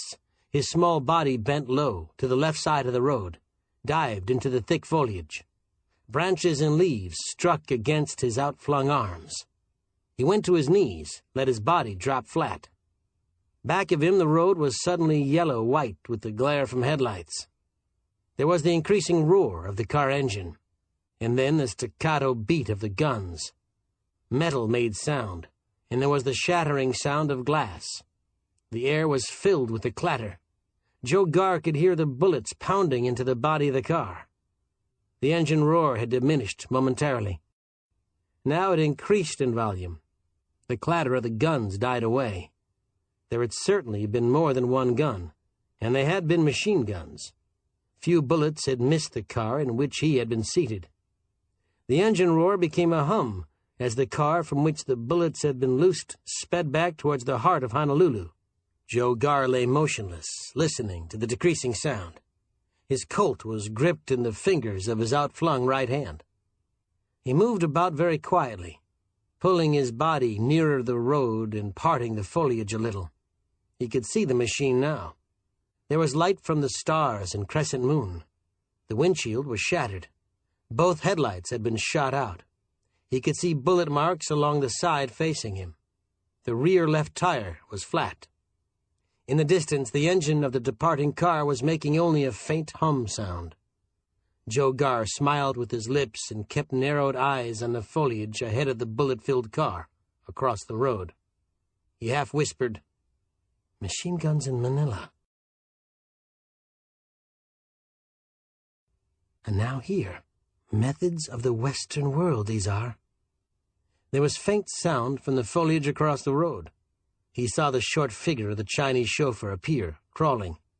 The man glanced towards the car, then slowly straightened his body. For several seconds he stood motionlessly, looking towards the battered machine. Then his head turned. He glanced in each direction along the road. He listened intently.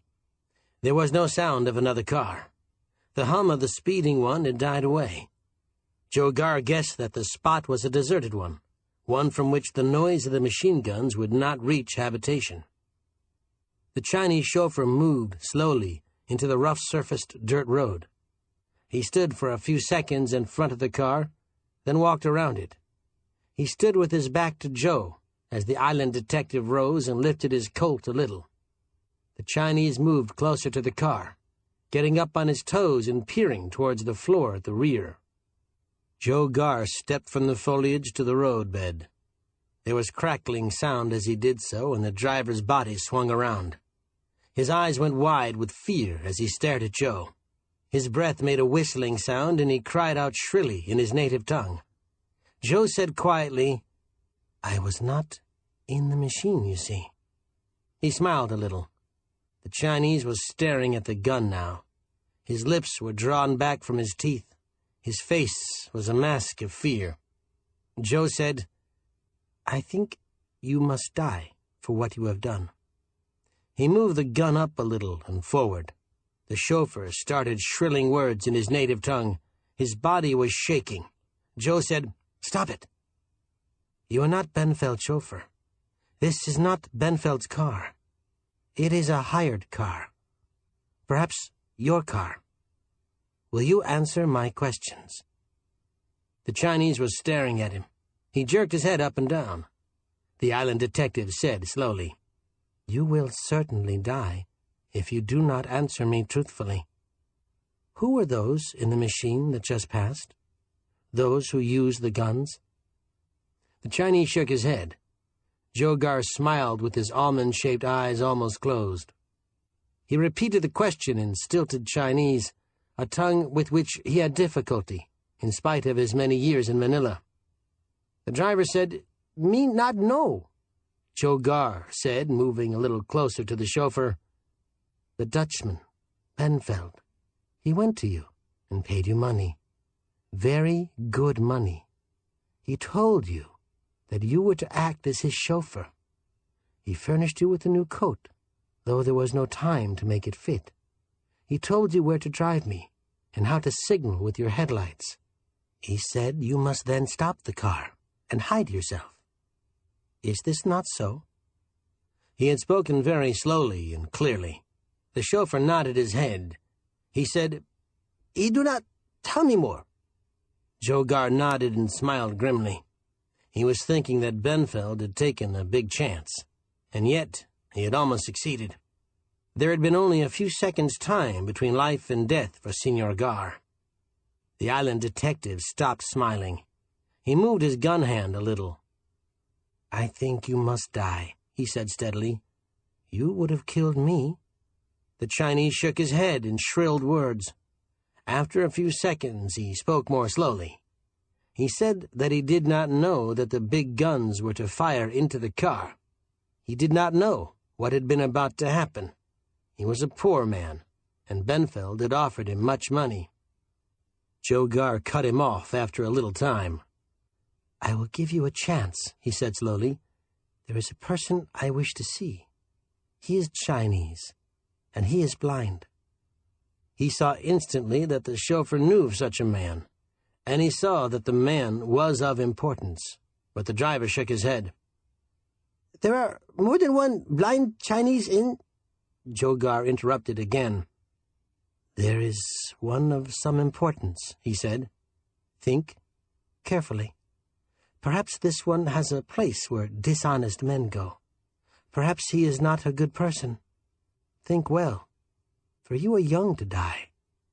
He spoke very slowly, and with no smile on his face. He held his Colt low and slightly forward of his right side. The Chinese driver stared at him wildly, but he did not speak. Joe Garr said, "Very well. I shall find him alone. But first I must silence you, so that you do not again interfere with me."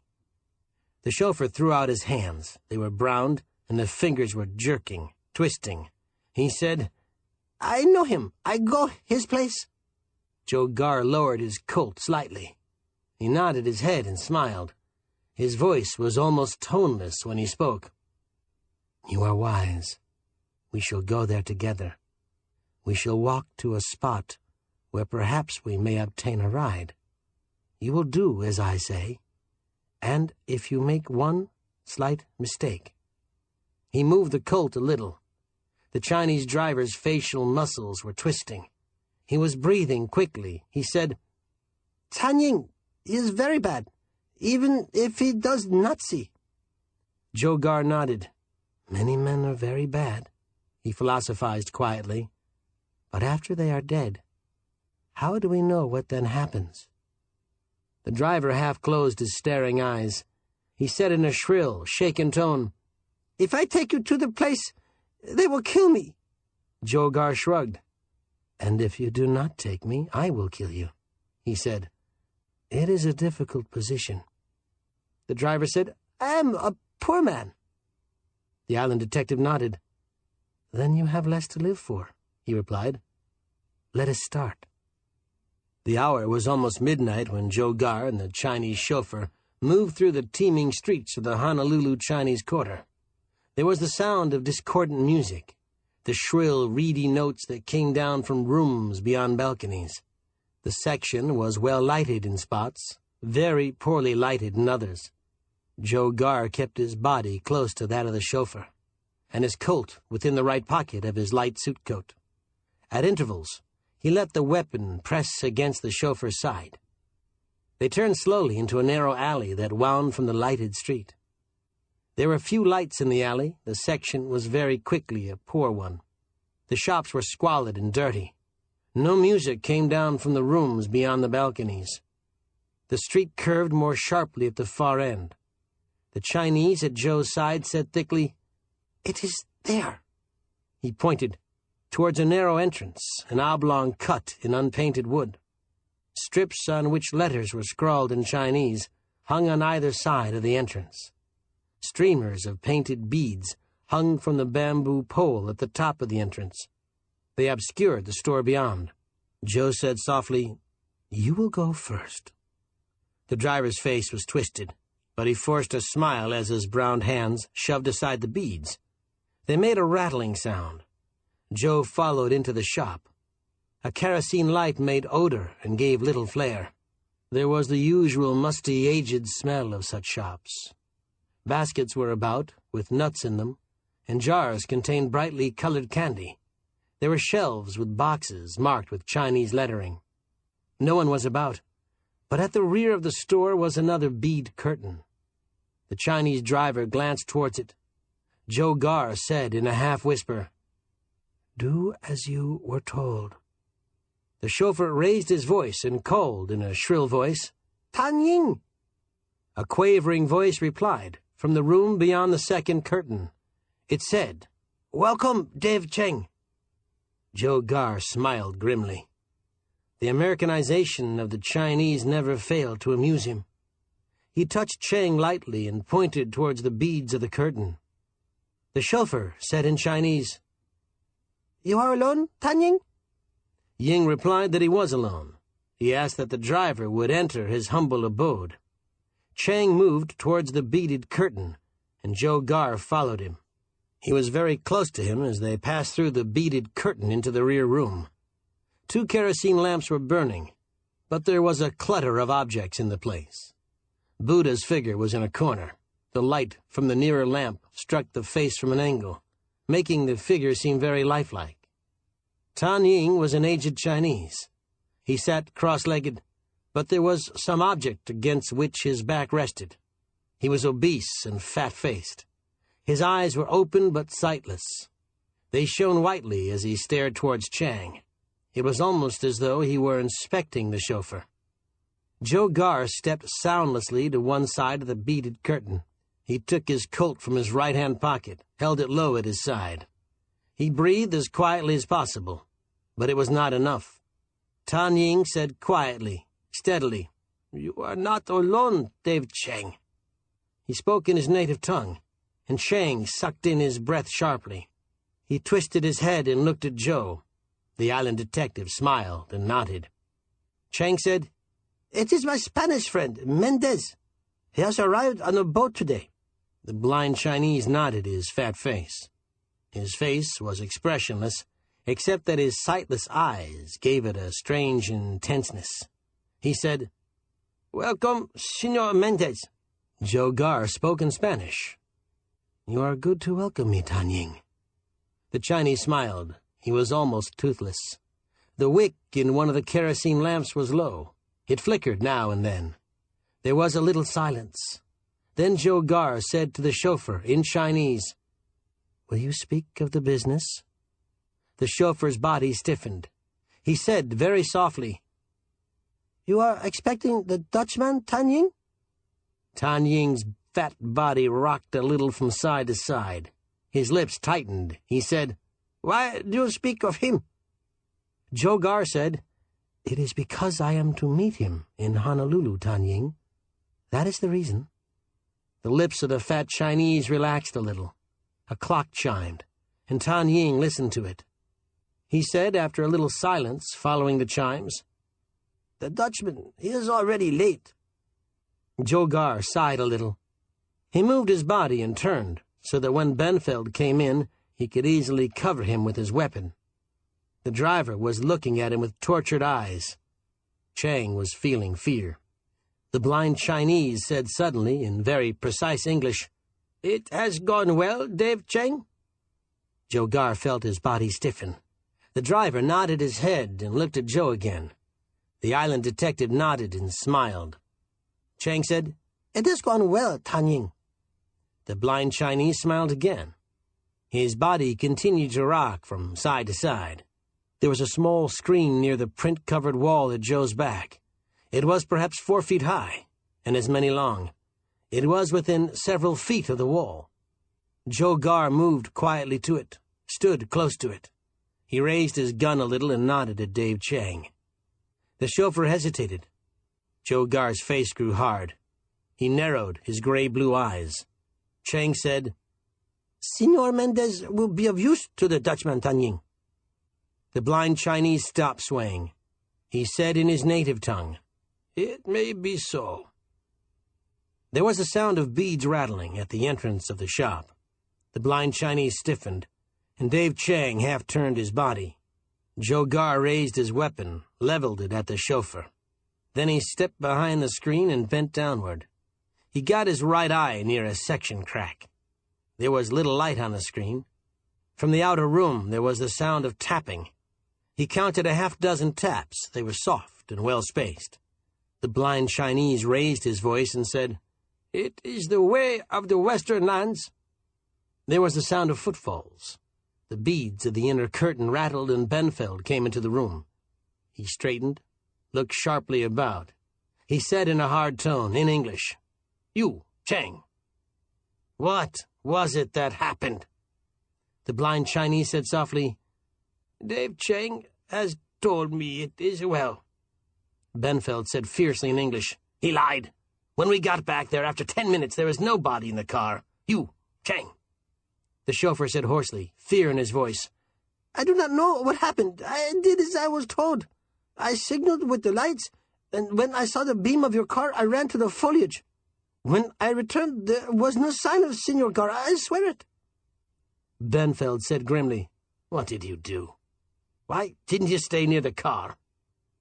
Chang replied in a shrill tone, "I was frightened. One of the bullets from your machine, it almost struck me. I went into the foliage, wandered around, then I remembered that we were to be here at 12. Benfeld drew a deep breath. He kept his right hand out of sight in the pocket of a light coat he was wearing. He had on a soft hat pulled low over his face. The blind Chinese was muttering to himself. He stopped it and said, "Senor Mendez is here, you see." There was a little silence. Joe Gar watched Benfeld stare about the room. There was a puzzled expression on the Dutchman's face. The right pocket of his coat moved a little. There was fear in Chang's eyes, but he did not look towards the screen. Joe Gar's body was tense, but he waited. Benfeld said in English, "What is this? What do you mean?" The blind Chinese seemed to sense that something was wrong. His head did not move, but he spoke very softly and very calmly. "Dave Chang, he brought with him Senor Mendez. I have spoken with him but a few minutes ago. Chang said that he would be of use to you." With his one eye back of the section crack, Joe Gar watched Benfeld move away from the chauffeur. He saw the glint of steel as the Dutchman's gun came out of his pocket. Chang was breathing rapidly, fear was gripping him. Benfeld's eyes went about the room in a swift glance. The low-wicked lamp sent light wavering over the walls. Benfeld said, "By God, Chang, you've tricked us." Chinese chauffeur said in a shrill voice, "No, it is not so. I have not." Joe Gar raised his Colt and got the muzzle within a half-inch of the section crack. Benfeld was in a line, but beyond the Chinese chauffeur. He had his long face lowered a little. His eyes were slitted on Chang's. He said, "By God, you have. I've told you too much. I've been a fool. But I've got you in here. Gar had those diamonds on him. He got them from Ferraro. He lied to me. You took them from him." The blind Chinese said in his native tongue, his voice calm, "Be careful, there is this Mendez." Benfeld's eyes went around the room again. He said savagely, "There's no one else in here. If Chang said there was, he was lying to you, Ying. Or else he was—" The chauffeur said in a shrill voice, "I did not steal the diamonds. That is not so. Do not shoot." A knife was suddenly in the right hand of the seated Chinese. He held it out, his sightless eyes gazing straight ahead. He said calmly, "Be careful. Is not a knife better?" Benfeld said in a low, hoarse voice, "I tell you, Senor Gar had the diamonds. He lied to me. Was I not informed Ferraro was bringing them? Gar lied. Either he was trying to get away with them, or he wants them for himself and you." The chauffeur said shrilly, "When I reached my car, he was not there." Joe Gar watched Benfeld, with thoughts running through his brain. Benfeld figured that he had the diamonds, had gotten them from Ferraro, and had lied to him. But did that mean that Ferraro had more than one stone? Did it mean that someone on the Cheumaru had received the others after all? Had Ferraro lied to him, dying? Benfeld was staring at Dave Chang. He said very quietly, "Why did you say Mendez was here? Why did you tell Tan Ying that?" Joe Gar held his breath. He expected Chang to break any second now, to fail under the strain. He was between two guns, and he knew it. Joe had already gotten information from him. He had spoken of Mendez, and Joe Gar had forced him to use the name. The chauffeur was in a tight spot, but surely he must realize that if Joe Gar were to go down under the lead from Benfeld's gun, he would have a better chance. He had talked because Joe had forced him to talk. But with the island detective dead, Tan Ying said in the same passive voice, "The knife, it is better." The body of the blind Chinese was swaying again. Benfeld said in a harsh voice, "Very well. Throw it at my feet, Tan Ying." The knife fell several feet from Benfeld, but the judgment of the blind man was not bad. Benfeld glanced down at it, but did not move. "Why did you say that Mendez was here?" he asked again. The blind Chinese said steadily, "You do not hear me, Benfeld. I tell you someone was here. I talked with him." The eyes of Benfeld were slitted on the screen now. Joe Gar held the muzzle of his gun steady. The chauffeur said weakly, "It was Mendez. We met in the Street of the Lanterns. He was coming." Benfeld swore hoarsely. "Then where is he now?" he asked very slowly. The Chinese driver made a little movement of his left hand. A browned finger pointed towards the screen. He said at the same instant, "I do not know. He went out." The gun in the hand of Benfeld slanted a little. Joe Gar looked at it, squeezed the trigger of his Colt. When the gun jerked and the room filled with sound, he hurled his body to one side. The bullet from Benfeld's gun struck the wood of the screen, and then the wall back of it. Joe Gar pulled himself to his feet and swung around. Benfeld was sinking to the floor. He half raised his weapon. The blind Chinese said in a high-pitched voice, "Dog over!" Benfeld's gun crashed again. The aged Chinese screamed and pitched forward. The gun dropped from Benfeld's right hand. He said thickly, "The dead do not talk." His right hand reached out and groped for the knife the blind Chinese had tossed near him. Joe Gar said sharply, "No." But it was Dave Chang who suddenly moved forward, bent down. He was screaming shrill words that had little meaning. His right-hand fingers were almost on the hilt of the knife when Benfeld gripped him, pulled him down. With a sudden, last strength, the Dutchman raised the knife and struck. Joe Gar fired again as the Chinese chauffeur groaned and rolled on his back. Benfeld sat up a little and stared at him. There was red on his lips. "Dead men do not talk," he repeated weakly. He lowered his head into outstretched arms and shivered a little. Then his body was motionless. Joe Gar went to him first. He was dead. The knife had struck into the chauffeur's throat. He was trying to mouth words, but they did not come. And Joe Gar knew that they would never come again. He turned towards the blind Chinese, but he knew before he touched him that the man was dead. There was a babble of voices beyond the two curtains of painted beads. Joe Gar went swiftly into the outer room. He thought for a second of trying to get away, of merging into the crowd of Chinese. But already the crowd was thick, and there would be police. He would be seen trying to get away, and there would be difficulties. It would be better to work with the police, to attempt explanation. He lighted a brown paper cigarette and leaned against the counter. Faces were beyond the beads that rattled from hands that swayed them. Benfeld had expected the diamonds to be brought to him. They had not come. He had thought that Joe possessed them. The blind Chinese had known things, and the driver of the car riddled with bullets had known something. Dying, Benfeld had silenced them both. Even at the end, he was protecting someone. The island detective moved his lips a little. He said questioningly, "Who is Mendez?" When the first of the police entered the shop, Joe Gar had almost finished his brown paper cigarette. The police officer was small and brown-faced. He was breathing heavily. He said, "What is it?" Joe Gar gestured towards the second beaded curtain and the room beyond it.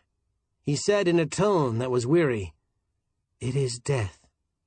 The police officer said, "Robbery?" Joe Gar smiled with his eyes looking towards the curtain, shrugged his narrow shoulders. "Perhaps," he said simply, "but very surely it is death." Red Dawn by Ramon Decolta. Joe Gar, the little island detective, waited with killers for the coming of the Red Dawn in Honolulu. Barrington regarded Joe Gar with frowning, dark eyes. He was tall, immaculately dressed, fresh-looking. He was the power and brains back of the native Hawaiian police force, and it was very evident that the Philippine Island detective's calm annoyed him. "I strongly advise you to return to your ship, Senor Gar," he said slowly. Joe Gar smiled with his thin, colorless lips. His almond-shaped eyes seemed sleepy, but were not sleepy, and Barrington sensed that. He stretched his long legs, rose from the wicker chair of his office, but he did not move about. He stared down at Joe. 10 extremely valuable diamonds stolen in Manila," he said quietly. "You've got one back, but 9 are missing. You were forced to kill the man from whom you recovered the one, on the Chayumaru. That was unfortunate." Joe Gar nodded his head just a little. "Very unfortunate," he agreed, "but also very necessary." Barrington shrugged. "Perhaps you were too aggressive, Senor Gar," he suggested. Joe Gar smiled a little more broadly. He shook his head very slowly. "I am never aggressive, Senor Barrington," he returned very quietly. "Manila is a city of heat. Heat breeds laziness." The American made a peculiar snorting sound. He turned towards his desk and glanced at the report of the Hawaiian police made less than a half hour ago at midnight. "Benfeld, Tan Ying, and Dave Chang all dead, and you are not aggressive?" Joe Gar shrugged almost casually. "Benfeld was a representative of the Dutch company that had insured the diamonds. For some reason, he wished me to stop my search for them, and for the thieves who murdered to get them. He attempted to trap me, He used Chang for that purpose, and Chang suffered. The blind Chinese, Tan Ying. I am not sure how he was involved. I think there was to have been a meeting at his place. More than one person was concerned in the Manila robbery and murders. Perhaps there was to be a meeting at Ying's place. But Benfield thought I had been shot to death on the road beyond the city. I upset his plans, and there was sudden death. Triple death, Barrington said steadily. You are sure you learned nothing? Joe Garr rose from his straight-back chair. He lied impassively. Nothing that seems to lead me anywhere, he said. It is like that street of the lanterns where Ying lived. Much color and sound, and so difficult to see or hear beyond either color or sound. Barrington half closed his dark eyes. He said, very grimly, You are known to be in Honolulu, Senor Garr. It is known that you are after the Von Loeffler diamonds, and that you seek the murderers of your friend Juan Aragon, and of that jeweler's son, Delgado. Already there has been death, and dawn is hours away. I should strongly advise—" Joe Garr's lips made a clicking sound. "You have already suggested that I return to the Che Umaru," he said calmly. "It is kind of you to think of my protection. Perhaps I shall accept your advice." Barrington continued to frown. "I hope so," he said. "We will do everything possible here. You will be in San Francisco in 6 days, and I wish you luck." Joe Garr smiled and bowed. They did not shake hands. The Philippine Island detective reached the street and kept his brown right-hand fingers in the right pocket of his light coat. A cool breeze swept from the direction of Pearl Harbor. The streets were almost deserted. The island detective smiled with his almond-shaped eyes almost closed, moved slowly in the direction of the docks. They were not far from the building in which Barrington had his office. And as he walked, with his eyes glancing sharply from the corners, Joe Garr sighed. His stubby fingers tightened on the grip of the automatic in his right coat pocket. "Senor Barrington does not wish more death in Honolulu," he murmured very softly. "He is anxious for my departure. He thinks of my health." Joe's white teeth showed in a swift grin. It faded, and he reached with his left-hand fingers for one of his brown paper cigarettes. The street became suddenly an alley. His eyes caught the slanting masts of ships, their rigging beside the docks. He was 10 feet along the alley when he halted, struck the match. But even as the flare dulled his vision, he saw the shape that slid from the doorway less than 20 yards distant. He heard the swift intake of the short man's breath, saw the right arm go upward and back. The island detective moved his left hand away from his face, let his body fall forward. As he went down, his right hand shoved the material of his coat pocket ahead of him, started to squeeze the trigger. But there was no hiss of a knife hurled through the air, and no crack sound from his automatic. He relaxed his grip, rocking on his knees, as he watched the figure of the man who had slid from the doorway bend forward. The man's head was held low. His body was almost doubled as he pitched downward. He choked terribly but weakly. There was a sharp crack as his head battered against the broken pavement of the alley. Joe Garr swayed to his feet. He moved back into the darkness of a narrow doorway on the opposite side of the alley from that where the short one had fallen. He waited, his back flattened against a wooden door that did not give, holding his breath. The man who had collapsed made no movement. His head had struck heavily, but Joe knew that he had been unconscious before he had fallen. And yet, when he had slid from the doorway across the alley, his movements had been swift and sure. He had sucked in his breath, drawn back an arm, and Joe was sure there had been a knife in his hand. Minutes passed. There were the faint sounds of machines in the direction towards the city center, away from the docks. A cool wind rustled some paper down the alley. It was quite dark, and Joe could not see beyond the body of the man. Once he had heard footfalls in the distance, and the sound of high-pitched voices. The alley was on the edge of the Chinese Quarter, perhaps in it. His right forefinger pressed the steel of the automatic trigger. The material of his right pocket was held clear of his side, but he made no movement. 5 minutes passed. Joe Garr shivered a little. He was sure that death had come to the one across the alley from some spot directly behind him, and that the person who had caused the death was waiting silently for some other movement in the narrow alley. He breathed slowly, carefully. His right wrist was aching from the tensity of his grip on the automatic, and his eyes moved only from the motionless figure on the pavement to the blackness of the low doorway behind the figure. The shacks along the alley appeared to be closed, deserted, but the entrances existed, and in the one almost opposite him was the human cause of another person's death, unless, and there did not seem much chance of that, there had been an escape through the shack beyond the motionless, sprawled figure.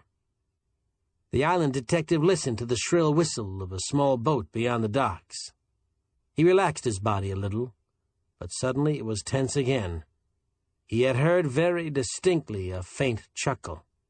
It had not come from the doorway in darkness, beyond the collapsed figure, but from some spot above him. He raised his head slightly. The shacks were low, less than 15 feet high. Clouds were over a crescent moon. The night had become dark, but he could see nothing on the roof of the shack opposite. And then, very softly and quietly, the voice sounded. It was low and throaty and very calm. "Senor Garr, you are comfortable?" Joe Garr did not move his body. There was a quality to the voice, an accent of grim amusement. He had a definite feeling that he was trapped, that the death of the man across the alley had been a part of the trap. He did not speak. The voice sounded again, from above and to the left. The roof of a shack on his left and on his side of the alley held the speaker, he guessed. "You will kindly disarm yourself. Step into the alley, Senor Garr."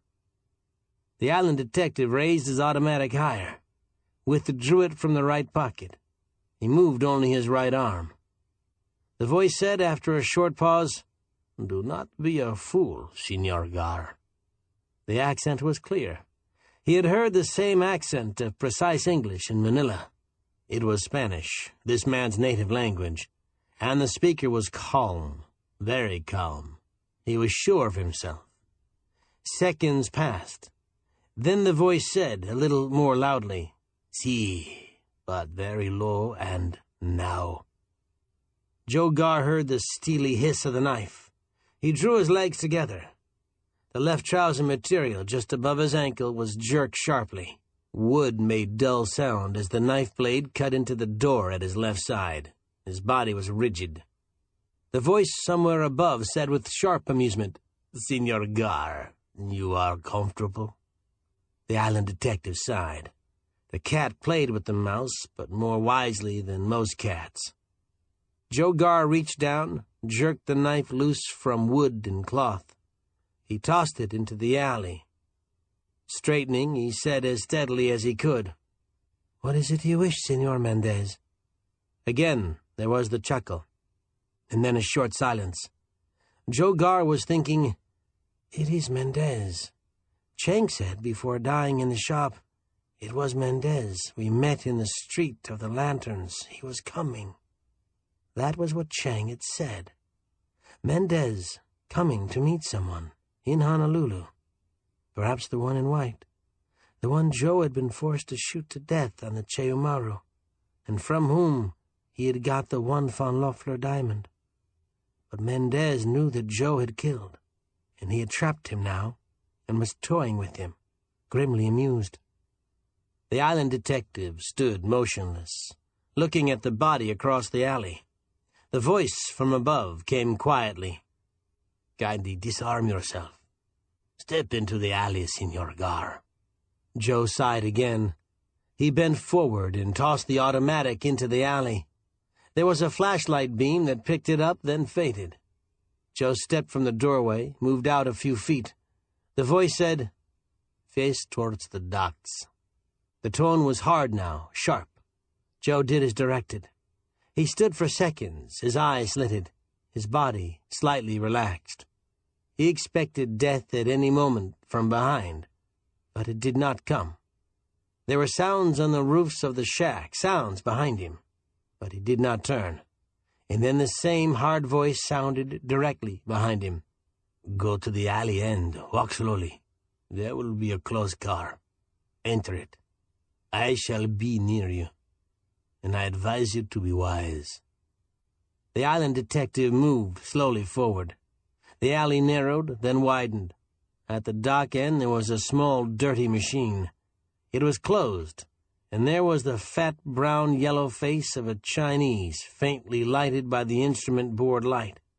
The man did not turn his head, but a rear door of the machine opened as Joe neared it. The voice, now close behind, said, "Step inside." Joe got into the car. A figure made room for him. The seat had space for 3, back of the driver. Joe dropped heavily beside the one already seated. The one who had spoken got in and sat on his right. The interior of the car was very dark, but Joe saw that the man's features were sharp, his face long. He said to the driver in an easy tone, "Yes, and do not go too fast." It was as though everything had been carefully planned. Joe tightened his lips. He was sure that the one on his right was the man known as Mendez, and he was sure that Mendez was hard and extremely clever.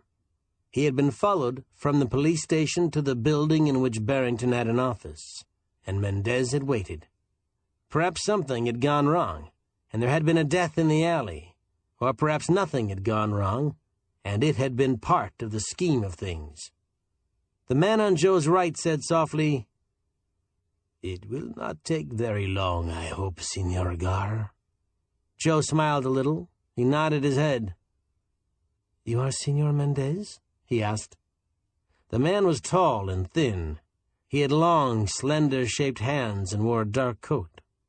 That much Joe could see as the car moved slowly along the street by the docks. He said, "Si, Senor Mendez.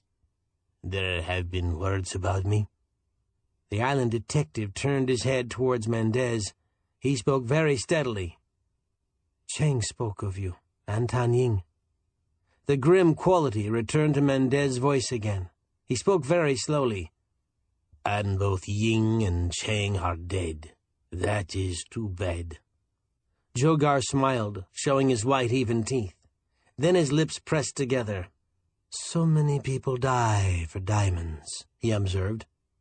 Mendez nodded. His face was turned towards the driver's back. The machine was running slowly out of town. It was not going towards the beach, but through the poorer section of Honolulu. "It is so," Mendez agreed. "But you are a curious one, Senor Gar. Even so, why should you die for diamonds?" The island detective said nothing. He tried to keep his body relaxed, but there was a threat in Mendez's words.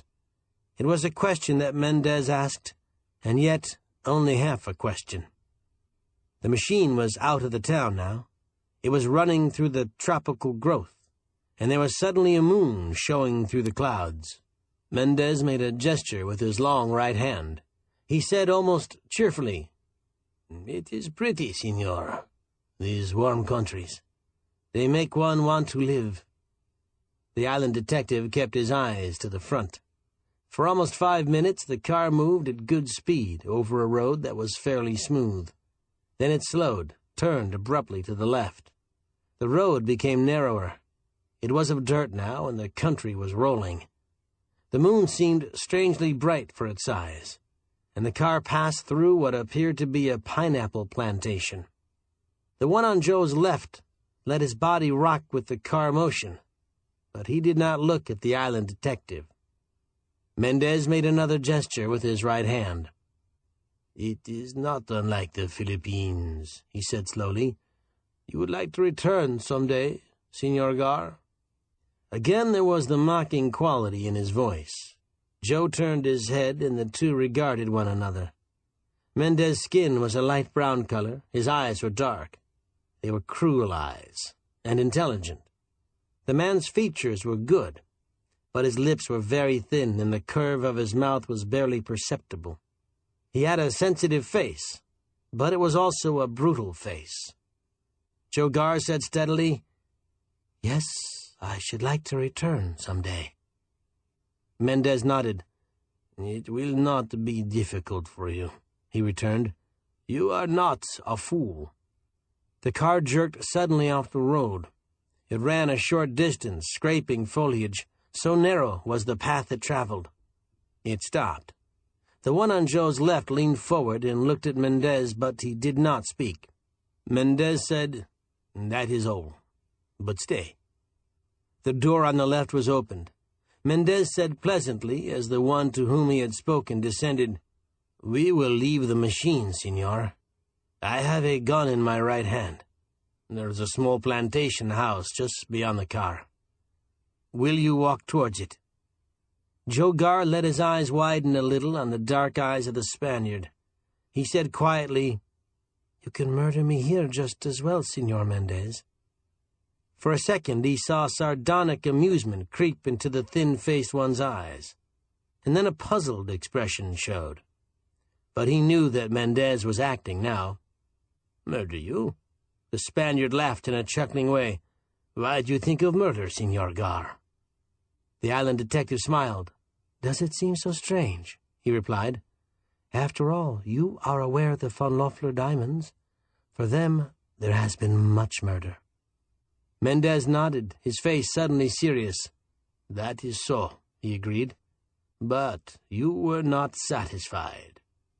Joe Gar's gray-blue eyes showed no expression. "Not satisfied?" he said, very tonelessly.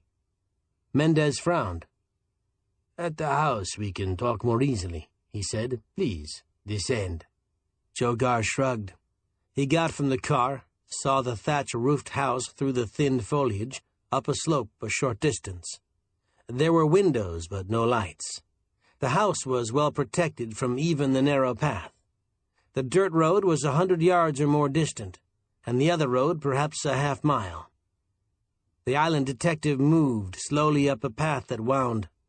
He heard Mendez instruct the driver to turn the machine and take it down near the dirt road. As he walked slowly up the slope, he heard the engine of the car changing speed. Twice the brakes made squealing sounds. There was no sign of the one who had been seated on his left. He was certain of one thing. Mendez held death for him. Perhaps there was information that the Spaniard wanted first. Perhaps he would make promises. But in the end there would be death. He could read it in the dark eyes, feel it in the cold amusement of Mendez's voice. And it was in the mockery of the Spaniard's words, too. Behind him he heard the Spaniard's footfalls, very close. He moved slowly, and he was thinking fast. There was a better chance outside, here on the path, than there would be within the thatch-roofed plantation house. If he could take Mendez by surprise. The Spaniard said, almost pleasantly, "It is the fine view that Senor Benfield liked here. The dawn, it is all red. The sun rising from the water." He let his voice die. He was breathing a little heavily now. Joe Gar said, suddenly stopping and breathing as though with difficulty, "Benfield tried to kill me, Mendez. He was a representative of the insurance company handling the Von Loeffler stones. He thought I would be off my guard because of that. How much was he offered for my death?" Mendez said cheerfully, "Enough, Senor Gar. But he was a fool, and not careful enough. He knew that you were trained in hunting down people, yet he was careless." Joe Gar moved slowly up the slope again. He was breathing very heavily, though he was not tired.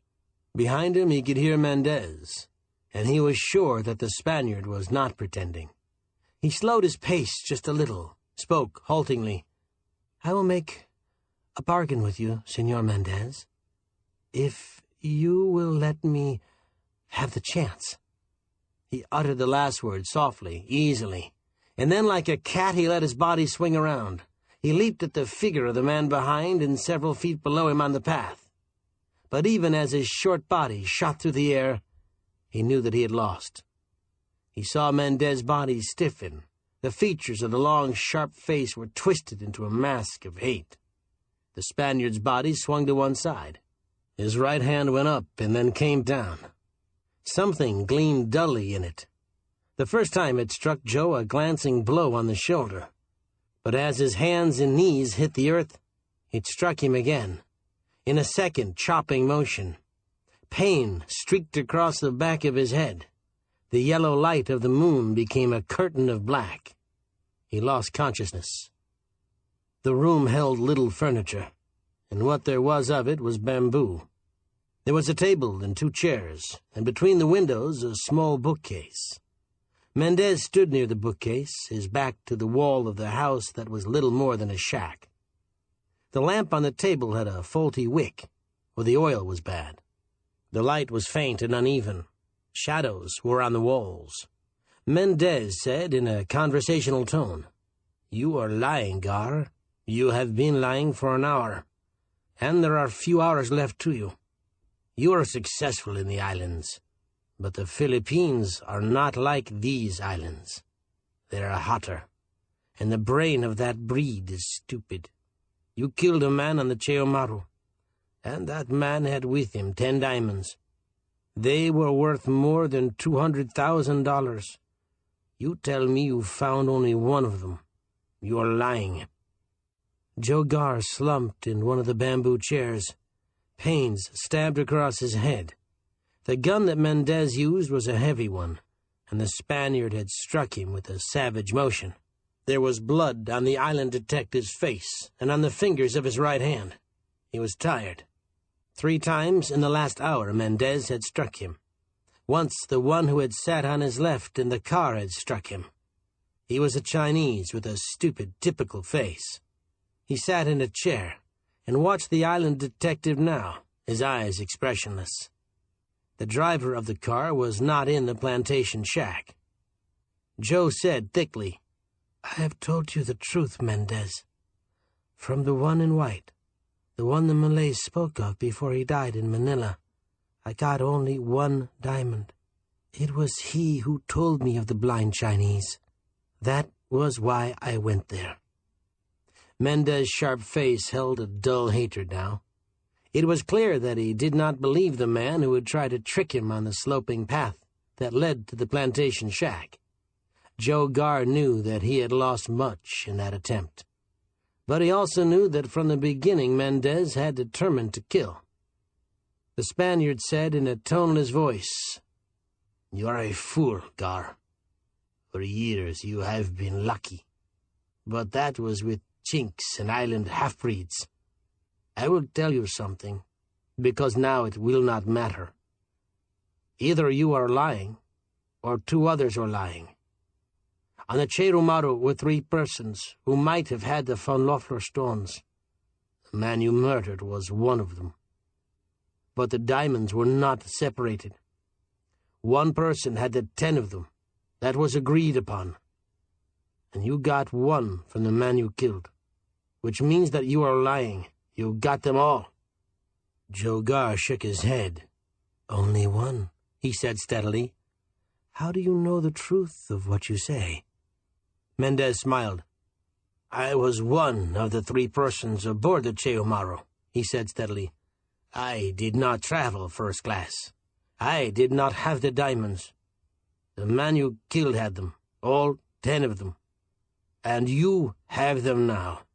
You are a fool, because they will do you no good." The island detective pulled his short body up a little. He said very slowly, "There was the 3rd man." He watched Mendez's eyes narrow, but the Spaniard shook his head. "I said that either you lie or 2 others lie. Mendez said grimly. "I am one of those two others, and I do not lie. And the other one, she is—" His body stiffened. For a second rage showed in his eyes. And then suddenly, as though he remembered that it would not matter, he relaxed. He smiled grimly. Joe Garr widened his almost colorless eyes. "A woman," he said very slowly. "There was a woman who—" His own voice died away. Mendez smiled coldly. He lighted a cigarette. "It makes no difference to you," he said. "You have killed one of the three who might have had the diamonds. I tell you that I was one of the three, and I did not have them. A woman was the other. You say you have one of the stones. I say you have them all." Joe Garr said thickly, "Then why did I go to the shop of the blind Chinese?" Mendez continued to smile. "That is simple," he replied. "Benfeld, who had told us much about the diamonds because he was in Holland when they were insured, and because he needed money, which we gave him, was desperate when told that if he did not help us, he would be exposed. He attempted to have you murdered, but he worked crudely, and you were suspicious. You avoided our guns, but you knew that there was a blind Chinese in Honolulu who was important. You were curious. You had the diamonds, but you wanted the thieves, the killers, and you were lucky until you left Barrington." The island detective shook his head. Mendez was about to bargain with him, to make an offer, a final offer. He knew that. But Mendez would not bargain honestly. He could not. There had been 3 persons on the Chayumaru, 3 who were important, and one had been a woman. One was Mendez. The other was dead. Joe Garr had recovered 1 diamond. 9 were missing. Yet he believed Mendez in one thing. The Spaniard was convinced that the man he had killed had possessed all of the diamonds, and that the island detective had them now. Joe Garr said slowly, "I tell you the truth, Mendez. 10 diamonds were stolen in Manila. I have recovered only 1 of them. I do not think the man I killed had more than that one. I believe you. You have none of them. The woman has tricked you into thinking—" The Spaniard moved across the room and struck him heavily over the face. He stepped back, rage in his eyes. The island detective pressed his lips tightly together. Mendez backed across the room. He took his gun from a pocket, stared at Joe. His eyes flickered to those of the Chinese, and he suddenly became thoughtful. Joe Garr's tongue touched his lips and tasted blood. His brain was working clearly, in spite of the blow. He had something to work on now. Benfeld had given information that had led to the thieves tracing the diamonds, learning where they were. 3 had got away from Manila aboard the Chayumaru, and 1 was a woman. He had not thought about a woman. He muttered very softly, "It is she who has the other 9 stones. In some way she got them, leaving the man in white only 1. His muttering stopped as he watched Mendez's eyes slit on his. The Spaniard was smiling with his thin, straight lips, but his eyes held a cold hatred. He looked at Joe Garr, but he spoke to the Chinese. "You tell driver, no need him. You take rifle and go where I show. Driver go back to Honolulu. Keep quiet, or it be bad. You stay with rifle ready. You know what I tell. Much gold for you. Good?" The Chinese rose and grinned. He said in the same doggerel manner, "Good." He showed red gums as he grinned at Joe Garr. Then he went from the plantation shack, closing the door back of him. Mendez waited several minutes and then glanced through one of the windows that faced the east. The shack was almost atop a rise. The moonlight seemed brighter now. Mendez said tonelessly, "For you it will be a red dawn, Senor Garr. One way or the other. If you tell me the truth, you will watch the sun come up from the path and go back to town. If you refuse to do that, you will go out of this room. and the Chinese with the rifle." He broke off, shrugged. Joe Garr said wearily, "I have told you the truth." The Spaniard walked to within a few feet of him, stared down at him. "One of Tan Ying's men tried to knife you tonight, Garr," he said, slowly. "That was hate. He did not knife you because he was knifed first. I used him to help me. $200,000 is more money than I need. Half of that is sufficient for me. The other half, that is for you." Joe Garr stared at the Spaniard. "And the woman?" he said slowly. He watched Mendez's facial muscles twitch, but the thin-faced one showed his teeth in a smile. "I will see to her," he said slowly, softly. Joe Garr shook his head. "You could not run the risk of allowing me to go free, Mendez," he said steadily.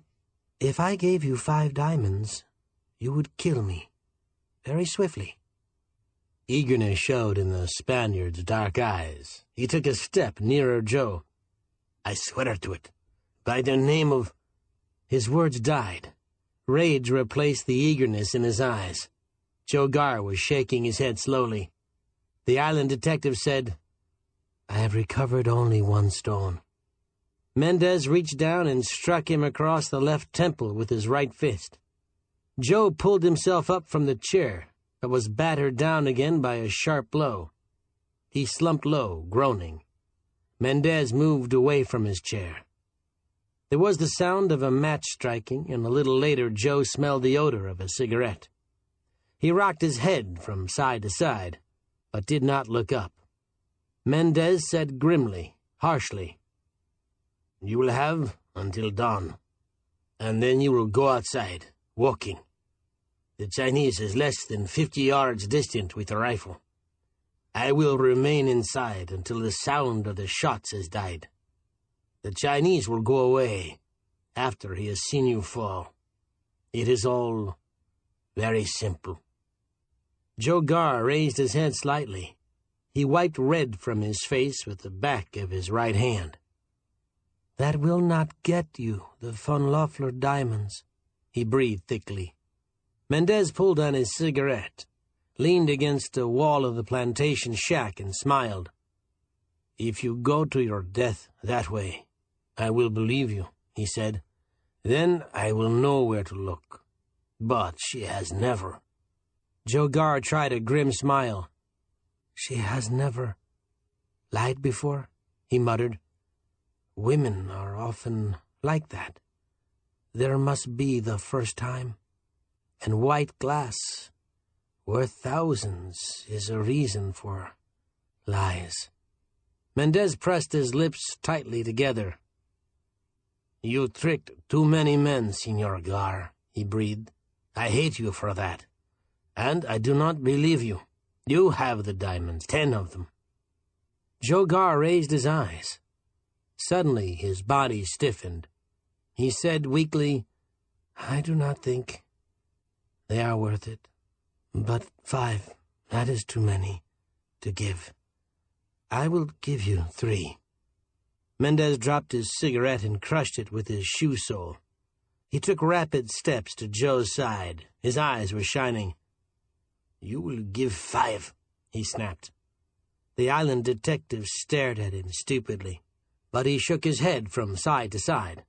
Mendez swore and struck at him savagely.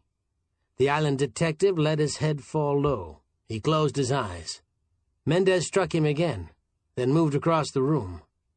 "By dawn," he muttered hoarsely, "you will give me the 5.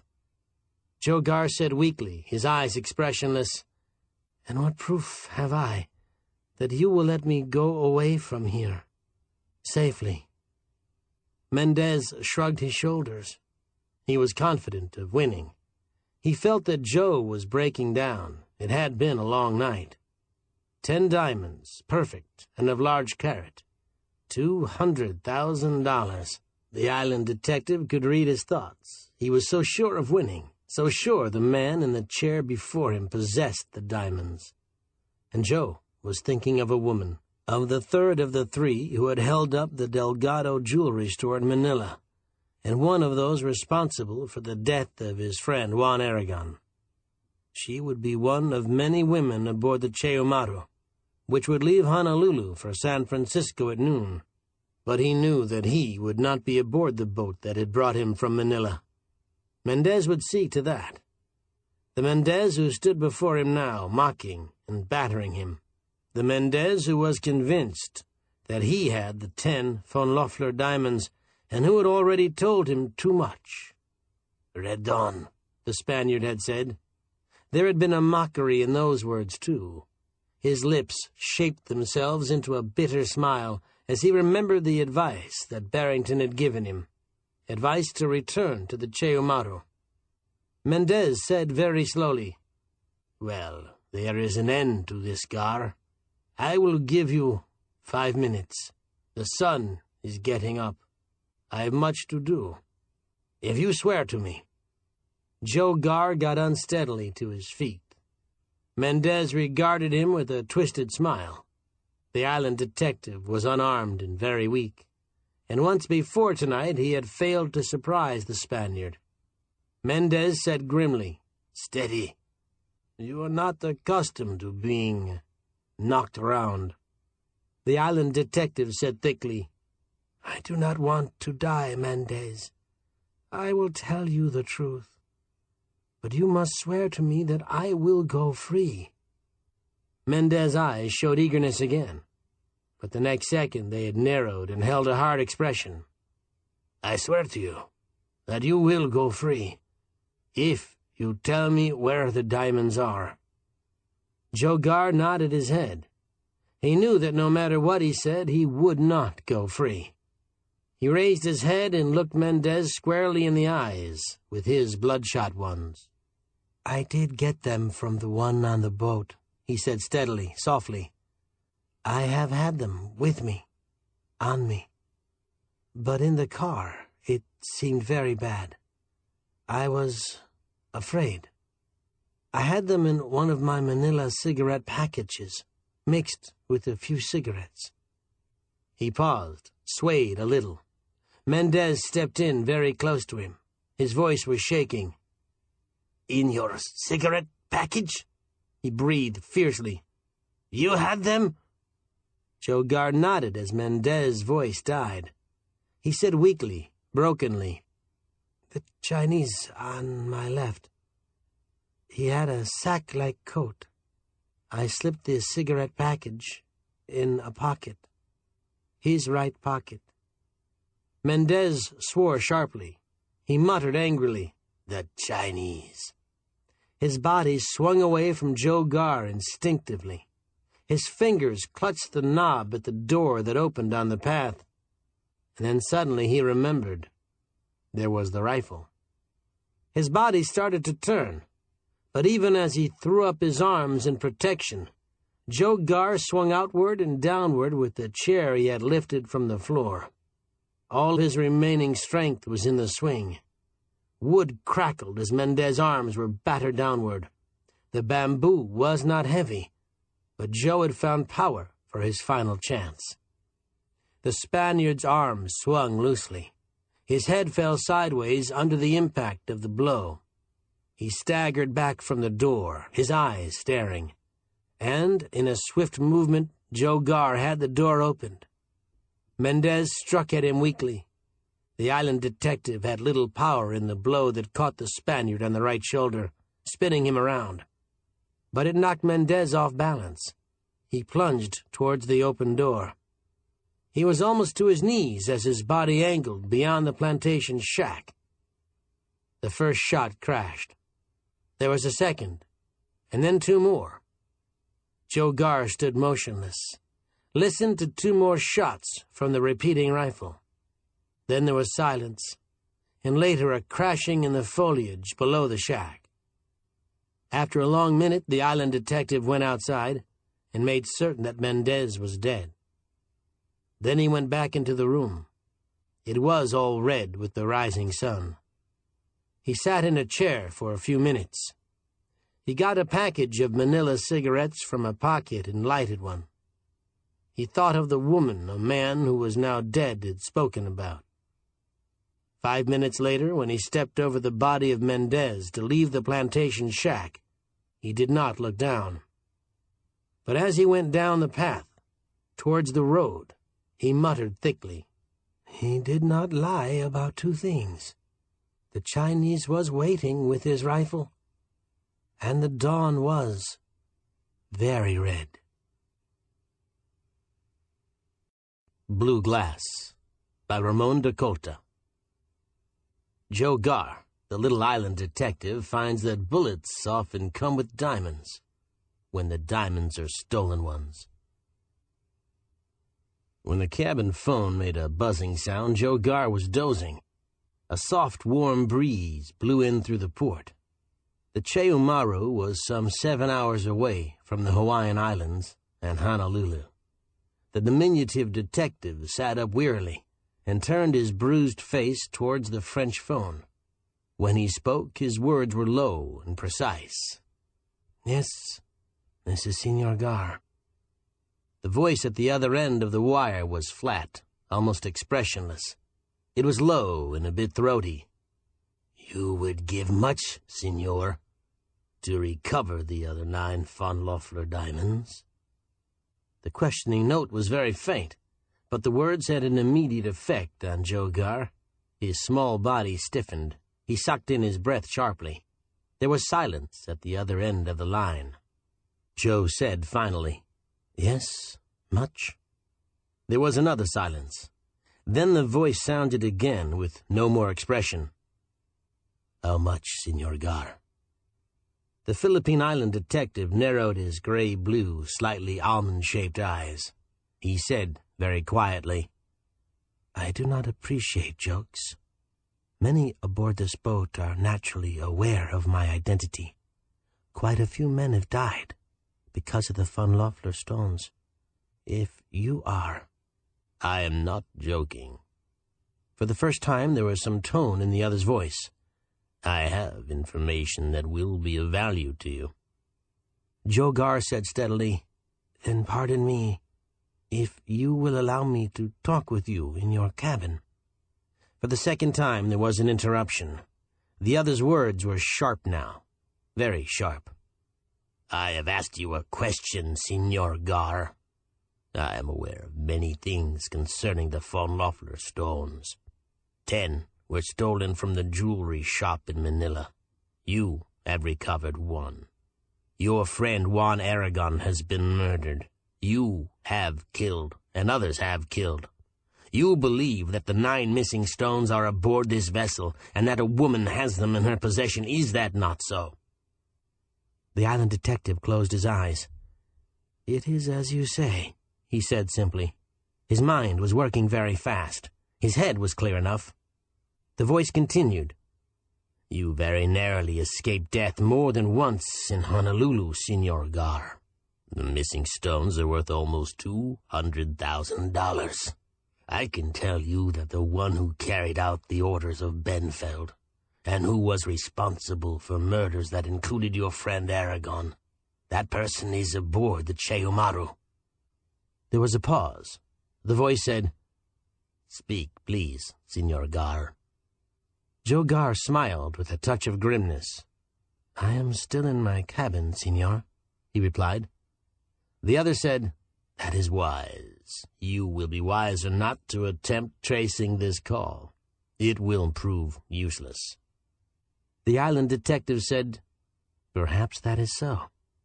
There was a short silence. Then the other said in the same flat voice, "You would be well rewarded if you were to return to Manila with the missing stones and the murderer, Senor Gar. There would be rest for you. That is why I ask you the amount you would be willing to pay." Joe Gar said slowly, "I am a poor man." The other's voice became sharp again. "You have been fortunate, Senor Gar. In the States it will be different, and the diamonds will not be difficult to sell." The island detective's voice held a grim note. "They are very fine stones and perfectly matched. By this time they are very well known. Perhaps they would be extremely difficult to sell." Impatience was evident in the voice that came from the other end of the wire. "You are not a fool. You know the stones will not be difficult to dispose of, Senor Gar. You know they will be smuggled through the customs officers. And in San Francisco you will lose the trail you were lucky enough to pick up, even if you should blunder on—" The voice died. Joe Gar said grimly, "All this being so, why do you call me?" The voice said, "I do not care what becomes of the 9 diamonds or of a certain murderer. I need money. I call you to give you the chance, the big chance. You have traveled many miles, Senor Gar." The island detective spoke in a low voice. "How do I know that you will direct me to the right person?" The voice held a hard note. "I do not expect you to trust me, senor. You may pay after you are convinced." The island detective was silent. The other said, "The question is, how much will you pay?" Joe Gar replied steadily, "There is a reward of $10,000 offered by the owner of the Manila jewelry shop whose son was killed. I imagine the insurance company would pay $20,000 for the return of the stones." "No, that will not do." The other's voice was steady. "That is all in the future. I must have payment now. If I do not have it, the murderer and the diamonds will vanish when the Cheumaru arrives at San Francisco. That is all." Joe Gar spoke gently into the French phone mouthpiece. His eyes were almost closed. "I do not carry thousands of dollars about with me. I am a poor man." The voice said calmly, "You are known to the captain of the boat. I am not asking much. $5,000 and 1/2 of your reward when you receive it, Senor Gar. And I am not to be betrayed." Joe Gar widened his eyes and smiled. "You are only to betray," he said grimly. The other's voice was very low and hard. "That is quite so," he said. "You agree?" The island detective stopped smiling. "I agree," he said simply. "I will pay $5,000 to you in the manner you direct, after the stones are recovered and the murderer is under arrest. I will give you half of my reward when it is paid. I am very tired. Your identity will not be known, only to me." "No," the other said. "It will not be known to you. I will trust you. If you do not pay, I will kill you. That will be very simple, since you will not know against whom to guard." Joe Gar said tonelessly, "Yes, very simple." There was a short pause. The other's voice was very flat when it reached Joe's ear again. "In cabin C-15, there was a woman named Jet Mars. She has with her a little girl of about 8. She got aboard at Manila, dresses in black most of the time. Possibly you have seen her." The island detective said steadily, "Yes, I have noticed her and the little girl." The voice said, "In her cabin, or on her person, or on the person of the little girl, are the diamonds.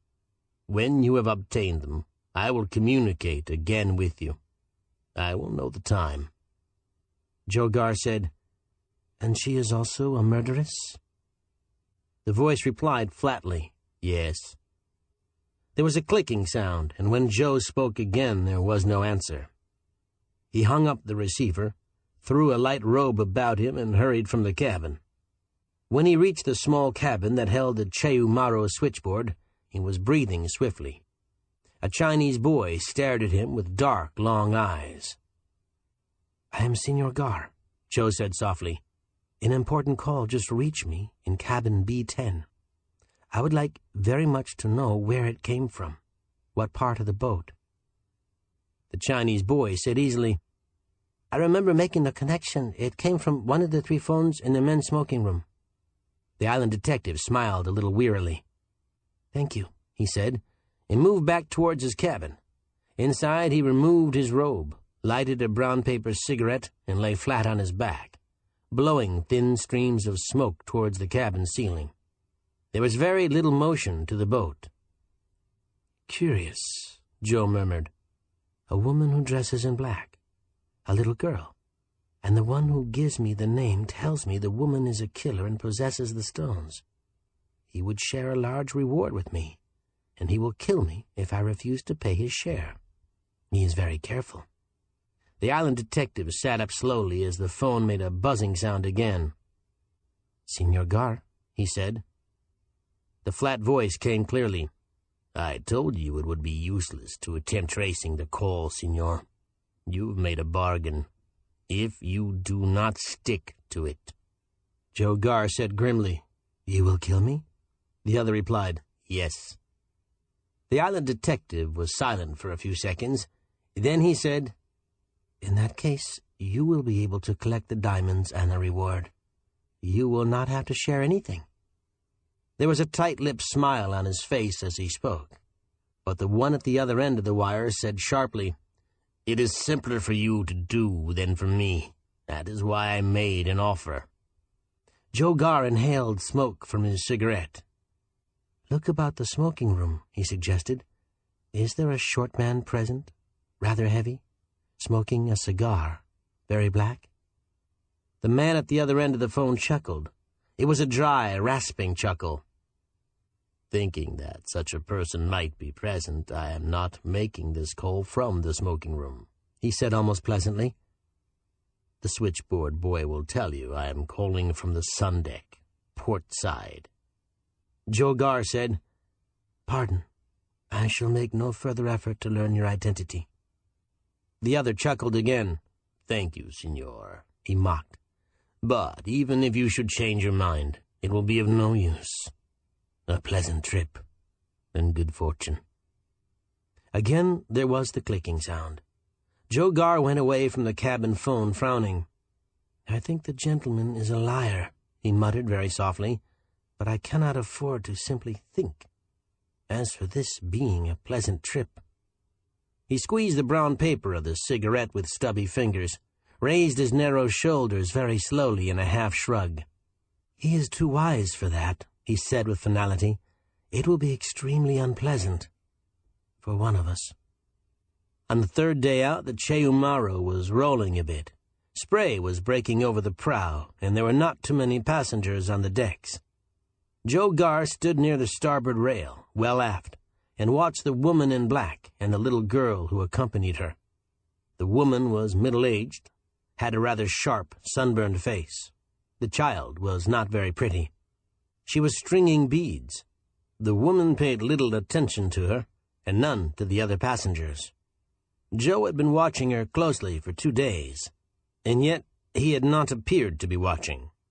And he had listened to many voices of men, hearing none like the one that had come over the phone.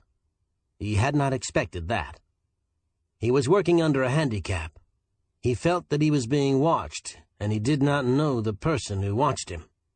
He had learned that the woman who wore black much of the time was named Rosa Jetmars, that she had come aboard at Manila, and that the child was her daughter. The purser volunteered the information that he understood Mrs. Jetmars was Spanish, had married an American in the islands. Her husband had died very recently. His body was not aboard the vessel, but it was thought that his widow was going to the States and his family. That was all the island detective had learned. It had little to do with the 9 missing diamonds. Someone near the rail called attention to a school of flying fish. It was a large one. The little girl jumped from her deck chair, started towards the rail. She tripped, fell awkwardly, crying out. Beads scattered and rolled across the deck. Joe Gar started forward, but an elderly man had already lifted the girl. Something blue rolled and struck against Joe's right shoe. The woman in black was bending over the girl. She seemed angry. She spoke in Spanish and very rapidly. Her back was turned to Joe. He leaned down and picked up the bead. It was peculiarly cut for a bead. Touch told him that instantly. He glanced at it, his eyes narrowing. Several men were picking up other beads from the deck surface. Much fuss was being made over the child. The woman in black had taken her back to her chair, was talking rapidly to her. Joe Gar slipped the bead in his pocket and stared at the vanishing school of flying fish. When he glanced towards the woman in black again, she was still talking to the child. Men were putting beads in the girl's lap. There was laughter now, and the woman in black did not seem so angry.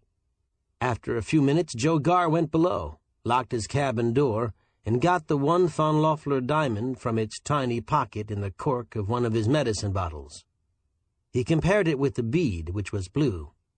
His lips parted, and he said very softly, "The cutting is exactly the same." An hour later, in the captain's cabin, he had the diamond expert who had helped him earlier in the trip examine the bead. When the expert had finished his examination, he said in a puzzled voice, "It is exceptionally well cut, diamond cut. Nothing cheap about the cutting. A great deal of care has been taken for a piece of blue glass." Joe Garr said slowly, "There is no doubt but what it is glass?" The expert smiled at him. "Not a bit. It is blue glass, cut as a fine diamond might be. A good-sized diamond, like, say, one of the Von Loeffler stones you—" Joe Garr's frown stopped him.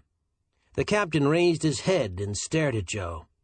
But the island detective simply reached for the bead, slipped it into a pocket of his light suiting.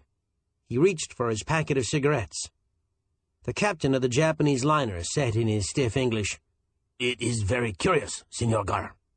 The island detective showed his white teeth in a lazy smile. He nodded his head very slowly. "Very curious," he agreed cheerfully, "but many curious facts are not too important." The captain said, "It will not be very long before we dock in San Francisco, senor. It has been an exciting voyage for you, and not very successful. 1 diamond recovered, and 9 still missing." Joe Garr offered cigarettes, lighted one. The diamond expert spoke. "But he has this bit of blue glass. It may be that it is important." The island detective smiled. "In what way?" he asked. The two others looked at each other. The captain shrugged, smiled. The diamond expert muttered to himself. The captain said, "Each of us has our profession. Yours is a difficult one, Senor Garr." The island detective grinned. "Often I am given unexpected help," he said. "Perhaps it will be that way before we land." He went towards the door of the captain's cabin, still smiling. But when he had bowed to the 2 men and was outside, his smile faded. He went without too much haste to his cabin, and had been inside only a few minutes when the phone buzzed. The flat voice said, "I have additional information for you, senor. The diamonds are to be smuggled through the customs as the child's beads. Perhaps they will be dipped in ink or painted blue." Joe Garr said evenly, "Thank you, but the diamonds have no holes in them. How can they be strung?" There was slight impatience in the other's tone. "Perhaps there will be some beads cut somewhat like the diamonds, in a box the child has. Some will be strung, but others will not be strung. It is not likely the customs officers will examine each bead in the box." Joe Garr was smiling grimly, but his voice was serious. "That is so. It is a clever idea."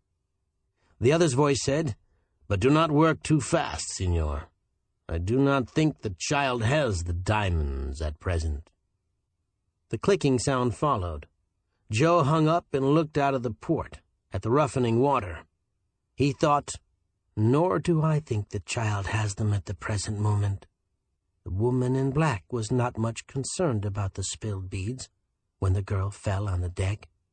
If I were to get into the cabin, occupied by the woman and child, find a box of beads, I would probably find no diamonds. And yet, if I wait until the customs inspection is made—" He turned away from the port, frowning. He breathed softly. "This one who calls, he knows so much, and yet he would share much with me. He would lose a great deal of money by doing that. The whole reward would be his if he did not." He broke off, and his gray-blue eyes got very small and long. After a short time, he inspected his Colt automatic, slipped it into a pocket of his light coat, stuffing a handkerchief over it. When he reached deck, he walked slowly, towards the bow, conscious, as usual, of the curious glances the passengers directed towards him. He circled the deck twice. The second time he noted that the woman in black and the child had vacated their chairs. A middle-aged man approached, walking unsteadily as the boat rolled. He looked at Joe, but there was no expression in his blue eyes. He had flabby, pale skin and very thin lips. They were almost opposite each other when the boat rolled more sharply.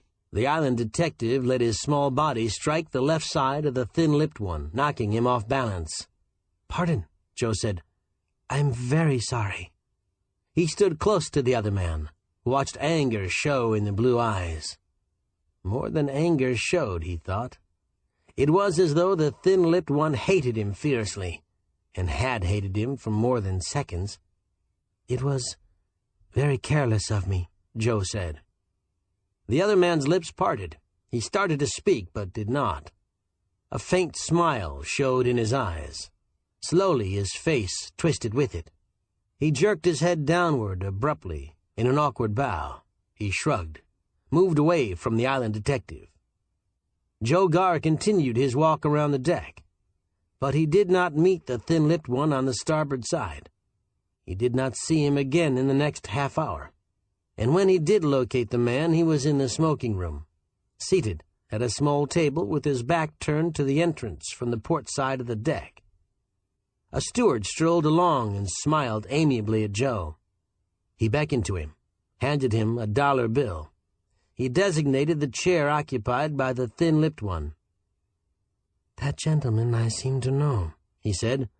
"I should like you to go to the far end of the smoking room, then turn and come back. You will be able to see him. I should like to know his name.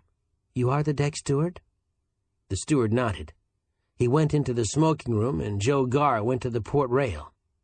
When the steward returned, he was smiling cheerfully. "I placed his chair for him," he said. "He is a Mr. Tracy. He came aboard at Honolulu." Joe nodded. "Thank you," he said. "It is not the one with whom I am acquainted." He did a few more turns on the deck, his face expressionless.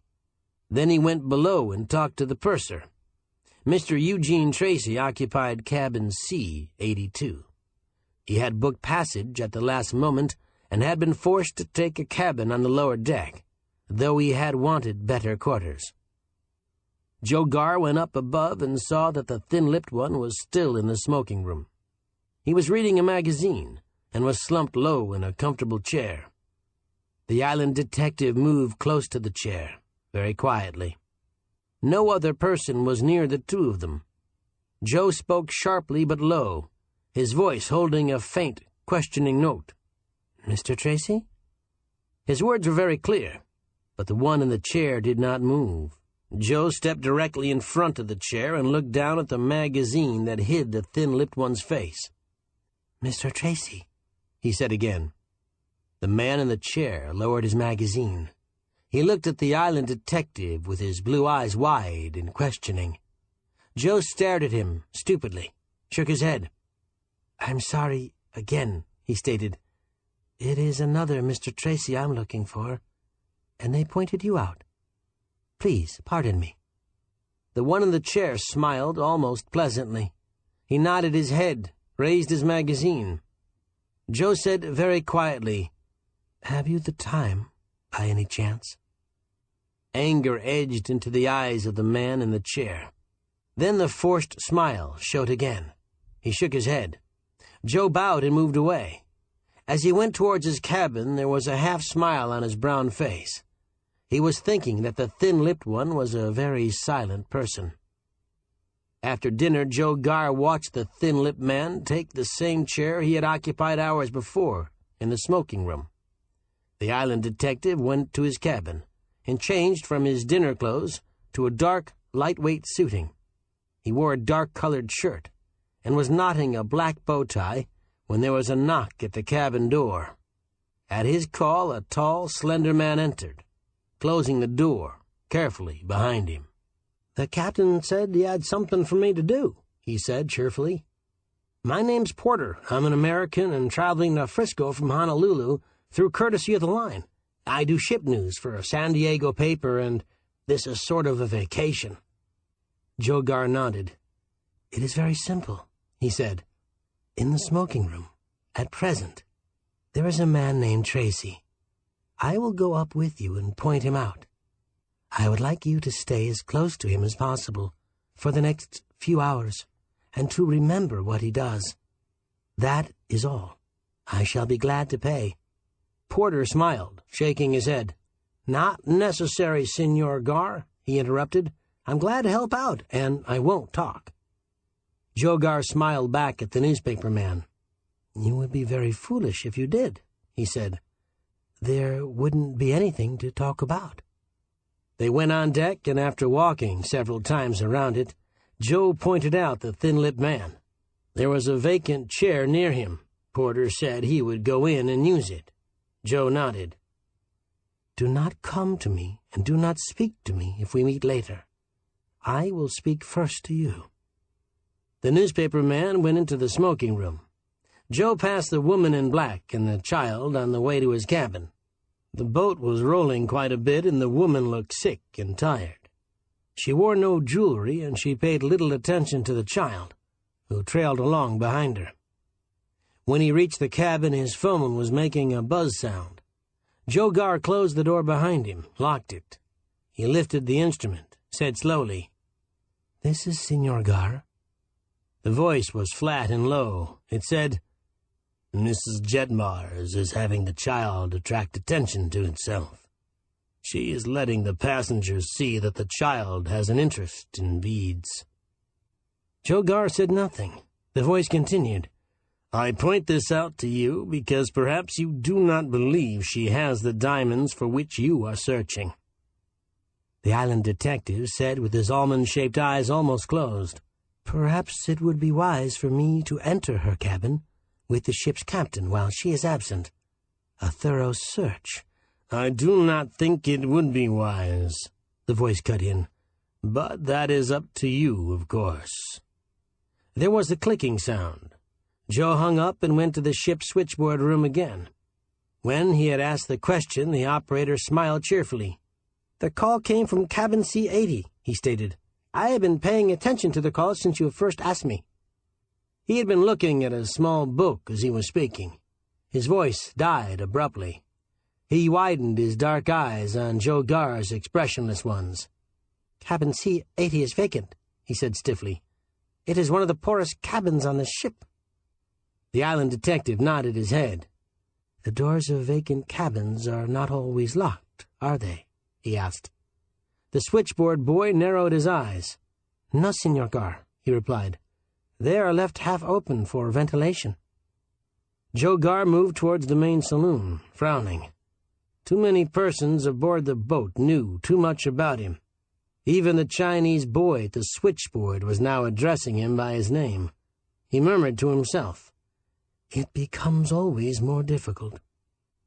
In the smoking room, the thin-lipped one was seated in the chair he had occupied before, still reading his magazine.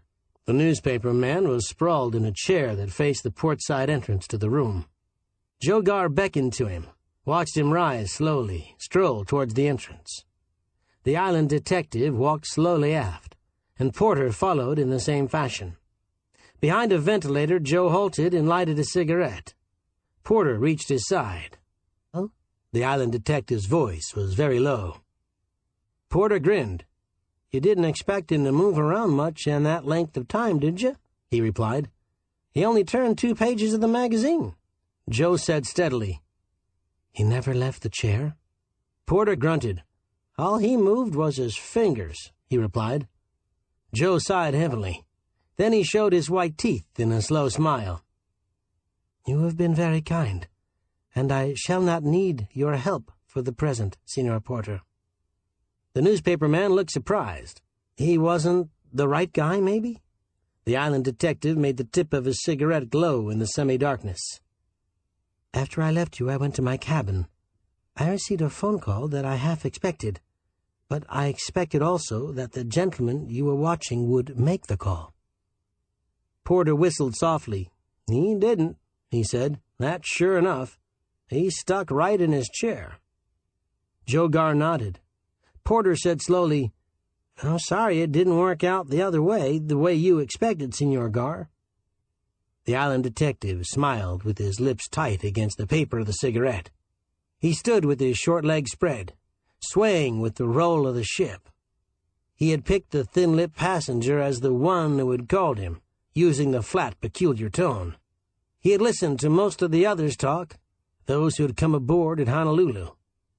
The others he had heard before. It had been a long trip from Manila, and the thin-lipped one had failed to answer quickly, naturally, to the name of Tracy. He had not spoken to Joe, had not answered his question about the time. It was difficult to disguise a voice, and Joe felt that the thin-lipped one had not made the effort. Thus he had not spoken when addressed. And yet, there had been the phone call just received, and the thin-lipped one had not made it. Joe frowned down at the cigarette glow. Then, suddenly, his small body straightened. He drew a deep breath. Porter was watching him closely. "You got an idea that time," he muttered. The island detective narrowed his eyes on Porter's. He spoke very slowly and softly, and his eyes held little expression. "That is so, Senor Porter. But it is so difficult to tell whether it is a good idea." The newspaper man said grimly, "If it isn't, you'll probably find out quick enough." Joe Garr smiled narrowly. "That is the trouble," he said simply. The door of cabin C-82 was tightly closed, locked. Joe Garr took from his pocket the small adjustable key, worked with it swiftly and expertly. It was after 9 o'clock, but the thin-lipped man was still seated in his chair in the smoking room. The cabin steward for this section of the Cheumaru was on the opposite side of the boat. Joe had come to cabin C-82 slowly and carefully. When the lock made a faint clicking sound, he returned the master key to his pocket, moved the knob, and slowly opened the door. He stepped inside quickly, shut the door without sound, but did not lock it from the inside. The cabin was small and held the odor of cigarettes. There was little baggage about, but what there was bore the initials E.T. Joe Garr smiled a little, went towards cool, colored curtains that formed a protection for hung clothes. There was only a coat of gray material hanging behind the curtains. "Senor Tracy is traveling very lightly," Joe observed in a half-whisper. He got his small body back at the curtains, arranging them so that he had a slitted view of the room where they met. For several minutes he remained motionless. Then he stepped from behind the curtains and started the search. He worked very slowly and thoroughly, placing each object that he touched in the same spot from which he had raised it. Twice there was sound in the corridor, but neither time did he lock the cabin door. Instead, he got his diminutive body behind the curtains that faced the door from the opposite end of the cabin, waited. He finished his search in a little over 10 minutes, straightened and sighed. The phone made a buzzing sound 3 times. Joe got his right-hand fingers over the grip of his coat, moved behind the curtains, and was motionless. Several minutes passed, and then there were footfalls in the narrow corridor beyond the cabin. A key turned in the lock. There was muttering. The door opened with a small crashing sound, but the thin-lipped one did not immediately enter. He stood in the doorway, his eyes going about the room.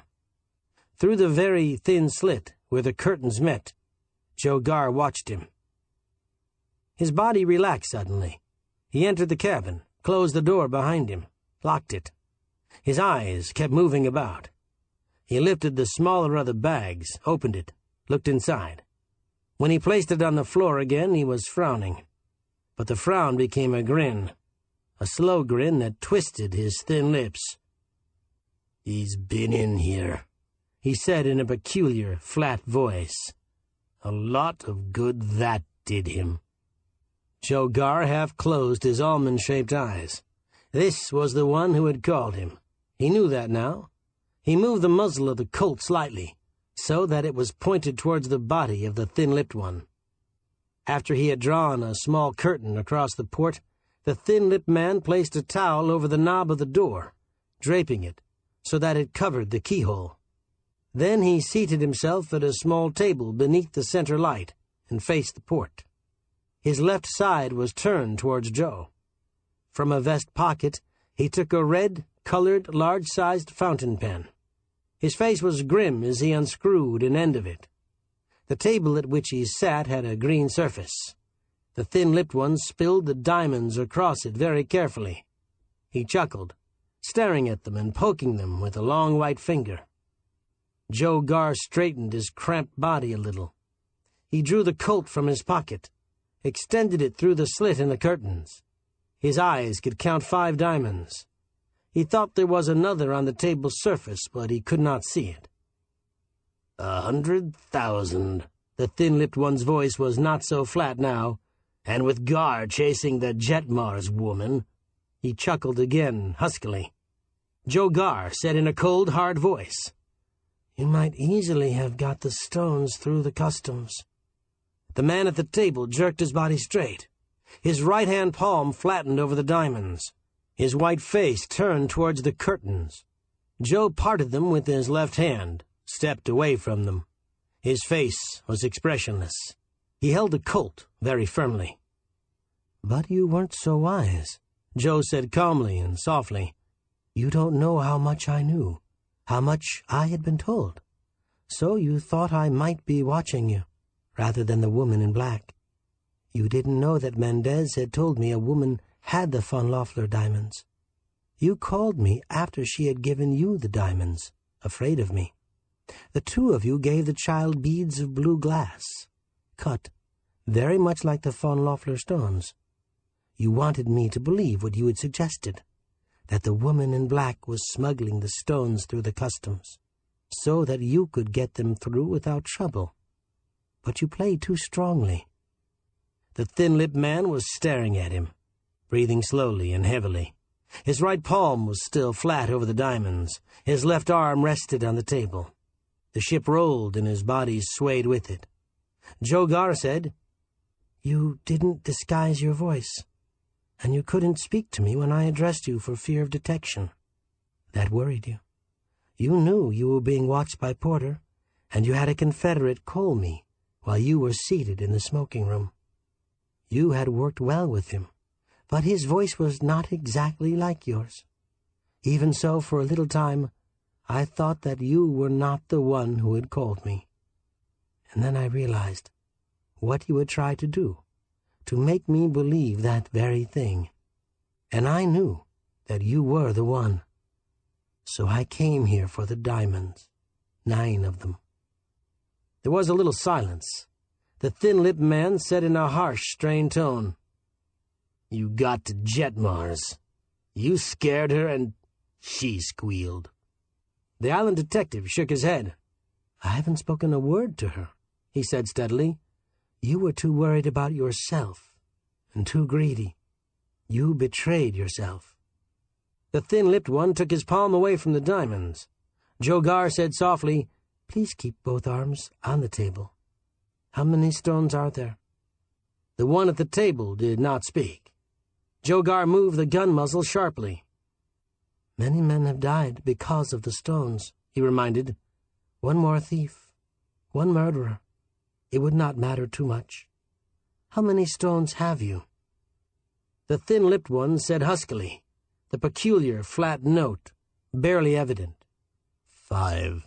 The woman has the others. 3 of them. You have 1, Garr." There was hatred in his voice as he used the island detective's name. Joe said softly, "I would not lie. Where are the other 3 stones?" The thin-lipped one said savagely, "I tell you, the woman in black. She has them. She would not give them all to me. She is the one who—" The island detective smiled coldly. His gray-blue eyes were almost closed. "Raise your arms," he said slowly. "Keep them raised. If you do not—" He made a swift, strangely swift movement for him as the thin-lipped one obeyed. When he stepped away from the man at the table, there were 5 diamonds in his left palm. They felt warm and very good. He said steadily, "We will stay here until a certain diamond expert comes to the cabin with the captain. When the stones have been inspected, we will go to the woman in black. We will obtain the other 3 stones." The lips of the man at the table were tightly pressed and thinner than ever. He parted them suddenly. "It is she who—" The phone buzzed. Joe Garr moved towards it, but did not take his eyes from the figure of the man in the chair. He spoke into the mouthpiece as he slipped the diamonds into a pocket. "Senor Garr." Porter's voice said, "Did the buzz catch you in time? He went from the smoking room pretty fast."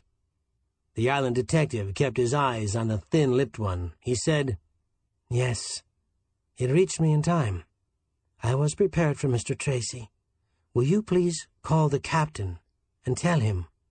The words died as the thin-lipped one hurled himself from the chair, slashing his right arm at the Colt. Joe squeezed the trigger of the gun as it was battered to one side.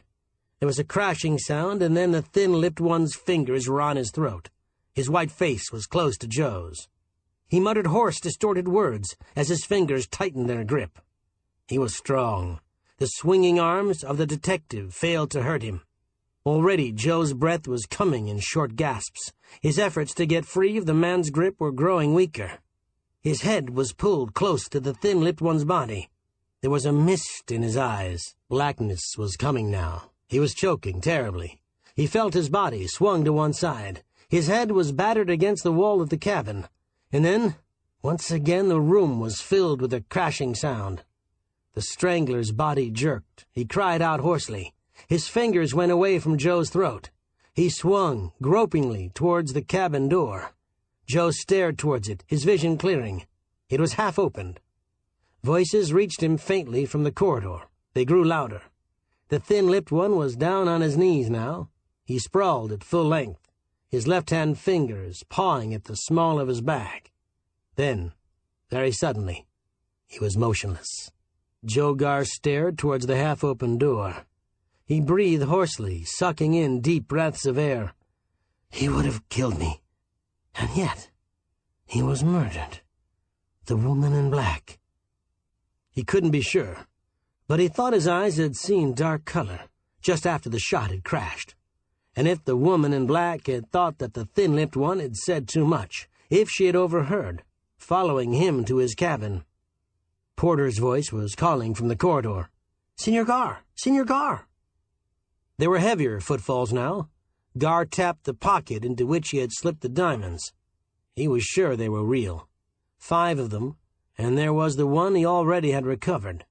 6 stones, with 3 still missing, and the one who could have told him many things. He was dead.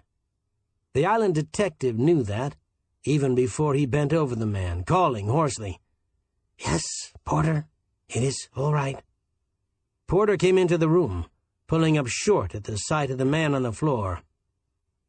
"Heard the crash sound over the phone," he muttered. Joe Garr straightened and smiled a little. "I was forced to shoot," he said more clearly.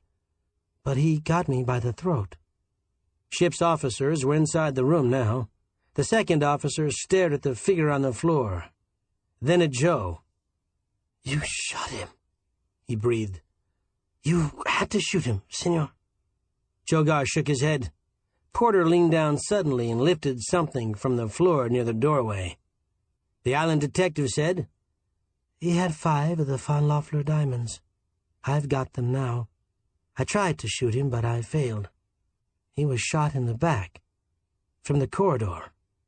The second officer drew in a sharp breath. "You saw who it—" Joe Garr shook his head. "I saw nothing," he said very slowly. He was sure that he had seen black color, the color of a woman's dress. "He was choking me." The newspaper man extended a palm. "What's this?" he muttered. "Just picked it up near the doorway." Joe looked at the bead in Porter's palm. He shook his head very slowly. "It looks very much," he said huskily but with little tone, "like a bit of blue glass."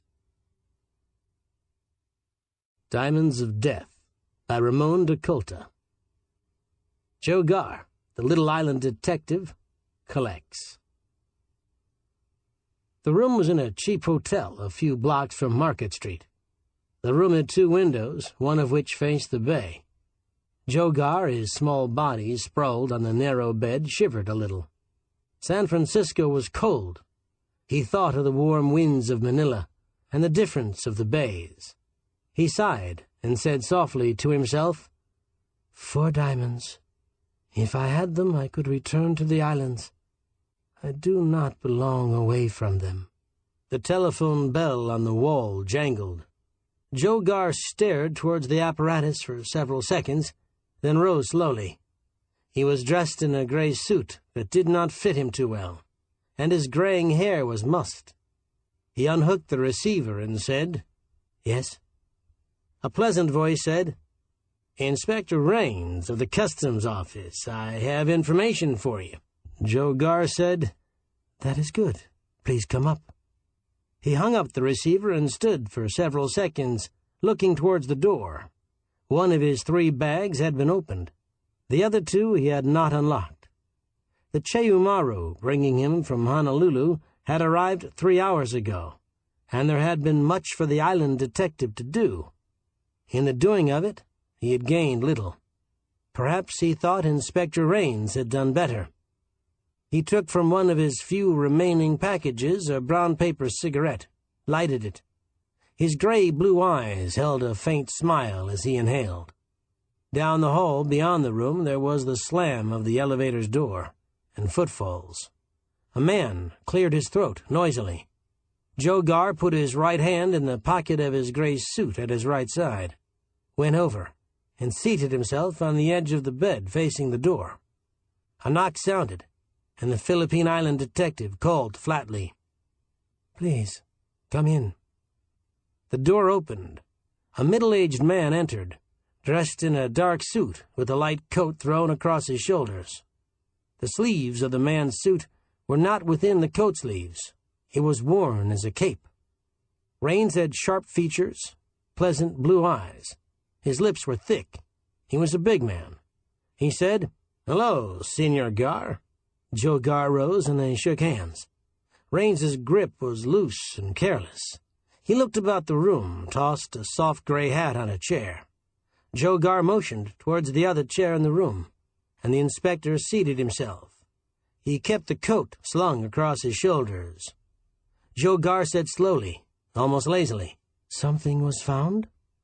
The inspector frowned and shook his head. He took from his pocket a small card. His picture was at one corner of the card, which was quite soiled.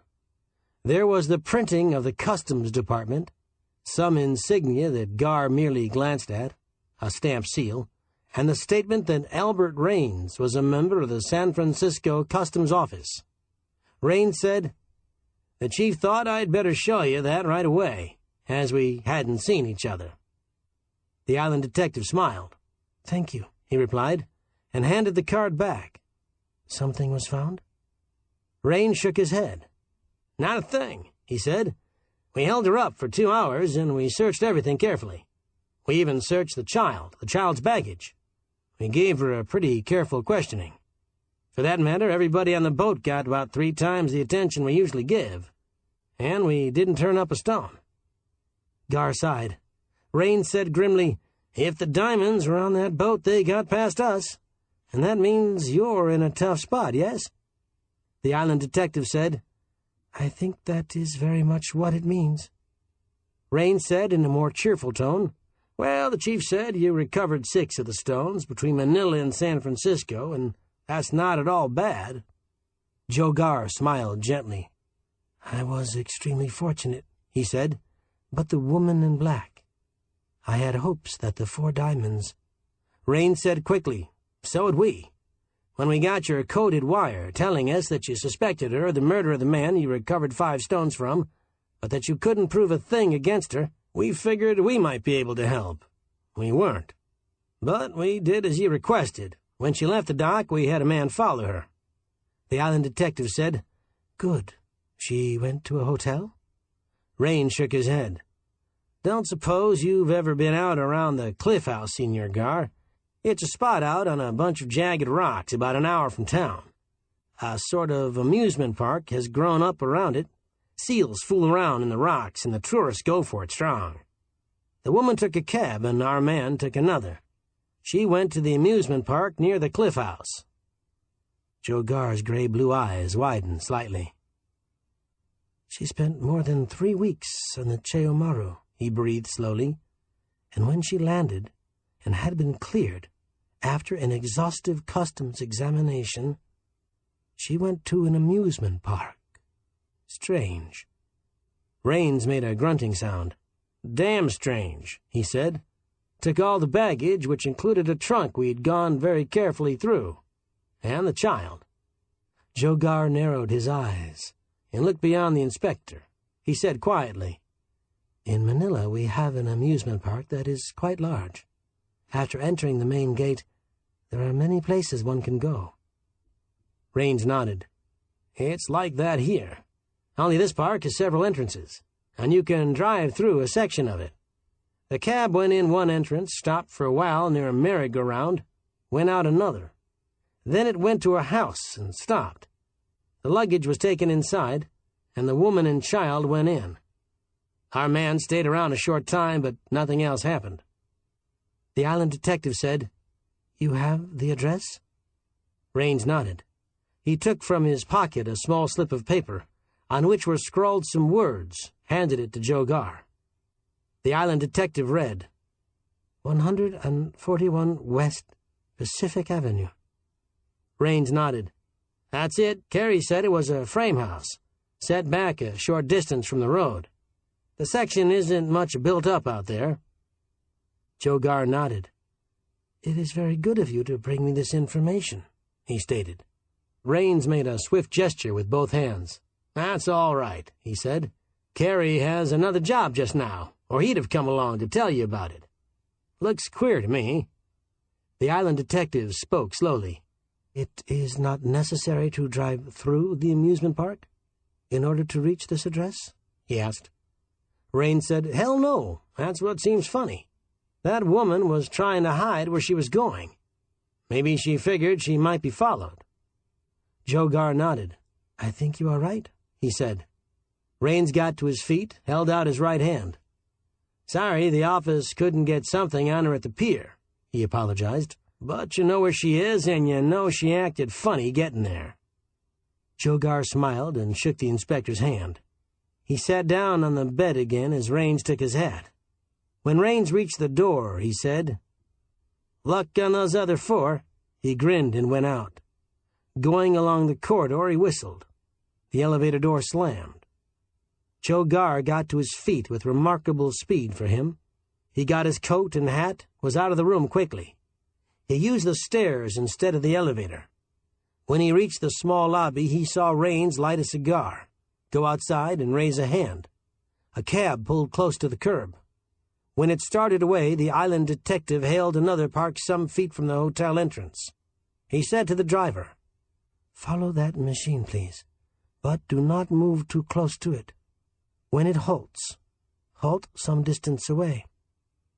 The driver looked at Joe curiously, but nodded his head. The 2 cabs moved from one street to another. There was a great deal of traffic, but Joe's driver was skillful. For perhaps 10 minutes, the 2 cabs moved through the city, apparently keeping in the heart of it. Finally, the leading cab curved close to a building that had a large clock set in granite stone. It halted. Unfamiliar as Joe was with San Francisco, he recognized the building as a railroad station of considerable importance. There were many porters about, and cabs were everywhere. As his own cab pulled close to the curb, Joe watched Raines alight and pay his driver. The inspector hurried into the station, and when he was out of sight, Joe paid up and left his cab. He pulled his hat low over his eyes, straightened his small body a little, went into the station. Almost instantly he saw Raines. The man was at a luggage checking counter. As Joe watched from a safe distance, he saw Raines handed 2 large-sized valises. A porter picked them up. Raines gestured towards another clock inside the station and said something. The porter hurried away, followed by the inspector. Joe Garr followed, being careful not to be seen. When Raines and his porter went through a train gate, the island detective halted near it, a peculiar smile on his face. After a few minutes, the colored porter came back through the gate. Joe beckoned to him. "The gentleman whose luggage you just carried to the train, I think he was a friend of mine. You saw his ticket?" The porter shook his head slowly. "He told me his car and seat number. He didn't show no ticket," he replied. Joe Garr frowned. "How did you know what train to take him to?" he asked slowly. The porter grinned. "That's right," he said. "He wanted the Chicago train." The island detective drew a sharp breath. He handed the porter a quarter, walked slowly back into the station's waiting room. "Mr. Raines had barely time to make his train," he breathed softly. "Yet he was very kind to me, and said nothing about leaving on such a journey." He took a cab back to his hotel, found everything in his room in perfect order. He called the customs office and after considerable inquiry was told that Inspector Raines had left for his hotel some hour or so ago. He said, "Yes, he has been here. I wondered if he had returned." There was a pause. Questions were asked at the other end, and he was informed that Raines was not expected to return for special night work, but that he would be on duty in the morning. Joe Garr thanked his informant and hung up the receiver. He sat on the edge of the small bed and watched a light sign flash in the distance. A ferry boat was aglow of moving light on the bay waters. The air seemed very cold. Joe Garr decided that the real Inspector Raines had met with injuries, and that a certain person had impersonated him, had told him an untrue story about a certain woman in black, and had then departed from the city of San Francisco. He decided that he was expected to go to the house at 141 West Pacific Avenue, that he was supposed to believe the woman had acted suspiciously in going there. He said softly and slowly, "I have the 6 diamonds. They have the 4. I am in a strange city, and a card with a seal on it was expected to make a great impression. But one man's picture can replace another's very easily." He rose and looked at his wristwatch. It was almost 8 o'clock. He inspected his Colt automatic, slipped it back into a pocket of his coat. The phone bell rang, and when he lifted the receiver and gave his name, he was told that the customs office was calling, and that Inspector Raines had been found unconscious in an alley not far from the piers. He was still unconscious, and it was not certain that he would live. He had apparently been struck over the head with a blunt instrument. The customs office felt that Senor Garr should know why he had failed to arrive, and also that all passengers on the Cheumaro had been passed through the office. One had been followed as requested, but her cab had been lost in traffic. The office was very sorry. Joe Garr said, "I am very sorry to hear of Inspector Raines's injuries. I will call at the office tomorrow. Thank you for calling." He hung up the receiver, went to the window that faced the bay and the distant lighted ferry boat. His gray-blue eyes were smiling coldly. He thought, they did not expect Inspector Raines to be found so soon. They did expect me to go immediately to the address the impostor gave me. They might easily have escaped with the 4 diamonds, but they chose to lead me to them. They wish the 6 in my possession, being very greedy. But I am warned, directly and indirectly." The island detective turned away from the window and moved towards the room door. He breathed very softly. "Just the same, I shall go directly to the address given me." Joe Garr left his cab a square from 141 West Pacific Avenue.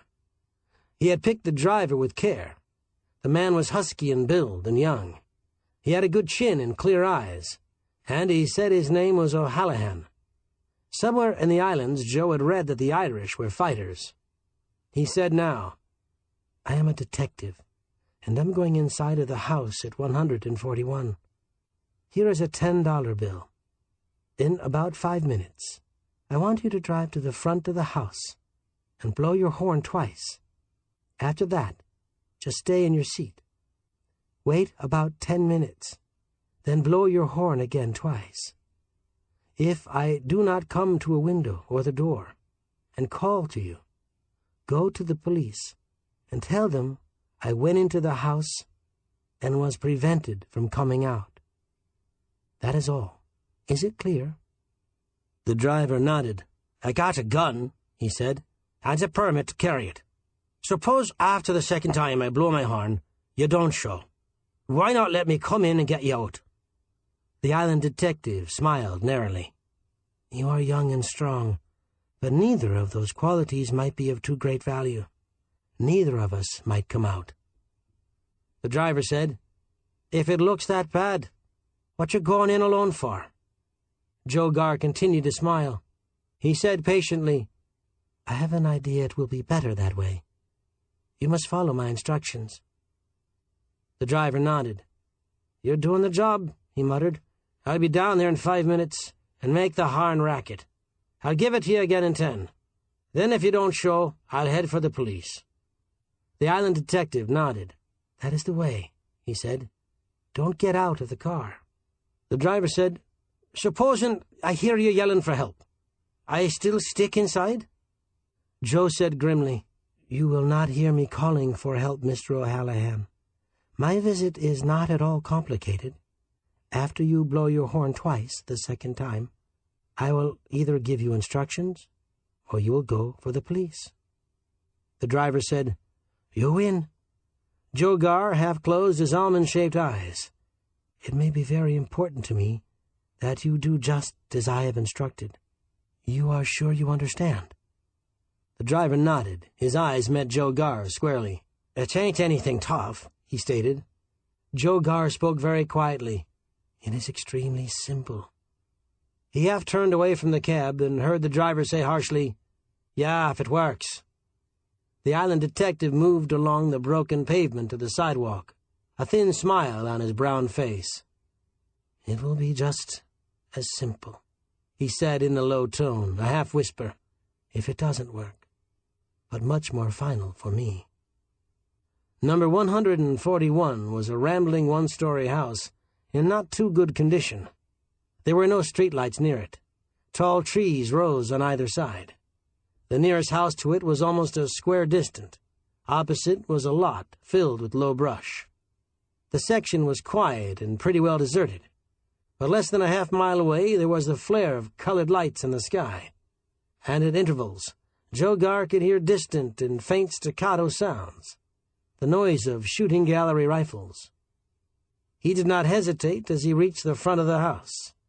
A yellowish light showed faintly beyond one of the side windows.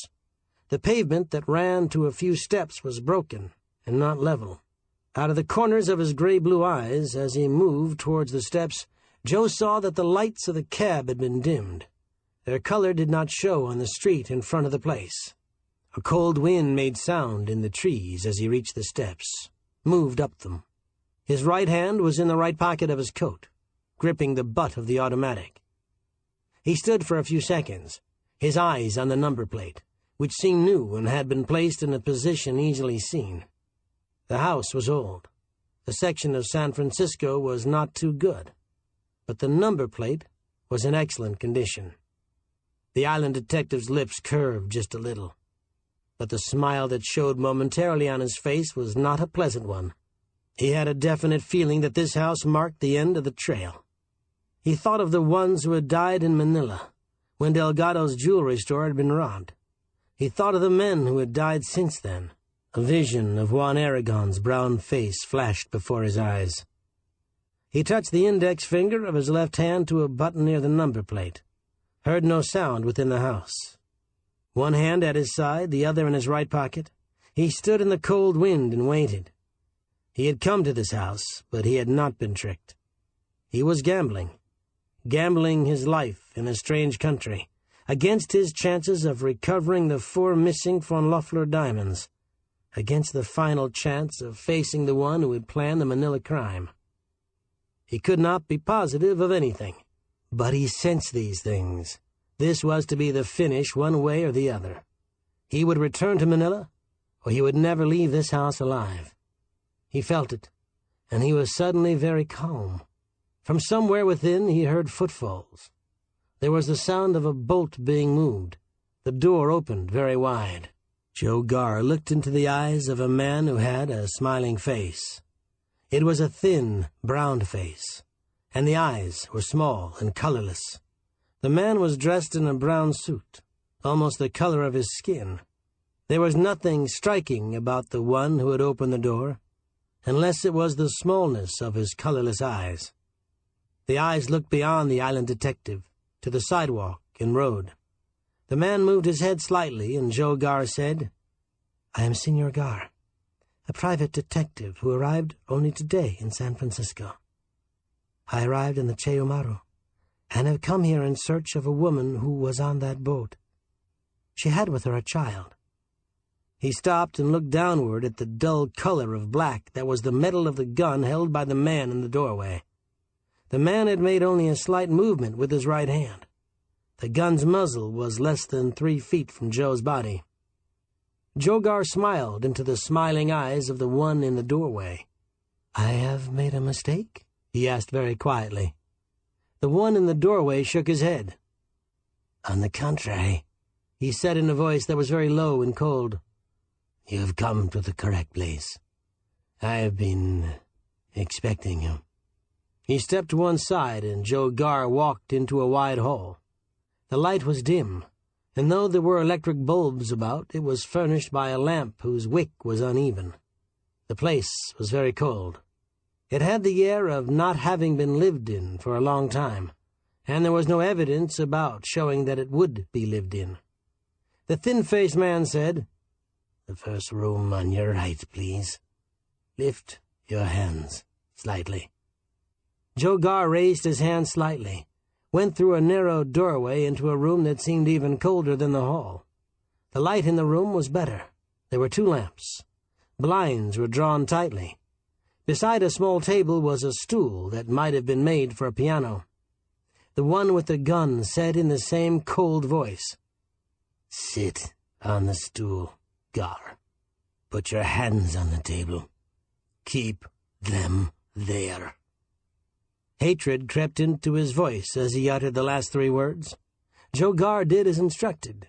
He said quietly, "I knew that the man you sent to me at my hotel lied.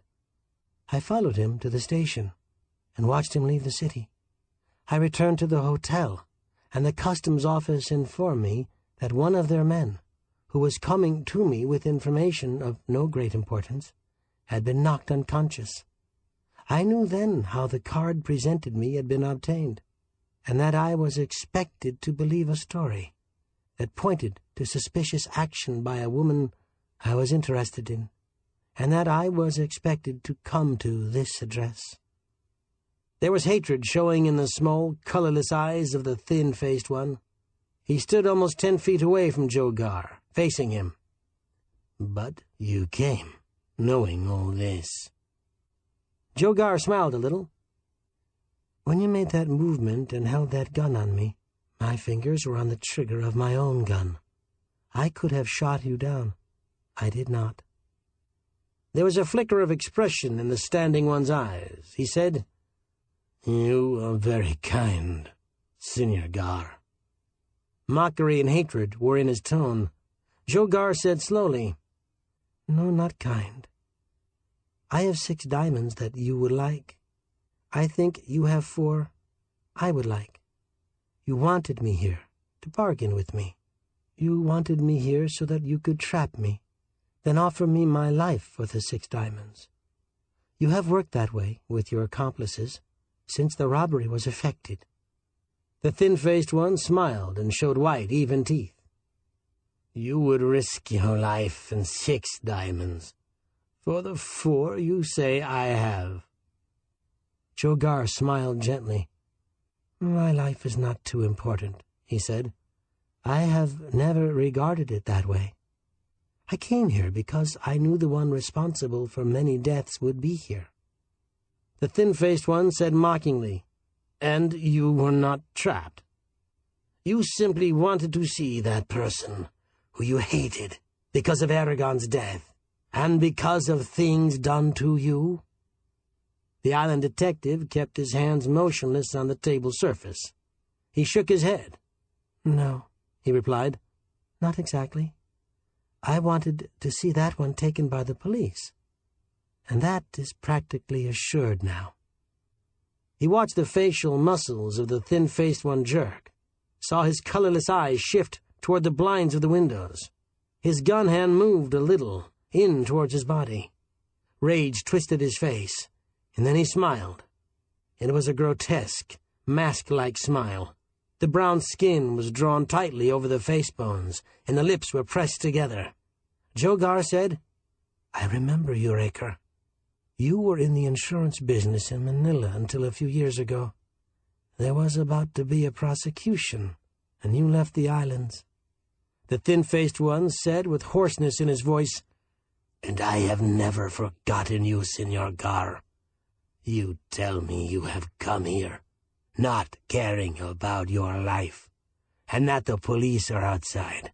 Well, I didn't bring you here to get your 6 diamonds, Garr.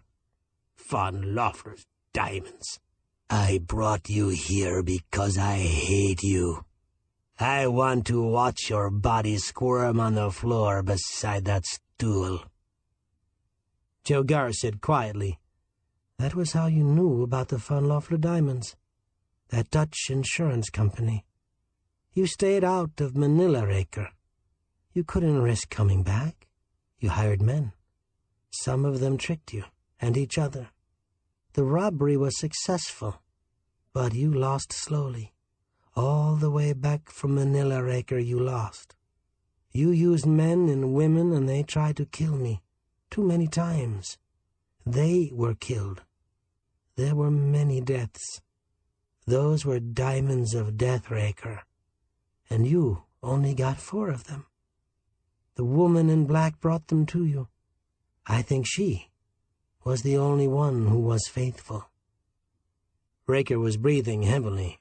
He made a sudden movement with his left hand, plunging it into a pocket. When it came out, 4 stones spilled to the surface of the small table. 3 of them only rolled a few inches, but one struck against a finger of the island detective's left hand. Raker said fiercely, "I hate you, Garr. You drove me from the islands with your evidence. I hated Von Loeffler, too. He took all his properties away from me because he learned that I was gambling, because he was afraid of the insurance. So I learned about the stones, where they were, and I planned the robbery. I stayed here and got reports. I tried to direct, but you were on that boat." He broke off, shrugged. "You are going to die, Garr, so I can talk. The woman came to me with the diamonds, 4 of them, and by the time she brought them to me here, she hated me. She had seen too much death.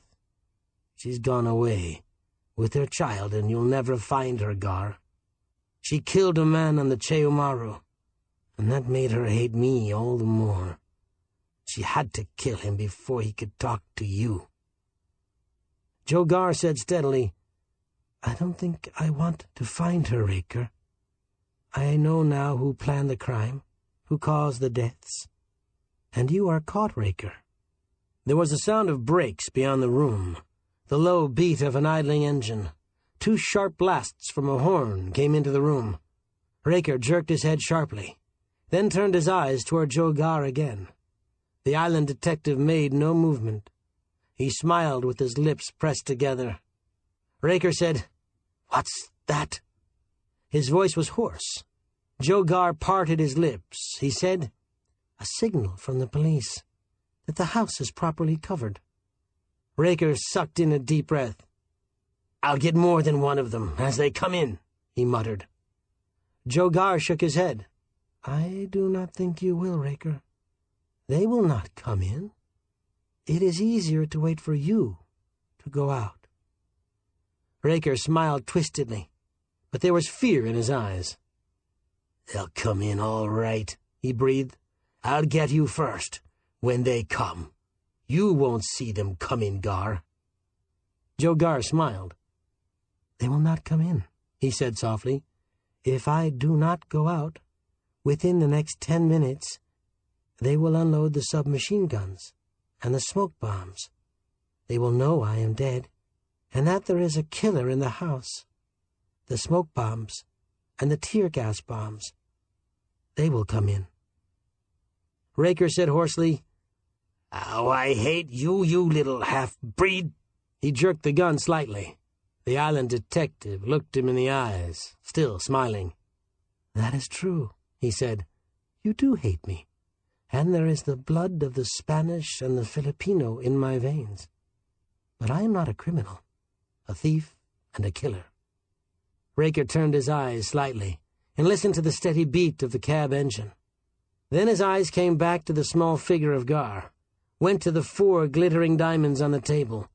He said thickly, "With the others, over $200,000, I would have been fixed."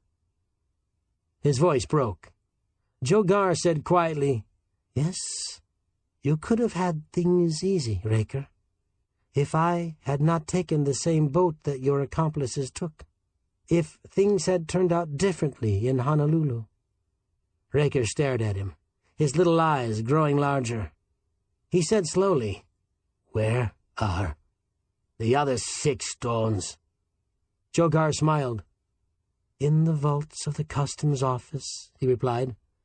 "You did not think I would bring them here."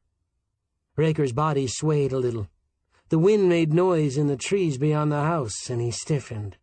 Joe Gar said in a voice that was hardly more than a whisper, "If you had had even the courage of a certain type of criminal, and had gone to the islands yourself, you might have had the diamonds now. If you had not used others." Raker said fiercely, "Damn the diamonds, I've got you. They brought you here." Joe Gar half closed his almond-shaped eyes. "And they've brought the San Francisco police here," he said steadily. "They've brought tear gas and submachine guns, and they're bringing death here, Raker." Raker's eyes held rage again. He was losing control of himself. He made a swift motion with his left hand, shaking fingers pointing towards the 4 stones on the table. "Look at them, damn you," he gritted. "Look at the 4 you couldn't reach. Look at them." Joe Gar looked into the eyes of Raker. He shook his head. "I've seen the others," he stated quietly. "I've seen many diamonds, Raker." Raker laughed wildly. He backed towards a wall of the room. "You'll never see diamonds again," he said in a fierce tone. "Never, Gar." He raised his gun arm slowly. From the cab outside there came the sharp sound of a horn. Silence, and then another blast. Joe Gar never took his eyes from the eyes of Raker. He was smiling grimly. He said very slowly, "Machine gun bullets, Raker, and choking, blinding gas. They'll be waiting for you after you get through squeezing that trigger." Raker cried out in a shrill tone, "Damn you, Gar! That won't help you any." There was a sudden engine hum as the cab driver accelerated the motor. Yellow light flashed beyond the house along the road. O'Hallahan was going for the police, starting his cab. For a second, Raker twisted his head towards the sound and the light. He was thinking of machine guns and tear gas. Joe Gar was on his feet in a flash. The table went forward, over. The island detective leaped to the right as Raker cried out hoarsely, and the first bullet from his gun crashed into the table wood. The second bullet from the gun ripped the cloth of Gar's coat, and his right hand was coming up with the Colt in it when the cloth ripped. He squeezed the trigger sharply but steadily. There was the third gun crash, and Raker screamed, took a step forward. His gun hand dropped. He went to his knees, stared at Gar for a second, swaying, then fell heavily to the floor. Joe Gar went slowly to his side. He was dead. The bullet had caught him just above the heart. One diamond lay very close to his curved fingers. It was as though he were grasping for it in death. The other 3 Joe found after a 5-minute search. Then he went from the room into the hall and out of the house. The cab was out of sight. In the distance, there was still colored light in the sky. The shooting gallery noise came at intervals.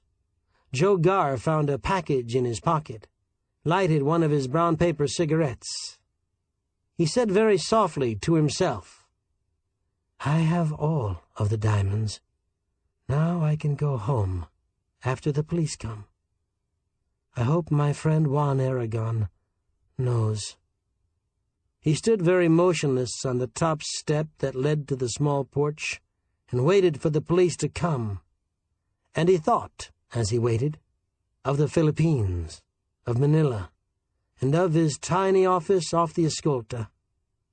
It was good to forget other things and to think of his returning. The Ring on the Hand of Death by William Rollins, Jr. Read for you by Dan Bittner. William Rollins, Jr., 1897 to 1950, was born in Boston, Massachusetts, and served with the French Army during World War I. Other references state that his experience was with the American Ambulance Service, after which he joined other expatriates in Paris, then settled in New York City to become a full-time freelance writer, mainly for magazines, both pulp and slick. His homosexuality was openly discussed by his friends, and Rollins wrote about the subject with sensitivity, though he never acknowledged his sexual orientation. A devoted Marxist, he believed communism was the only hope for democracy in America, though he never joined the party. He was a frequent contributor to New Masses, the communist-supported journal, and his work, notably the proletarian novel The Shadow Before, 1934, was much admired in left-wing circles, being praised by Lillian Hellman, the finest and most stimulating book of this generation, and John Dos Passos, among others. Rollins had begun his career as a mystery writer, frequently selling stories to Black Mask and other pulp magazines, as well as producing such novels as Midnight Treasure, 1929, The Wall of Men, 1938, and after World War II, The Ring and the Lamp, 1947. He wrote a single mystery, Murder at Cypress Hall, 1933, under the pseudonym O'Connor Stacy. The Ring on the Hand of Death, one of 21 stories that Rollins wrote for Black Mask, was published in the April 1924 issue. The Ring on the Hand of Death by William Rollins, Jr. I'm not much. Horace Spartan always said so, and he ought to know. He was one of the 2 richest men in town. Old Man Carr was the other one. He used to say I would come to a no-good end, and he ought to know. He had a no-good beginning. But everybody forgot that when he started raking in the Iron Men. And then old Wallace the Walrus says I'm the worst kid she ever had in high school, but that she couldn't expect much more considering where I came from.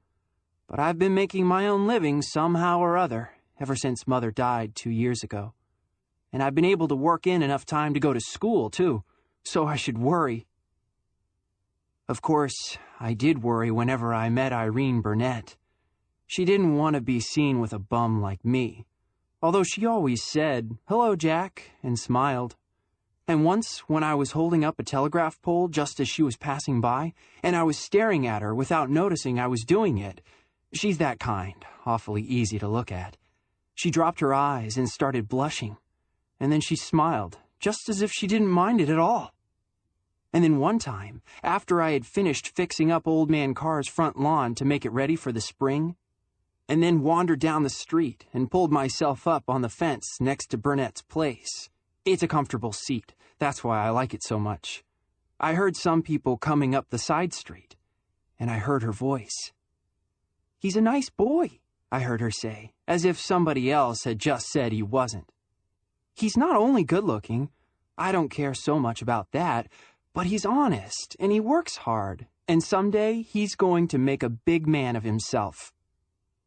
I was trying to think how I could get away before they saw me, and wondering who this great person was that she was talking about, when they came around the corner, Irene and 2 other girls and 3 fellows.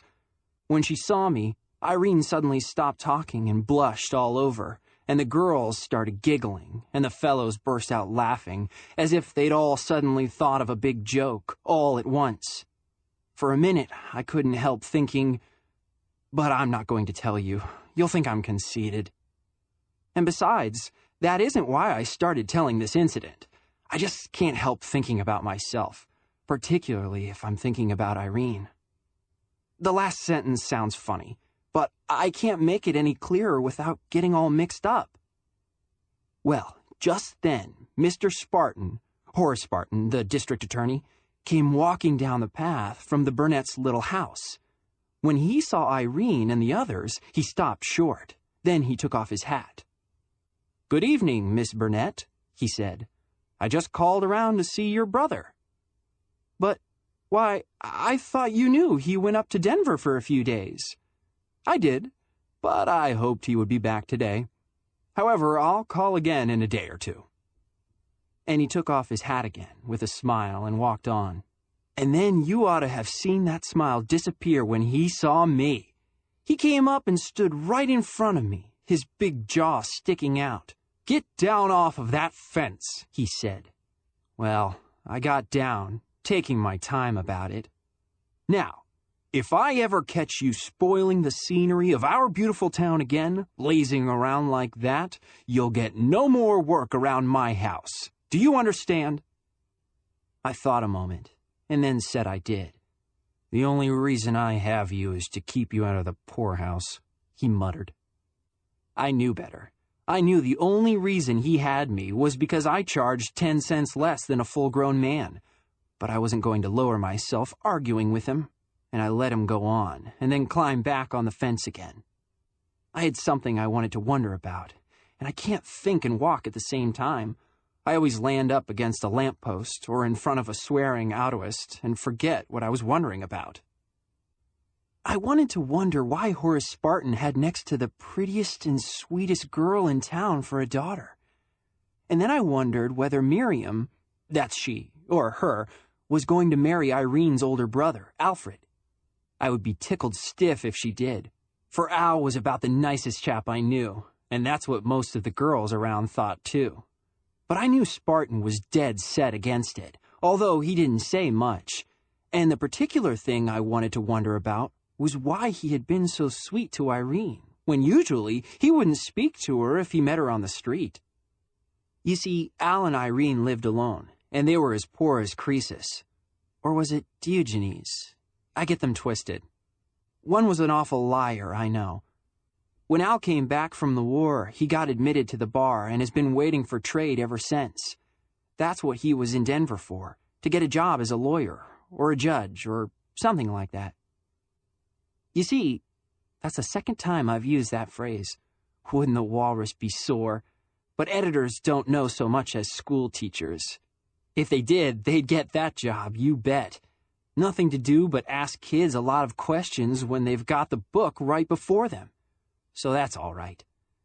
You see, Old Man Carr was Al's and Irene's father, but he was only their stepfather, which isn't so much. Old Man Carr had a past. That's what everybody always says in New Paris when they're telling visitors about our prominent citizens and showing them the opera and slaughter and courthouses and the cemetery and where the soldiers' monument is going to be. He was put in jail for swindling, and his wife died for shame while he was there. They said she had a kid just before she died, but nobody knew what happened to it. Then Carr went away, and when he came back next year, he had a new wife and 2 kids. The kids weren't his, of course. They were hers, Alfred and Irene Burnett. Then, just after Al came home from the war, his mother died, and Old Man Carr kicked the kids out of the house. Not because he was sore at them, but just because he wanted to save money.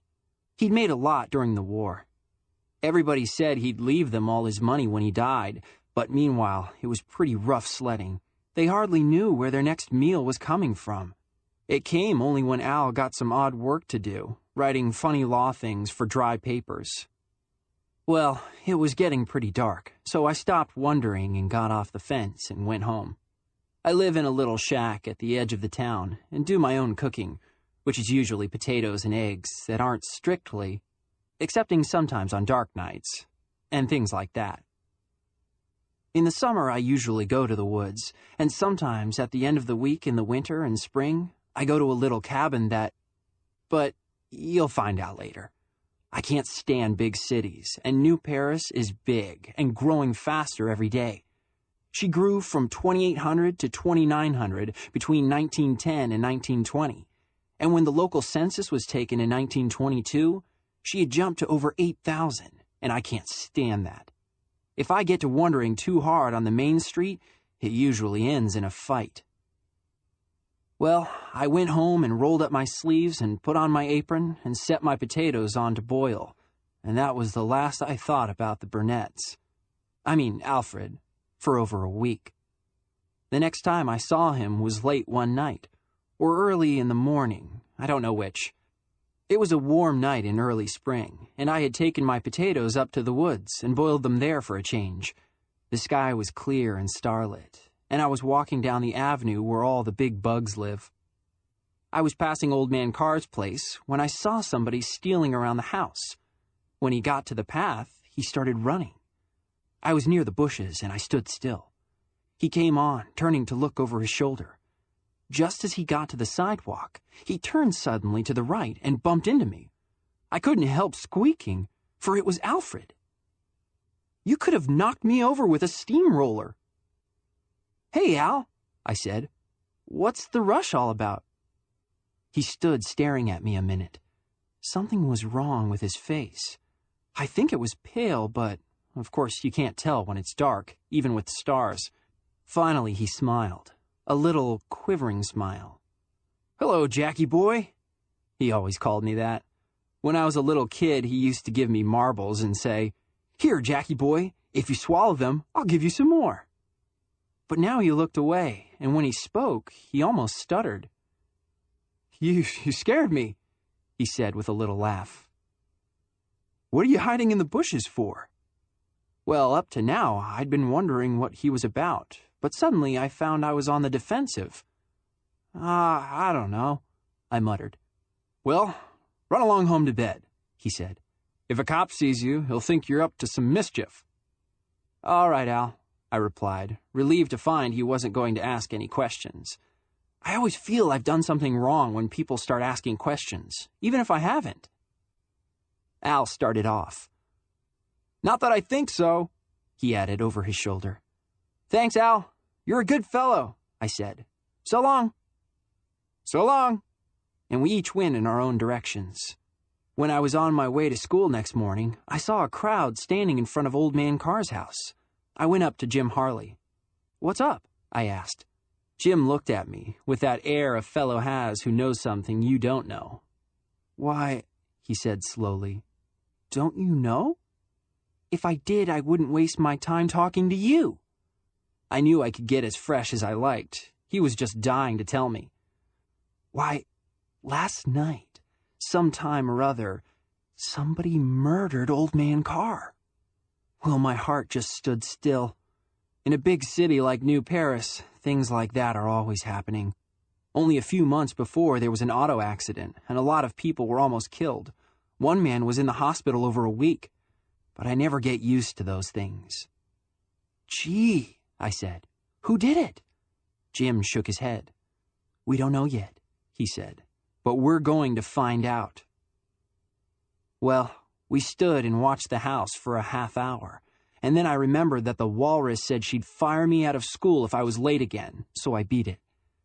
I got there just in time, and I waited until I got settled in my seat in the English class, and then I started wondering, who could have murdered Old Man Carr? There were lots of times when I was working in his garden, and he was standing over me giving directions, that I thought about doing it pretty seriously. But then I remembered my 20 cents an hour and decided to wait until I got another job. I was still wondering about it when I realized that everybody in the room was looking at me, and some were giggling. "I'll give you just 2 seconds to get up and recite, or to get up and leave this room forever, John Darrow," the walrus was saying. I stood up. "What do you want me to recite about?" I asked meekly. The walrus put up a noble struggle with herself, but I thought she'd bust before she finally conquered. "Recite today's poem," she replied in a weak voice, looking very pale. I was willing to do that. I can always wonder about things when I'm reciting poetry, particularly if it's nice, inspiring poetry. "O wild west wind, thou breath of autumn's being," I commenced, starting at the same time to wonder who could possibly have killed Old Man Carr. "Oh, lift me like a wave, a leaf, a gory." "A what?" the walrus shrieked. But I had dropped into my seat with a bang. I had just remembered whom I saw running away from Old Man Carr's house the night before. It just made me dizzy. I must have looked pale, for the walrus shut her mouth just as she was going to say something unfriendly, and all the kids stopped giggling. One of the girls was standing up to recite the poem when the door opened. A policeman came in. The room was deadly silent while he walked to the walrus's desk. They stood whispering for a minute. Then they turned and looked at me. "John," said the walrus, "you will go with the officer." I got up and walked to the door, trying to wonder whose patch I had been caught in. The cop took my arm, rather too firmly, for I wasn't trying to get away. We walked down the stairs and out the school door without saying anything. Then we walked down the street, while everybody turned to look at me. Gee, I felt cheap. When we got to the courthouse, I was just about wilted, and the cop almost had to drag me up the steps. We went through the long, dark corridor until he stopped before a door and knocked at it. After a minute, the key was turned and the door opened.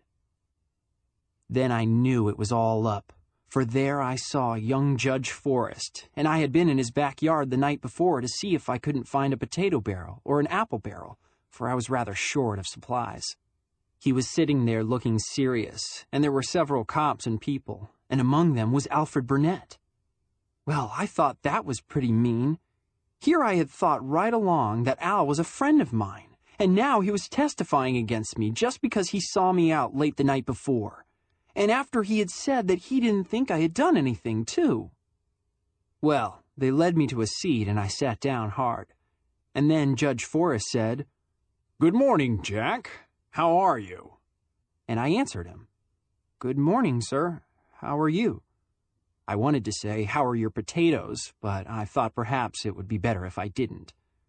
Well, the judge pulled his chair up and leaned over, just as if he were going to offer me a cigar, and then he said, "Jack, I want to ask you a few questions." "Yes, sir," I said, and looked out the window and wondered how long it would be before I saw it from the outside. They couldn't put me in the coop for over a month for just a couple of measly potatoes that I didn't get anyhow. "Jack," said the judge in a soft voice, "where were you last night?" "I was in the woods," I told him. "You were? And what time did you come home?" Well, I was scared, but I wanted to laugh at that. He was way off the track.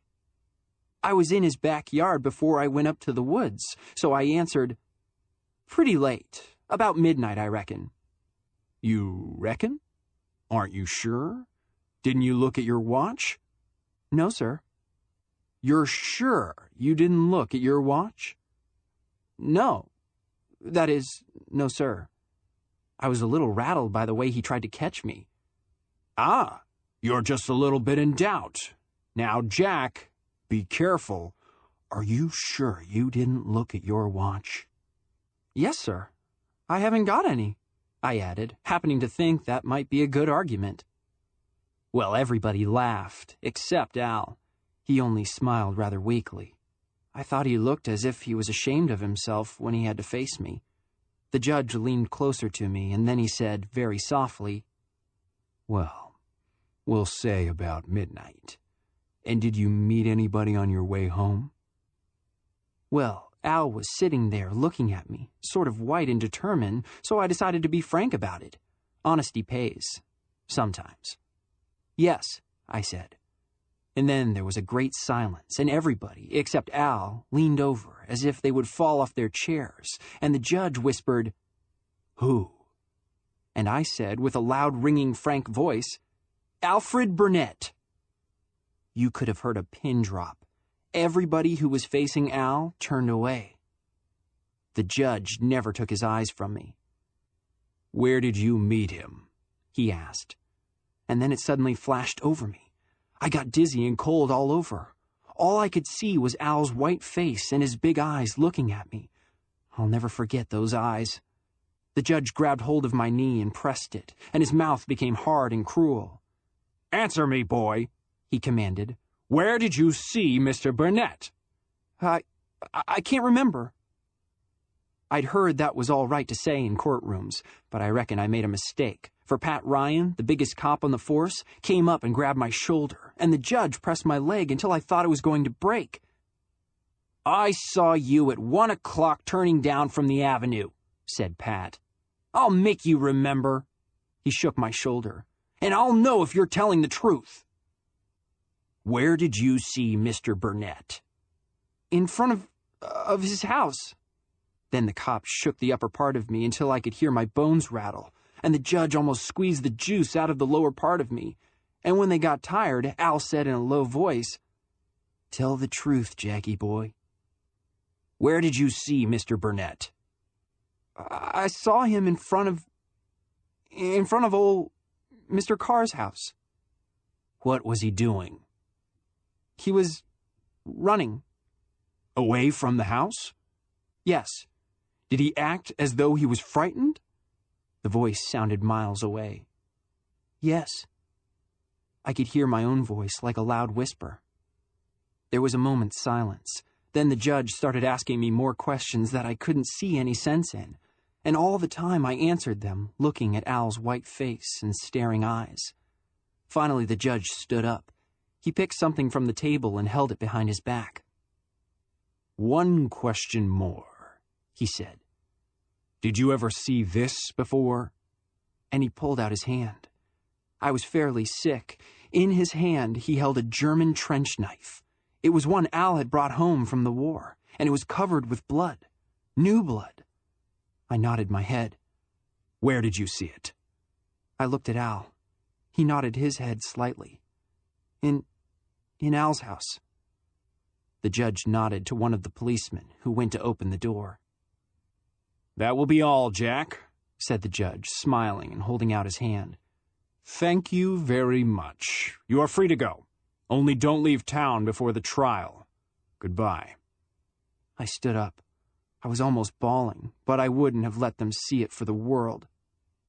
"There's one thing you didn't ask me," I said, shouting to keep back the tears. "And that's whether I think Al murdered Old Man Carr or not." The judge smiled. "Well?" he said, picking up some papers. "Well," I shouted, "I think there isn't a one of you who wouldn't do it 1,000,000 times quicker than he would." And then I went out as quick as I could, without letting them think I was in a hurry. I walked fast out of the town, and then I just tore across the fields until I got to the woods, and then I sat down and cried like a girl. Well, I got that off my chest, and then I built a fire and lay down and started wondering.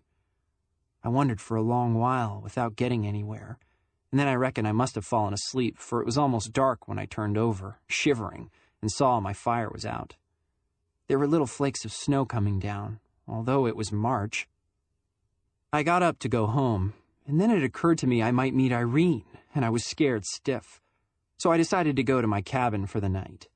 I've already spoken about that. It's a little cabin in the woods about 5 miles from town. It really isn't mine, having been built by a young couple who live in Berlin, next town to New Paris. But they don't use it, except in the summer. I go out there a good deal in the winter, but I never bother them when they're around. So I started down the little path, and it got darker and darker, because the trees were getting thicker and the night was coming on. And the snow fell very quiet, and my footsteps hardly made any noise because there was a carpet of thick, soggy leaves. And then suddenly, after I had gone about 3 miles, I stopped short.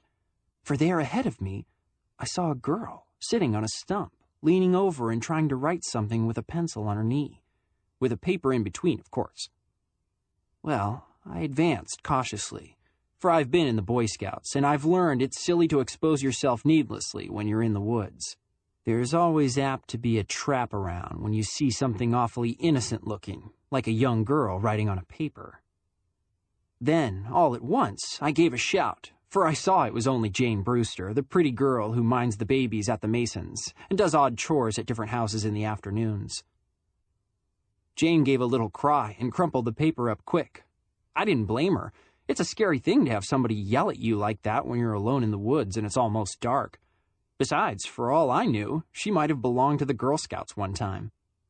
But when I came up and she saw who I was, she still looked pale and scared and hid the paper behind her. "Hello, Jane," I said cheerfully. She stared at me as I stood before her. "What are you doing here?" she asked me, very hoarsely. "Me? I'm on a vacation, going to my winter mansion. But what are you doing here?" Jane dropped her eyes. "I'm going home," she said in a low voice. "Going home?" I cried. "But your people live 15 miles away from here. You can't get there tonight." But Jane didn't lift her eyes from the ground.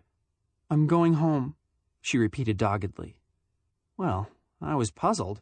I couldn't understand why Jane should be going back to her family suddenly this late in the day, when she could get a train the next morning. But that wasn't any of my business. All I cared about was the fact that I knew she would be lost in the woods when night came on for fair. So I said, "I'll tell you, Jane, you can't ever get home this late. You come to my cabin. There are 3 beds there and a screen to make a regular room for you. And you stay there for the night and start home first thing in the morning." Jane looked at me rather suspiciously, but I argued with her. Poor Jane. I wish she had told me to go to the devil and tried to get home as best she could in the dark woods.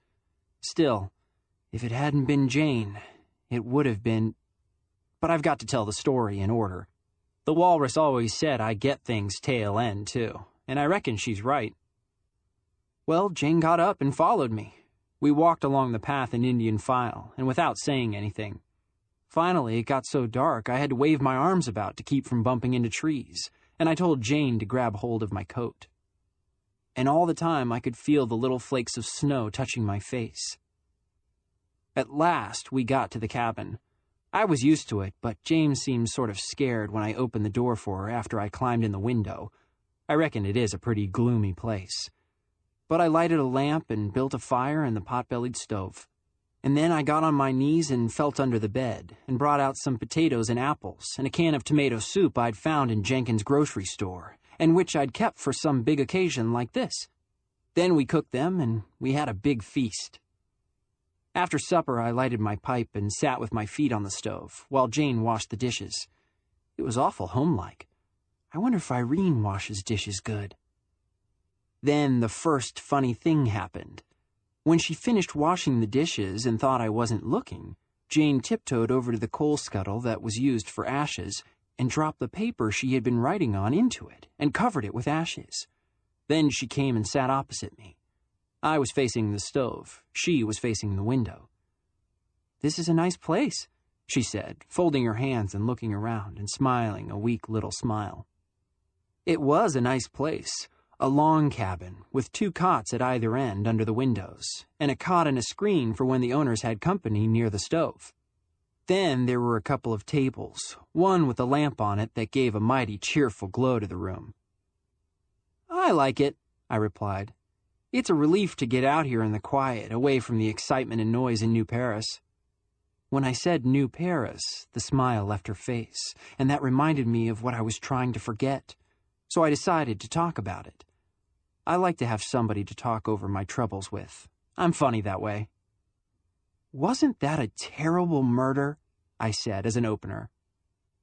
With that, Jane turned as pale as if somebody had sucked the blood right out of her. I decided that she was a sympathetic listener, so I kept on.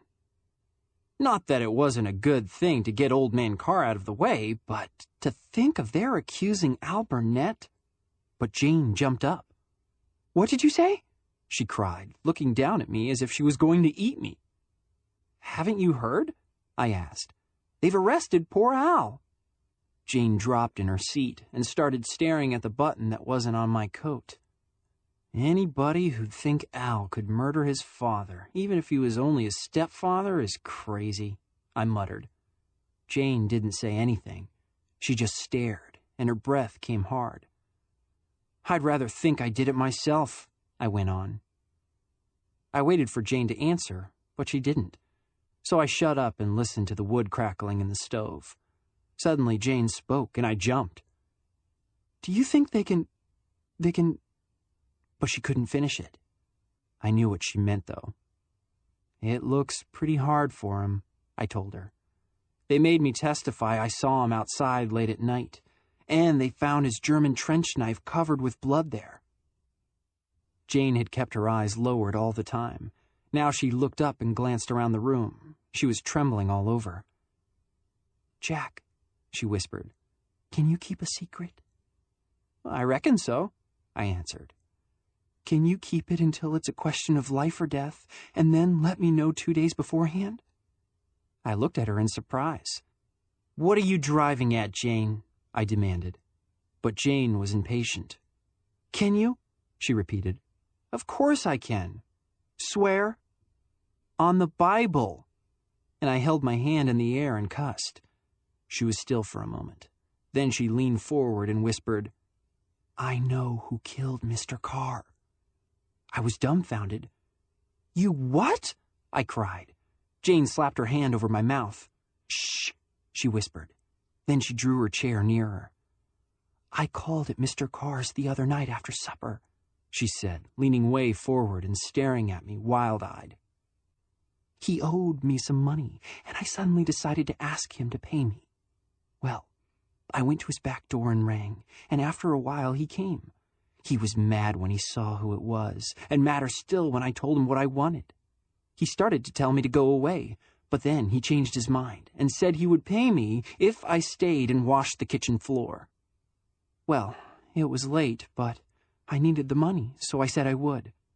He went upstairs, and I took off my coat and put on my apron and got to work. I was about half done when the front doorbell rang. I answered it. It was Mr. Burnett. He smiled and said hello and asked if Mr. Carr was in. I said he was, and he went upstairs, and I went back to work. Pretty soon I heard a lot of angry talk and shouting over my head. I had about finished my work then, but I wanted my money that night, so I decided to wait until Mr. Burnett left, and then ask Mr. Carr for it. I sat down in that old rocking chair in the kitchen. I was pretty tired, and I fell asleep. When I woke up, I looked at the clock. It was 2:30. I thought it was funny Mr. Carr hadn't waked me up and sent me home, but I decided to creep out and come back next day. But just then, I looked out and saw the light from his window reflected on the lawn. So I reckoned he was awake and thought I'd go up and get my money. I went out in the hall. It was dark and quiet. I walked up the carpeted stairs, very quiet so as not to wake him if he had fallen asleep. I got to the top of the stairs and saw the light in his room. I crept across the hall, and when I got to the door, I peeked in. And there... Jane put her hand over her eyes, as if she still saw it. I waited a minute, feeling the stillness of the little cabin creep over me. It made me uneasy. "Go on, Jane," I said in a whisper. She took her hand from her eyes and went on, trembling all over. "And there I saw Mr. Carr lying back in his easy chair, a dagger stuck in his heart. I stood staring at him, so scared I couldn't even scream. And while I stood there, the door to his little alcove opened, and there I saw... Ah!" I jumped at her cry and looked up. She was staring before her as if she saw death. I thought she was seeing the murderer in her imagination. "Who did you see?" I whispered on the edge of my chair. She didn't seem to hear me. "Who did you see?" I repeated. She turned and looked at me, as if she noticed me for the first time. Then, in a loud, clear voice, she cried, "Alfred Burnett murdered Mr. Carr." I stared at her a minute. Then I dropped my head in my hands. So it was Al after all. My poor beloved Al, Irene's brother. I had a funny, empty feeling. There wasn't anything more to do. There wasn't anything to wonder about. I raised my head slowly. "Do you want to go to bed now?" I asked her. She nodded. She didn't seem to have strength to speak. I dragged myself to one of the end beds and made it up with the blankets. There were no sheets. Then I put the screen around it and moved the table up outside of the screen so that she could reach around and lay her clothes there. It was too big to put inside. "All right, Jane," I said, and she got up slowly and went behind the screen. I dropped again in my seat by the stove and started looking glumly at the coals. But I reckon Jane got a little scared when she was in the dark back of the screen, for she started talking at a great streak. "Do you think this snow is going to keep up all night?" she asked in a little quavering voice. I looked up and saw her pretty little hand reach around the screen and put her gingham dress on the table. "I don't know," I muttered, "and I don't care much." "Well, I do. You see, I want to get home as early—" And she went on talking and saying things that didn't interest me, just then when I was trying to wonder. After a while, she stopped, and I thought I'd put in a word just to be polite. "Don't you intend to come back to New Paris again?" I asked. She didn't answer. "Huh, Jane?" I asked again. But still, she didn't answer. "She's gone to sleep, poor kid," I said to myself, and I took a little stick and started raking the coals to make the room a bit warmer. Just then I heard her open the window. "That's funny," I said to myself. "She's awake after all. And she might have waited until I went to bed. It's as cold as blazes outside, and I suppose she's all upset." And I settled back, trying to figure out things. I had seen Al leaving Carr's house after the murder, and that sure was his knife. And now Jane said he was the one that did it. But for all that, I couldn't believe it. I couldn't. But if he didn't, who did? I was sitting back in my chair until it almost tipped over, with my feet resting against the side of the stove. The lamp was burning lower, and the light was sort of contracting away from the corners of the room. The big dark screen was spread out and made a regular wall a few feet in front of me. The reflection of the light on that was getting dimmer, and I could just see the edge of the blackness that was around Jane's bed. Well, suddenly, while I was sitting there wondering, I saw Jane's hand reach out and feel around the edge of the table that touched the end of the screen. That was funny. There she was, quiet all the time, and yet she hadn't been asleep. I was just going to pipe up and ask her if I could get something for her, when I stopped, my heart in my mouth. The hand that was feeling around was not Jane's hand. The light was pretty low by now, and everything was blurred, but I could see the hand feeling around and feeling around. I leaned way forward, as quiet as I could, and looked. It was a man's hand, and on the finger you point with, there was a ring with a long, funny-shaped bloodstone in it. I could hear my heart pumping. I sat way over and kept just as still, straining my eyes. But now it was so dark I could just make out the quiet moving hand. Finally, it touched Jane's underskirt. Its fingers closed on it and pulled it quietly off the table. Then it disappeared. I was scared stiff. I know 16's pretty old to be scared, but I admit it just the same. I watched that screen and listened. But the screen slowly disappeared in the darkness, and all I heard was Jane moving over in bed. That made me a little more comfortable. "You're a big coward," I told myself. "That was just Jane's hand, and you're such a scarecrow that anything'll get your goat." But all the time, something told me it wasn't, and I knew I ought to get up and look. I sat there, trying to get up nerve. I just sat tilted back while everything got darker and darker, and the open door of the stove made a light on the ceiling that grew brighter and brighter. And I heard a movement behind the screen, as if Jane was restless, and then everything was still. Finally, I sat up with a plop. "You go and look," I told myself, "or I won't ever speak to you again." So I got up. The lamp was as good as out, but there was a candle in the cupboard. I got it and lighted it. It didn't make the room any brighter, just one little spot around me. However, I'd be able to see Jane. I crossed the room on tiptoes so as not to wake her. When I got to the screen, I hesitated. Then I stood off and peeked. Jane was lying on her side, her back to me, and sleeping as peaceful as I could ask. Gory, you don't know how relieved I felt. I could have danced a jig.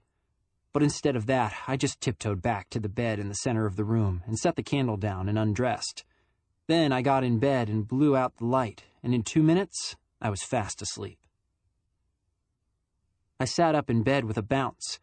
I had been dreaming that Al Burnett had murdered me, and they'd accused Old Man Carr of it, and they wanted me to testify, and I refused, feeling I'd had about enough to do with the affair. I was sitting up because Judge Forrest had pulled me that far out of my grave, and I wanted to get back in again.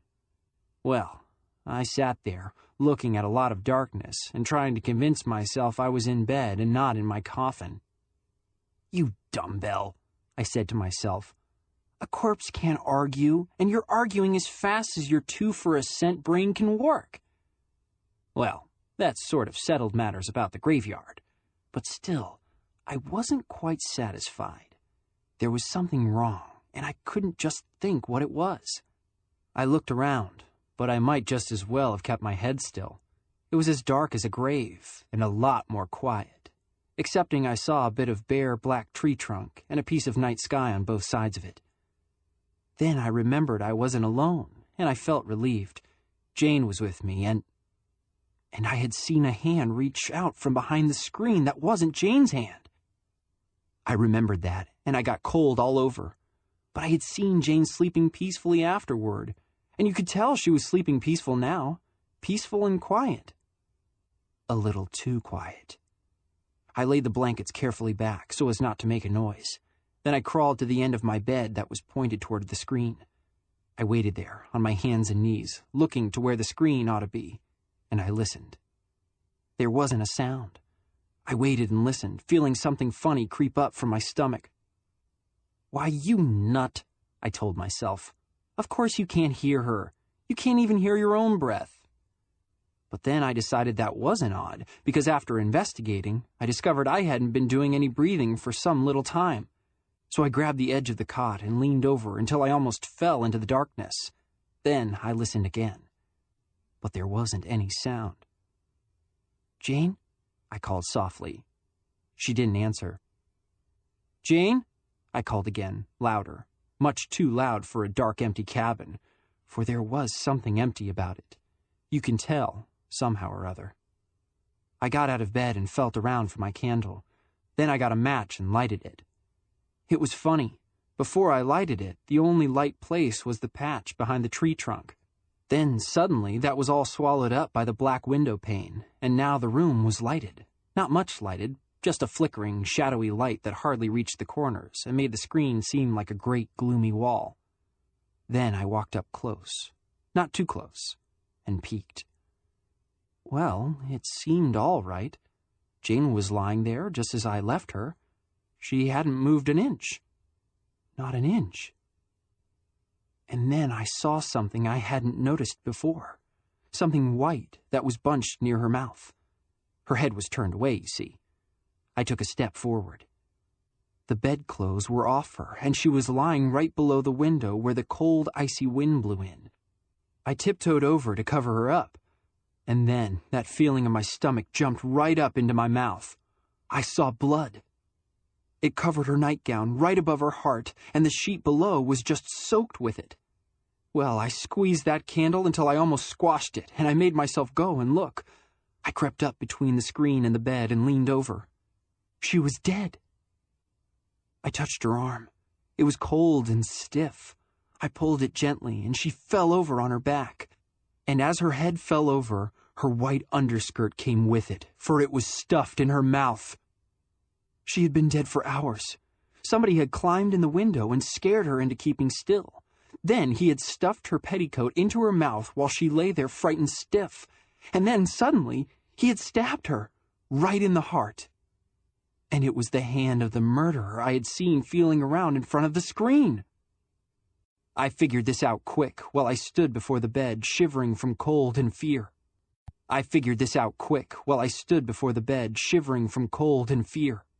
And then I turned and almost knocked over the screen and ran back to my own side of the room. I got into my clothes as quick as I could. I didn't know who had murdered Jane, but I knew who could have stopped it if he hadn't been such a damn coward. That was the only thought I had in my brain as I got dressed. That and the thought of getting out of the cabin as quick as I could. I'd notify the police in New Paris or something, but anyhow, I'd get out. I didn't know what time it was when I locked the door and climbed out of the center window. But when I dragged myself up the deserted street at the edge of town a couple of hours later, the sun hadn't risen. I didn't have any thoughts in my head, just a funny jumble. So I went home and threw myself on my bed to wonder about it all. And then, before I knew it, I was fast asleep. It was in the middle of the afternoon when I waked up. I lay wondering for about 10 seconds. Then I jumped off my bed and ran out of the door. I was going to tell the police about the murder of Jane. I went down Main Street, wondering about poor Jane, until I had to stop doing that to wonder why I wasn't bumping into anybody like I generally do when I'm wandering on Main Street. I looked up, and then I saw why. There wasn't anybody to bump into. Main Street was as deserted as it had been at dawn, and it was twice as dismal. But I didn't have much time to wonder about that. I wanted to report Jane's death as quick as I could, and then gather some news about Al. So I headed for the courthouse.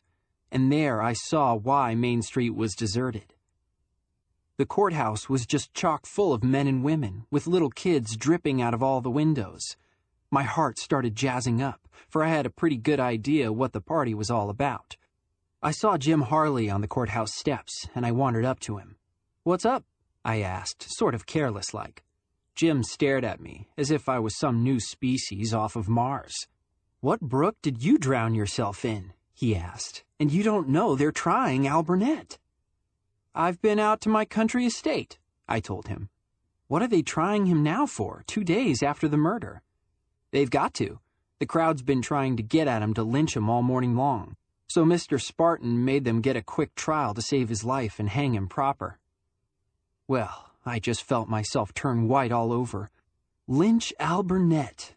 And this crowd of bums he'd always been so decent with, too. I had a lot of thoughts on the subject, and I expressed them in a loud voice to Jim and anyone else who might be around. Jim listened, interested-like, until I got through. Then he turned and looked across the street. "Do you think the branch of that there tree is very strong?" he asked me. But I didn't answer him. Somebody had just got down from the window next to the steps, and I ran over to it and pulled myself up and looked inside. The first thing I saw was old Judge Wharton, who lives in Berlin, sitting up on the bench and looking important and frowning all over.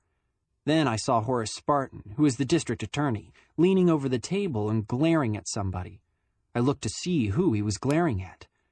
It was Irene Burnett. She was standing in the witness box. I could just see the tip of her nice little nose beyond her curly yellow hair and a bit of her cheek.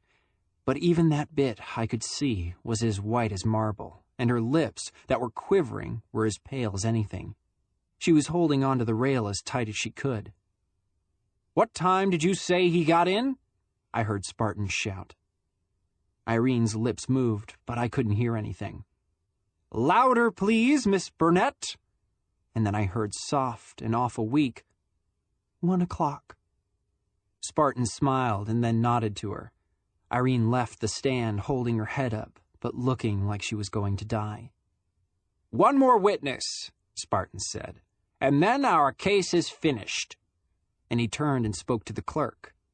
I was hunting for Al now, and I found him sitting at the table. His face was almost as white as Irene's, but he was looking proud and handsome.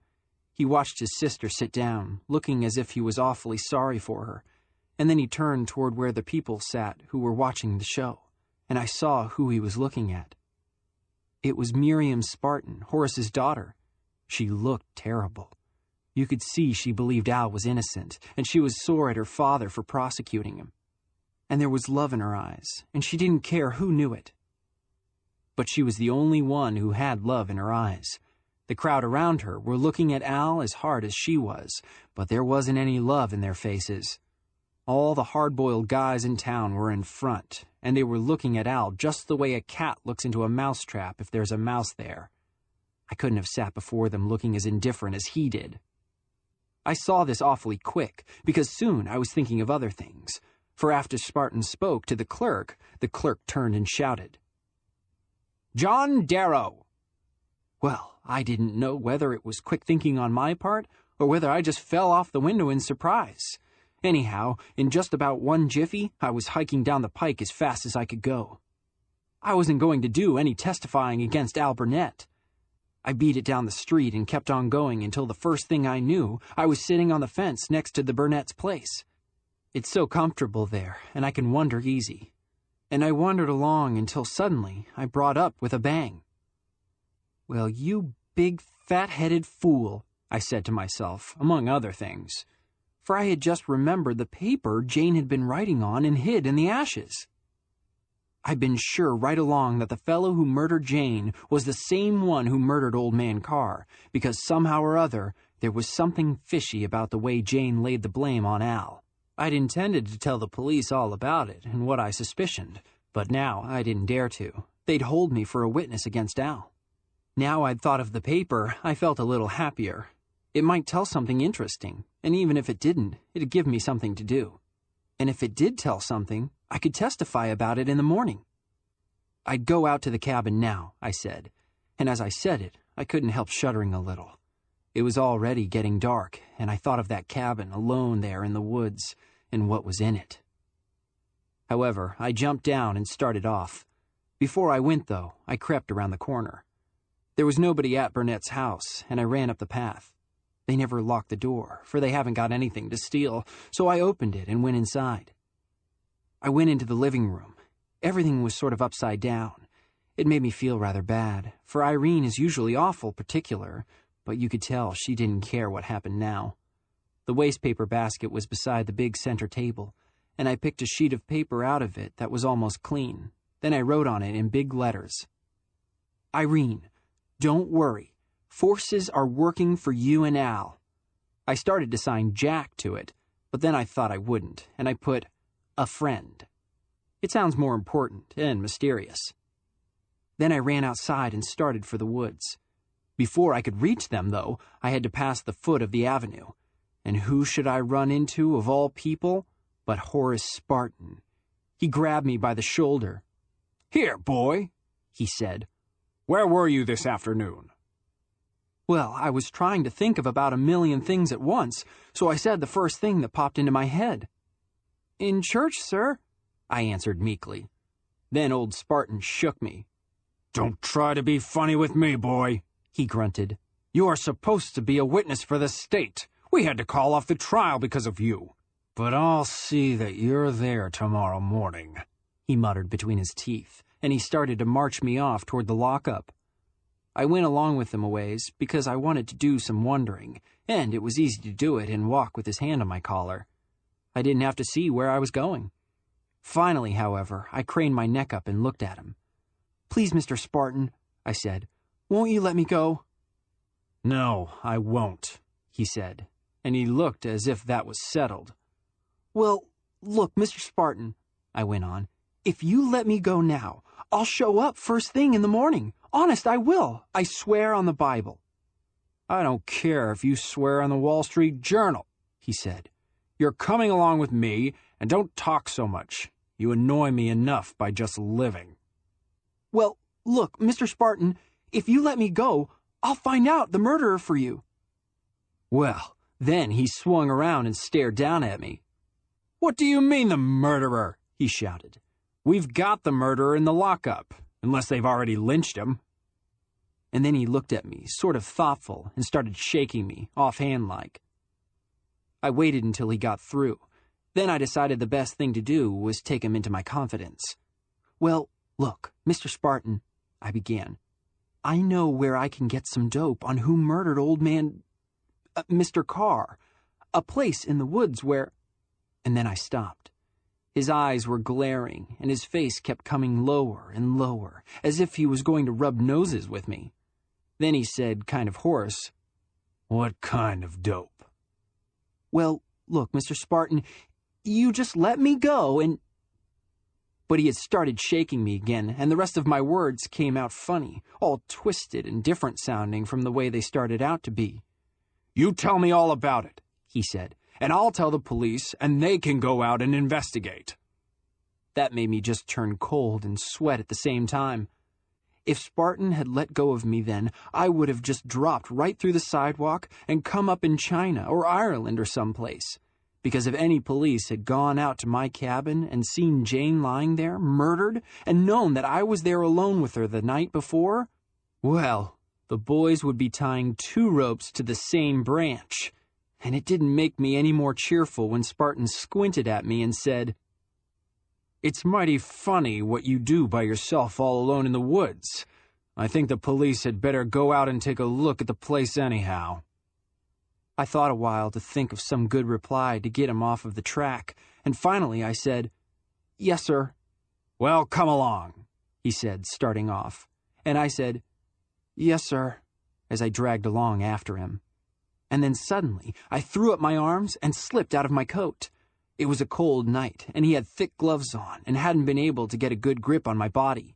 Spartan just had time enough to say, "Well, I'll be," as if he was displeased when I turned the corner. In 2 minutes, I passed the last house and the last street lamp in town and was looping across the dark meadow. Then I beat it into the wood. It was as dark as blazes, only blazes is awfully light, and I had a job finding the path, even with my pocket flashlight. I reckon it must have been after 8 o'clock when I went flying over the stump where I had found Jane sitting the day before, and when I reached the sharp corner in the path, just this side of the cabin, and started to go straight ahead, it was almost 9. I've got so I can tell time by the stars and things. And then I slowed down. I wanted to go faster. I knew I ought to go faster, and the path was wide and clear, but I just couldn't make it. I don't know why, but my feet just dragged as if they were tied to a ball and chain. And when I came in sight of that cabin, standing black and quiet underneath the trees at the end of the path, I just had to pinch myself in the back to make me go on. The front window was just beside the path. I opened it and stuck my head in. I couldn't see anything. It was just all black. And yet, I couldn't help turning my head and looking to the left. It was black and silent like the rest. But I knew I was looking at the screen. And beyond that screen, well, I turned around and gave a last look at the outdoors, at the black, bare trunks and limbs sticking up into the dark sky. There were 5 miles of thick woods between me and any other living human being. I was thinking of that when I hoisted myself up to the windowsill, and my arms sort of wobbled, and I fell back again. "Come on, you yellow baby," I sneered at me. Then I gave a big jump up and landed clear through on my nose. I sat up in the dark, listening, while it got all quiet again. Then I stood up and felt around for the candle and lighted it. Nothing had changed. The fire had gone out and my chair stood beside it. It was facing the screen as I left it, and there was the screen, keeping Jane's body in her own part of the room. I set the candle on the table and the wind blew it and made big funny shadows on the ceiling, but I didn't want to close that window. I knew there wasn't anything but black woods all around, but that was better than being shut up alone with Jane. I stood a long while looking at that big staring screen. I started to go over to it, and then I decided I ought to eat my supper first. I reckon it was just an excuse, but I hadn't eaten anything since Jane and I had our supper the night before. And I suddenly found I was mighty hungry. So I got the pail and unlocked the door and felt my way through the dark until I found the stream. Then I came back. I'd left the door open so as I could see, but I wished I hadn't. The path was oblique, so all the time I walked up it, I was just looking at that screen, standing there. And just a tiny bit of white. The bed. Well, after I got in and closed the door, I sat down and carefully washed my potatoes. I don't usually do that. Then I started to pare them. I don't do that either. I reckon I spent an hour doing that, but all the time I was looking at the screen that was so silent and big and thinking of what was on the other side of it. Then I got down and looked under the bed to see if there was something else to eat, although I knew there wasn't. Finally, I stood up and looked at the screen. "Now see here, crazy," I said. "Dead people can't hurt you. You've got to go right over there and show Jane you're a man." I stood a second, getting up nerve. Then suddenly, I walked over to it and peeked. She was lying just as I left her, with the wind coming through the window over her head and blowing her pretty hair. And she was staring up at me, sort of reproachfully. I felt terrible. First, I'd let her get killed without lifting a hand. And then, I was so scared and addle-headed, I'd run off and left her body lying there. "I'm awfully sorry, Jane," I whispered. "I'll fix you nice now, and then in the morning, after I testify, I'll tell them about you, and we'll come up and bury you." Then I pulled the bedclothes down and made her all straight. I folded her arms across her breast and covered her up again. I started to close her eyes, but I couldn't seem to get up nerve enough for that. Then I stood looking at her. The candle was on the other side of the screen, and she and I were in a shadow. Finally, I leaned over the bed to put down the window. It was awfully black outside. I just had my fingers on the window when I heard a little noise. I listened a minute. It was just the wind in the trees, I told myself. They were making that noise that cold branches make when the wind blows. "Yes, that's all it is," I said to myself, "so don't get so scared." And while I was saying it, I knew it was something else. It was footsteps creeping along through the trees behind the cabin. Well, I came from behind the screen and went to the middle of the room. And then I stood there, staring like a gawk and wondering what I ought to do. From the corners of my eyes, I could see the gloomy room with the shadows moving back and forth as the candle flickered. And straight ahead of me, I was looking at the middle window that I had left open. And while I looked there, a man passed in front of it, on his way to the door. Well, I stood there trying to think of something to do. Then I started to run and lock the door and shut the window, but I hadn't put one foot forward when I saw the handle move. Slowly, the door opened and a man looked in. He was a big woodsman with a fur cap and a thick black beard. He had on a Mackinaw and heavy woolen gloves, and he had a knife in his belt. He stood looking at me for a moment without saying a word. Then he stepped inside and shut the door. "Howdy," he said. I made a little noise with my mouth. It was funny and dry. I reckon I must have been thirsty. The man looked around. His eyes rested for a minute on the screen, and I thought I'd drop. Finally, he looked back at me. "You live here?" he asked. "Sometimes." "Alone?" And his eyes squinted as he looked at me. I wet my mouth with my tongue. Then I said, "I got a friend staying with me." The man sort of frowned. "Where is he?" he asked. "My friend's right around here." Which was true. Jane was right behind the bed. The man looked around again. Then he looked back at me, and he sort of smiled. "Well, will you give me some supper?" he asked. "I'm starved. I'll pay you for it." "Do you like potatoes?" I said. "Pretty well." "All right, stick around." I was acting perky, but I wasn't feeling that way at all. I had already built my fire and put the potatoes in, and now they were boiling merrily. I got a fork and jabbed it into them to see if they were done. While I was doing it, I heard the window close. I swung around. The man was looking at me. "It's coming up cold," he said. But a funny little smile flickered around the corner of his mouth. And then, "Is that window behind the screen closed?" he asked, taking a step forward. "Yes, it is. It's shut tight," I said, feeling sort of pale. He hesitated a minute. Then he dropped into a chair by the table. I fooled around preparing supper and trying to get my nerve back. It seemed to have all dribbled out through my pores like sweat. It wasn't that I was scared of woodsmen. They're a pretty good sort, although they're hard-boiled eggs. But the dead body lying just about 3 feet in back of him, and the general commotion of the last 2 days, sort of made me wobbly. Besides, there was something about that man's face that wasn't what you'd call just friendly. But I got hold of myself at last and lugged the potatoes over to the table, and my heart just went plunk in my boots again. The man had thrown off his coat and moved up to the table and was taking off his gloves.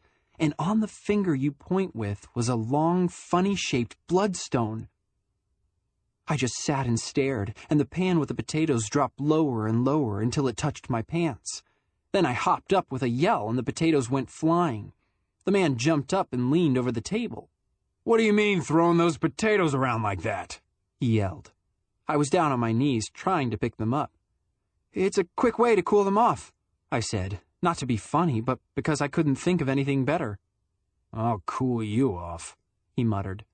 But he sat down again and started pulling the peelings off with his sharp, gleaming knife. Well, we ate there, awfully quiet, except for the funny noises we were making with our mouths. I say we. I wasn't doing much eating. Every time I lifted my knife to my mouth, I saw that black beard with the candlelight on it, and behind that, in the shadow, the big screen. Finally, he'd eaten all he wanted, which I'd done before I started. Then he got up and stretched.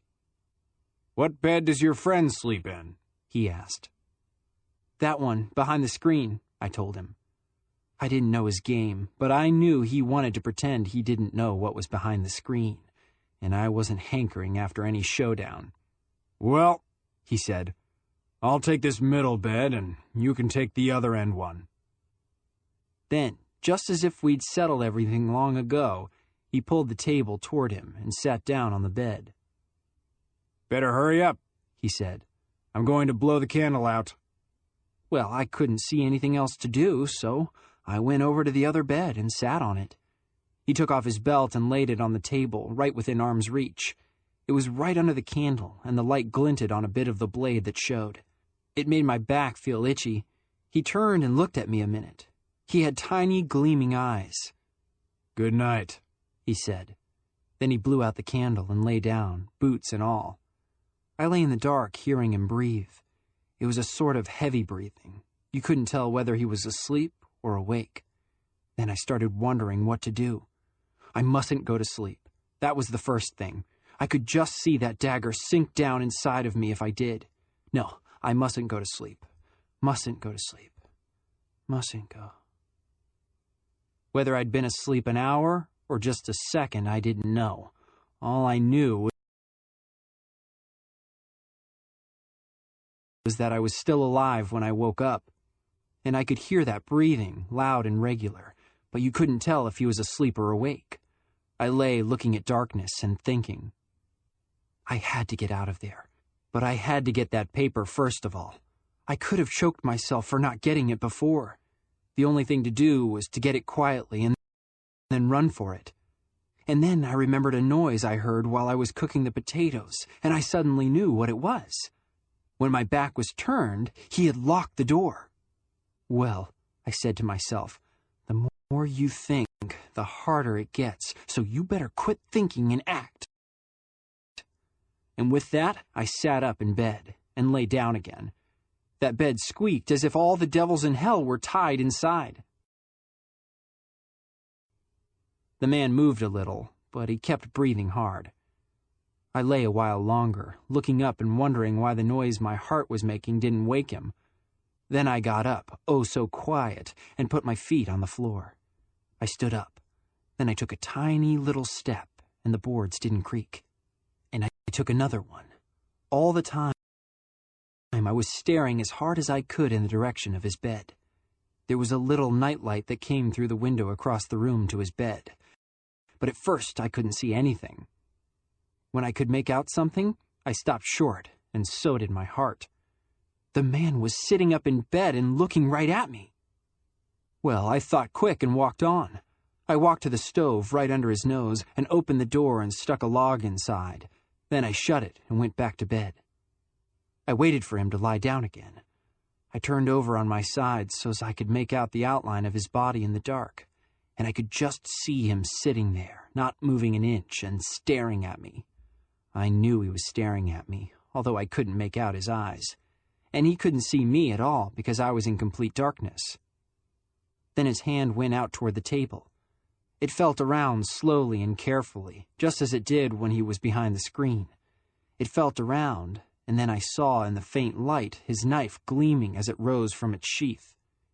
He put one foot on the floor. I couldn't see it, and I couldn't hear it, but I could make out his great body moving. He stood up. I could see his body rise. All the time he looked in my direction, while I lay trembling all over and trying to remember how "now I lay me" goes. And then he turned and disappeared in the gloom. Well, I decided there was something wrong. The next thing on the program was for him to come over and kill me, and I almost felt like calling to him and telling him he made a mistake. But I listened and looked, and I heard nothing and saw nothing. And then suddenly, I knew what he was doing. He was fishing through the body of the girl he had killed to take away all evidence. And while I thought that and was listening for some little sound, I heard something inside of me, an angel or a devil, shout, "Now's your chance." Well, I would have flopped at the thought if I hadn't already been in bed, but I listened and waited, and as nothing happened, I got braver and braver, and finally I sat up again. There wasn't any sound in the whole cabin. It was just as if the man had been swallowed up, and I was left alone with the dead body. I got up and tiptoed across the floor, stooping and feeling for the coal scuttle. Finally, I touched it softly. I took a look at the screen and then got down on my hands and knees. I took the ashes and laid them on the floor. I took them one by one so as not to make any noise, but I did it as quick as I could. It was awfully hard to keep them from slipping from my hand. The muscles just seemed to have stopped working. I got lower and lower without finding the paper. Then I stopped. Sometimes you can tell that somebody's around you without seeing or hearing them. Just a sixth sense, I reckon. I sat quiet. Then, slowly, I turned my head. He was creeping toward me. I could see him coming, but I couldn't hear a sound. He came closer and closer. When he got right above me, he stopped and looked down. I looked up. I tried to say something, but I couldn't think of a word. I don't think my tongue would have worked if I did. He just looked at me. Then he said, "What are you doing up?" "The wood's nearly gone. I'm hunting for good coals." I don't know how I said it, but I did. "All right. Go ahead and look. Don't mind me." Well, I had to turn back and look, and all the time I felt him standing over me. I picked the coals over, and I heard him take a step closer and heard his breath nearer and nearer. He grabbed my neck. I gave a yelp and ducked low. That saved my life, for my head hit the coal scuttle and it fell over, knocking me sideways, and I heard hard steel strike its tin side with an awful crack. I was up in a second and running across the floor. I heard him swearing. I reckon he hurt his hand on the scuttle. I got to Jane's End and beat it behind the screen. I didn't have time to open that window, for everything was quiet now, and I knew he was coming. So I stood behind the screen and waited, the dead body behind me, and him creeping up. And I was waiting for him to jump around the corner when I had a bright idea. I knew he was right in front of the screen. I jumped on the edge of the bed and threw myself against the screen with all my might. He went over and the screen and me on top of him, and 2 jiffies later, I had the window open and was outside. I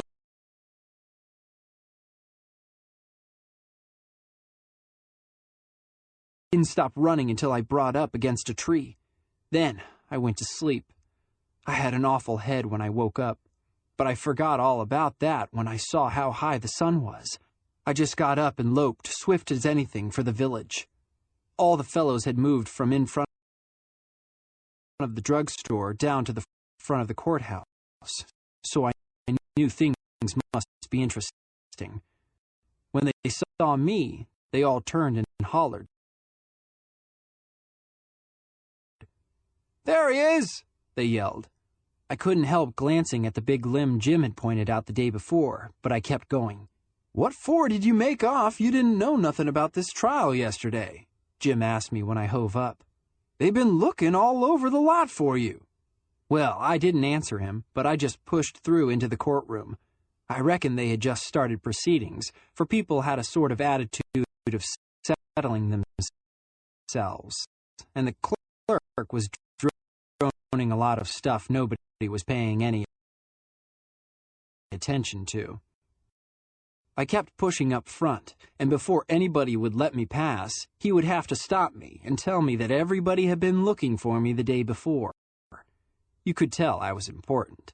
All the kids from school looked at me, jealous-like, and I could have had an awfully good time if I hadn't been having such a rotten one. You see, I felt something else in the air.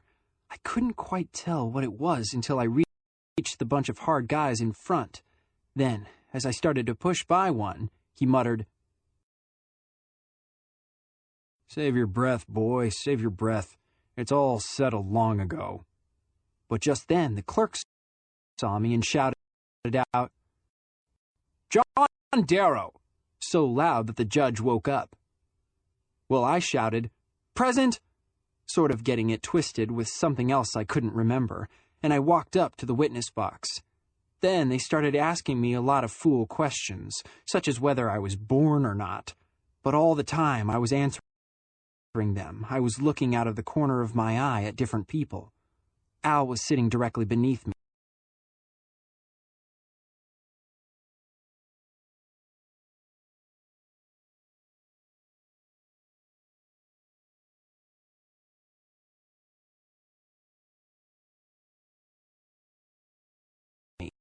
He looked lots better than he did the day before, like a person who knows it's all over and is going to have a good time while it lasts. And he looked at me awfully friendly, almost as if he was sorry for me. And when he smiled, he just as good as said, "Don't worry, Jackie boy. I'm doomed anyhow, and nothing you can say will make any difference. Just go right ahead and tell the truth, and we'll be as good friends as ever." I wanted to shout down to him that there was still a chance for him, but I decided I wouldn't. And then I saw Irene, over in the mourner's bench, or whatever you call it. She didn't look friendly like Al. You could tell by her pretty white face that she thought I was betraying them. I couldn't look at her squarely. The cop gave me a shove, and I turned around to bat him in the eye. But he was pointing to the district attorney, and I'd suddenly realized I'd been wandering again and forgot to answer his questions. Old Spartan was frowning at me. "Don't hesitate, boy," he was saying. "What time was it when you were walking up the avenue?" 1 o'clock. 1 o'clock. 2 o'clock is probably near, right? And you saw somebody running away from something? Yes, sir. Whose house was he running away from? Old Mr. Carr's. Mr. Carr's house, at 2 o'clock in the morning. 1 o'clock. I interrupted him. He glared at me. Then he said, leaning way forward, "And who was the man who was running away from Mr. Carr's house at 2 o'clock in the morning?" I was aching and feeling sore and generally rotten. That always makes me obstinate. So I said, "I won't answer until you say it right."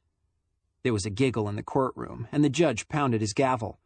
Spartan frowned at me until his eyes almost touched, but he said finally, "Well, at 1 o'clock then." I had to say it now. I tried to say it loud, as if it didn't mean anything, but it was hardly more than a whisper in the big, quiet room. "Alfred Burnett."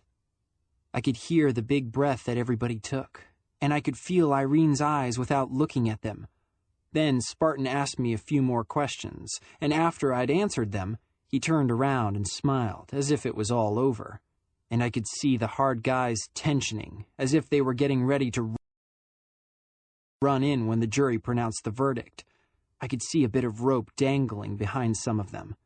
Spartan lifted the German trench knife, sort of careless-like. "Do you recognize this knife?" he asked, as if it didn't much matter whether I did or not. "Yes," I said. "Whose is it?" "Alfred Burnett's." He turned around and faced the jury and shrugged his shoulders. That was enough for me. I stepped to the edge of the stand and grabbed the rail hard. "But Al Burnett didn't do it just the same," I shouted at him. You ought to have heard the silence in that courtroom. I could just feel everybody's eyes coming out of their sockets, but I didn't look. I had a hard enough job holding on. Old Spartan swung around and looked at me. He was too surprised to be mad. "What are you talking about, boy? Nobody asked your opinion about that." "No, but I'm giving it just the same, I shouted.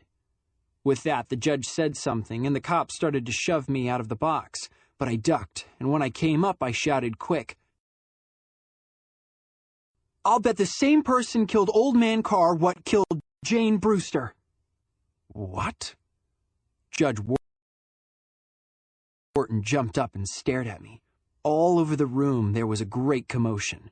Everybody looked at me as if I just dropped from Mars, except the kids at school. Gee, they were jealous, and I felt mighty cocky at having broken the news. What did you say? The judge shouted. "Jane Brewster was murdered, sir," I said in a quiet sort of voice. "Somebody killed her in a cabin in the woods about 5 miles from here, stuffed something in her mouth and stabbed her in the heart." There was a gasp of horror all over the courtroom. Somebody started crying, a sort of smothered whimpering. It was little Ruthie Bingham, a girl who Jane had sort of mothered. The judge pulled himself together and looked very businesslike, as if such things were mere trifles in a busy day. "Officer Sullivan," he ordered, "find out from the witness the location of the cabin the moment he finishes testifying. The coroner and his men will go with you, examine the evidence, and dispose of the body." Everybody settled down, and I thought that thrill was over, at least until the end of this trial, when I happened to look at Spartan's face. It was as white as a sheet, and he was glaring at me so fierce that I was glad there was a cop around, for the first time in my life. When the room got silent again, Spartan leaned forward. "So, little Jane Brewster has been murdered, has she?" "Yes, sir," I said. He took a step toward me and spoke, very quietly. "And you know who murdered her, do you?" "Why," I hesitated. He took another step toward me, and he was smiling, sort of knowing. "And you know who murdered her, do you? You and you alone?" I'd forgotten all about that part of it for the moment. I'd been alone with her when she was murdered, and I didn't know who did it. I didn't feel quite so proud now of having broken the news. Spartan kept coming nearer and nearer, and everybody in the room, including myself, held our breaths until we almost busted. Then Spartan spoke again, very, very low. "And you know who murdered her," he said again. Then suddenly he raised his finger and pointed it at me. "Who murdered Jane Brewster?" he shouted. I almost fainted away. I just held tight to the rail to keep myself up. But it wasn't because I was feeling guilty, like you do when you're not, and people think you are. It was because I was staring at Spartan's hand. For on the finger he pointed with was a long, funny-shaped bloodstone. I stood staring at him, and he stared at me, while his dirty grin grew wider and wider, and I could feel everybody else in the room staring at both of us. Then I leaned way forward, and in a voice that was hoarse and not much better than a whisper, I said, "You did it." Well, everybody busted, and it was a good 5 minutes before order was reestablished and the cops had got Spartan's hands off of me. They held him away from me while he kept saying, "Prove it! Prove it!" in a voice that sounded as though he was talking to the angel of death. "By that ring on your finger!" I shouted back. Then the judge stood up. "That's a serious accusation, young man," he said. "And the whole affair is very irregular. If you can't offer some other proof than that, you had better descend and let us go on with the trial." Well, I was stumped for a second. And then I remembered the thing that had made me in such a sweat to testify. The paper Jane had written. My hand had landed on it the night before, just as the woodsman collared me, and I found it clutched in my fingers that morning when I woke up in the woods. While I was hurrying to town, I glanced at it and read enough to realize that Jane had had some dope on the real murderer. But I had reached the courthouse before I'd found out who did it, and I had slipped it in my pants pocket and forgot about it. I fished it out and handed it to the judge. "This is what Jane Brewster was writing night before last, when I found her in the woods, Your Honor," I said. "She slipped it in the coal scuttle, and I only got it last night." The judge settled himself and commenced to read. "This is the truth and nothing but the truth, so help me God," he read. "Only you got to give me a 2 days start before you show this to anybody, whoever you are. I'm going to hide this, and then if somebody else gets blamed for Mr. Carr's murder than the right person, I'll write somebody where this is hid, and he can show it to the police." I saw Mr. Carr just after he was murdered. I went up to his room, and he was lying just as still. And while I was looking at him, the door opened. And who was standing there but Horace Spartan with a knife in his hand? "She's a liar!" The judge stopped reading, and everything was dead still. Everybody looked at Horace Spartan. He was as white as a sheet, and he was standing up and clutching the back of his chair. The judge glared at him a minute. Then he went on reading. "Mr. Spartan was dressed like a woodsman, and he had a black false beard in his hand. I reckon it had slipped off, and he was just putting it up to his face again. But when he saw me, he gave a yell, and I turned and ran." So he had that costume on tap all the time for his dirty work. Spartan must have known that I was thinking of that, for scared as he was, he turned and glanced at me. I was awfully sore at him, until I happened to look in back of him and saw the hard-boiled eggs crowding up to the rail. The guy with the rope was rubbing his hands. That made me a little sorry for him, but I was sorrier for his daughter, Miriam. She was having a pretty rough time of it. First, her lover was accused of the murder, and they let up on him, only to prove it was her father.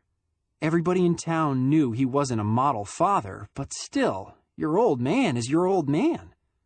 Miriam was sitting with her head very low and her face very white, and Al was looking at her as if he wasn't awfully glad at what was happening. Lots of us felt sorry for her while the judge read on, until something he read made us all sit up and take notice and not feel so blooming sorry. "I reckon I know why Mr. Spartan killed Mr. Carr," he read. "Mr. Carr got friendly and confidential with me one time, and he told me a lot about himself. He told me he had a daughter once, which I had heard, but that after he was put in jail, his wife was so ashamed that she got sick and died. And before she died, she made him promise to put their daughter somewhere where she wouldn't ever know he was her father.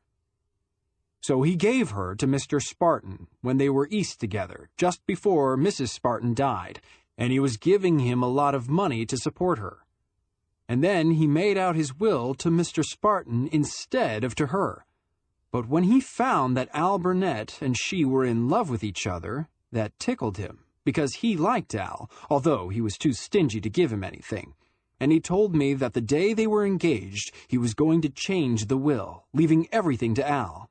He said he had told Mr. Spartan, too. Well, all over the courtroom there was a stir. Miriam was staring at the judge as if she couldn't believe her ears, and Spartan had sunk into his seat with his back to the judge, as if he was too weak ever to stand up again. But he jumped up with a yell, as if he had sat on a tack, for out of the corner of his eyes he had seen the rope which the guy was fixing in a knot. Spartan stared at it a minute, and then at the man, who was watching him with a smile, and then slowly he swayed and fell over onto the floor. That was the signal. With a howl like a lot of wild beasts just let out of their cages, the whole bunch rushed in and made for Spartan. Somebody put the rope around his neck, while the others kept the cops off. Then they dragged him out of the courtroom. Spartan had about 5 more minutes of consciousness. They could have taken him out and done the job without waking him up, but that wasn't their style.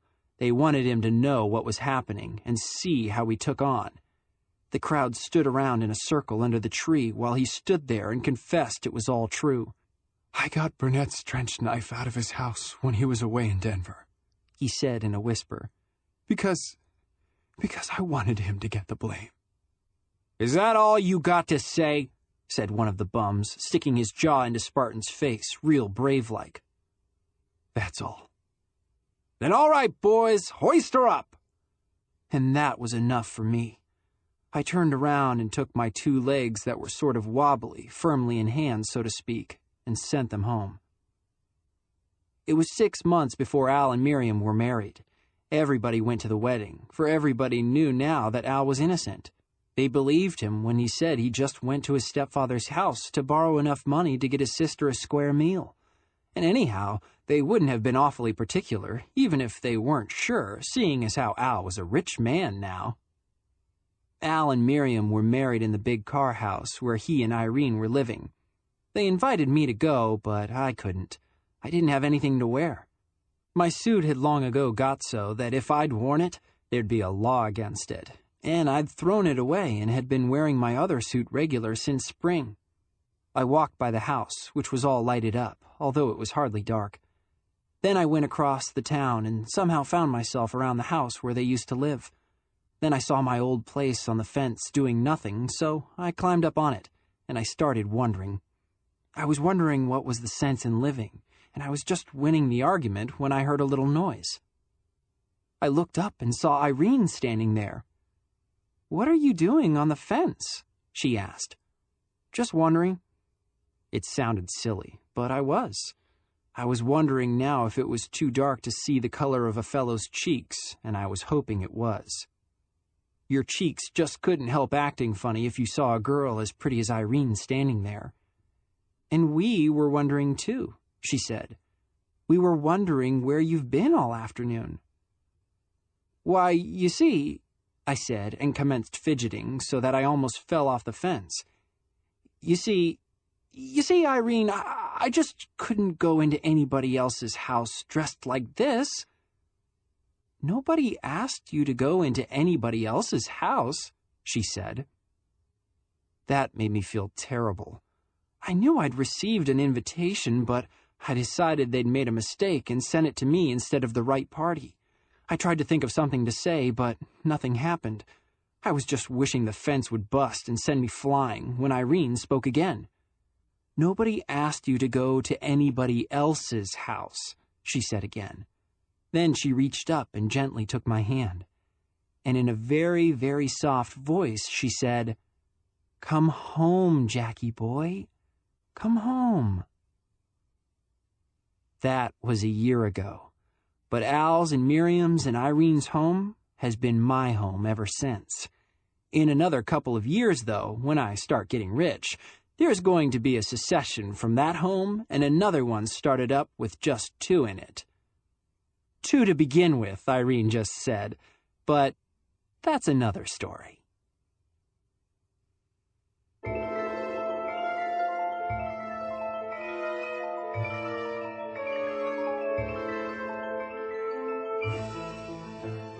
This has been a Highbridge Audio production.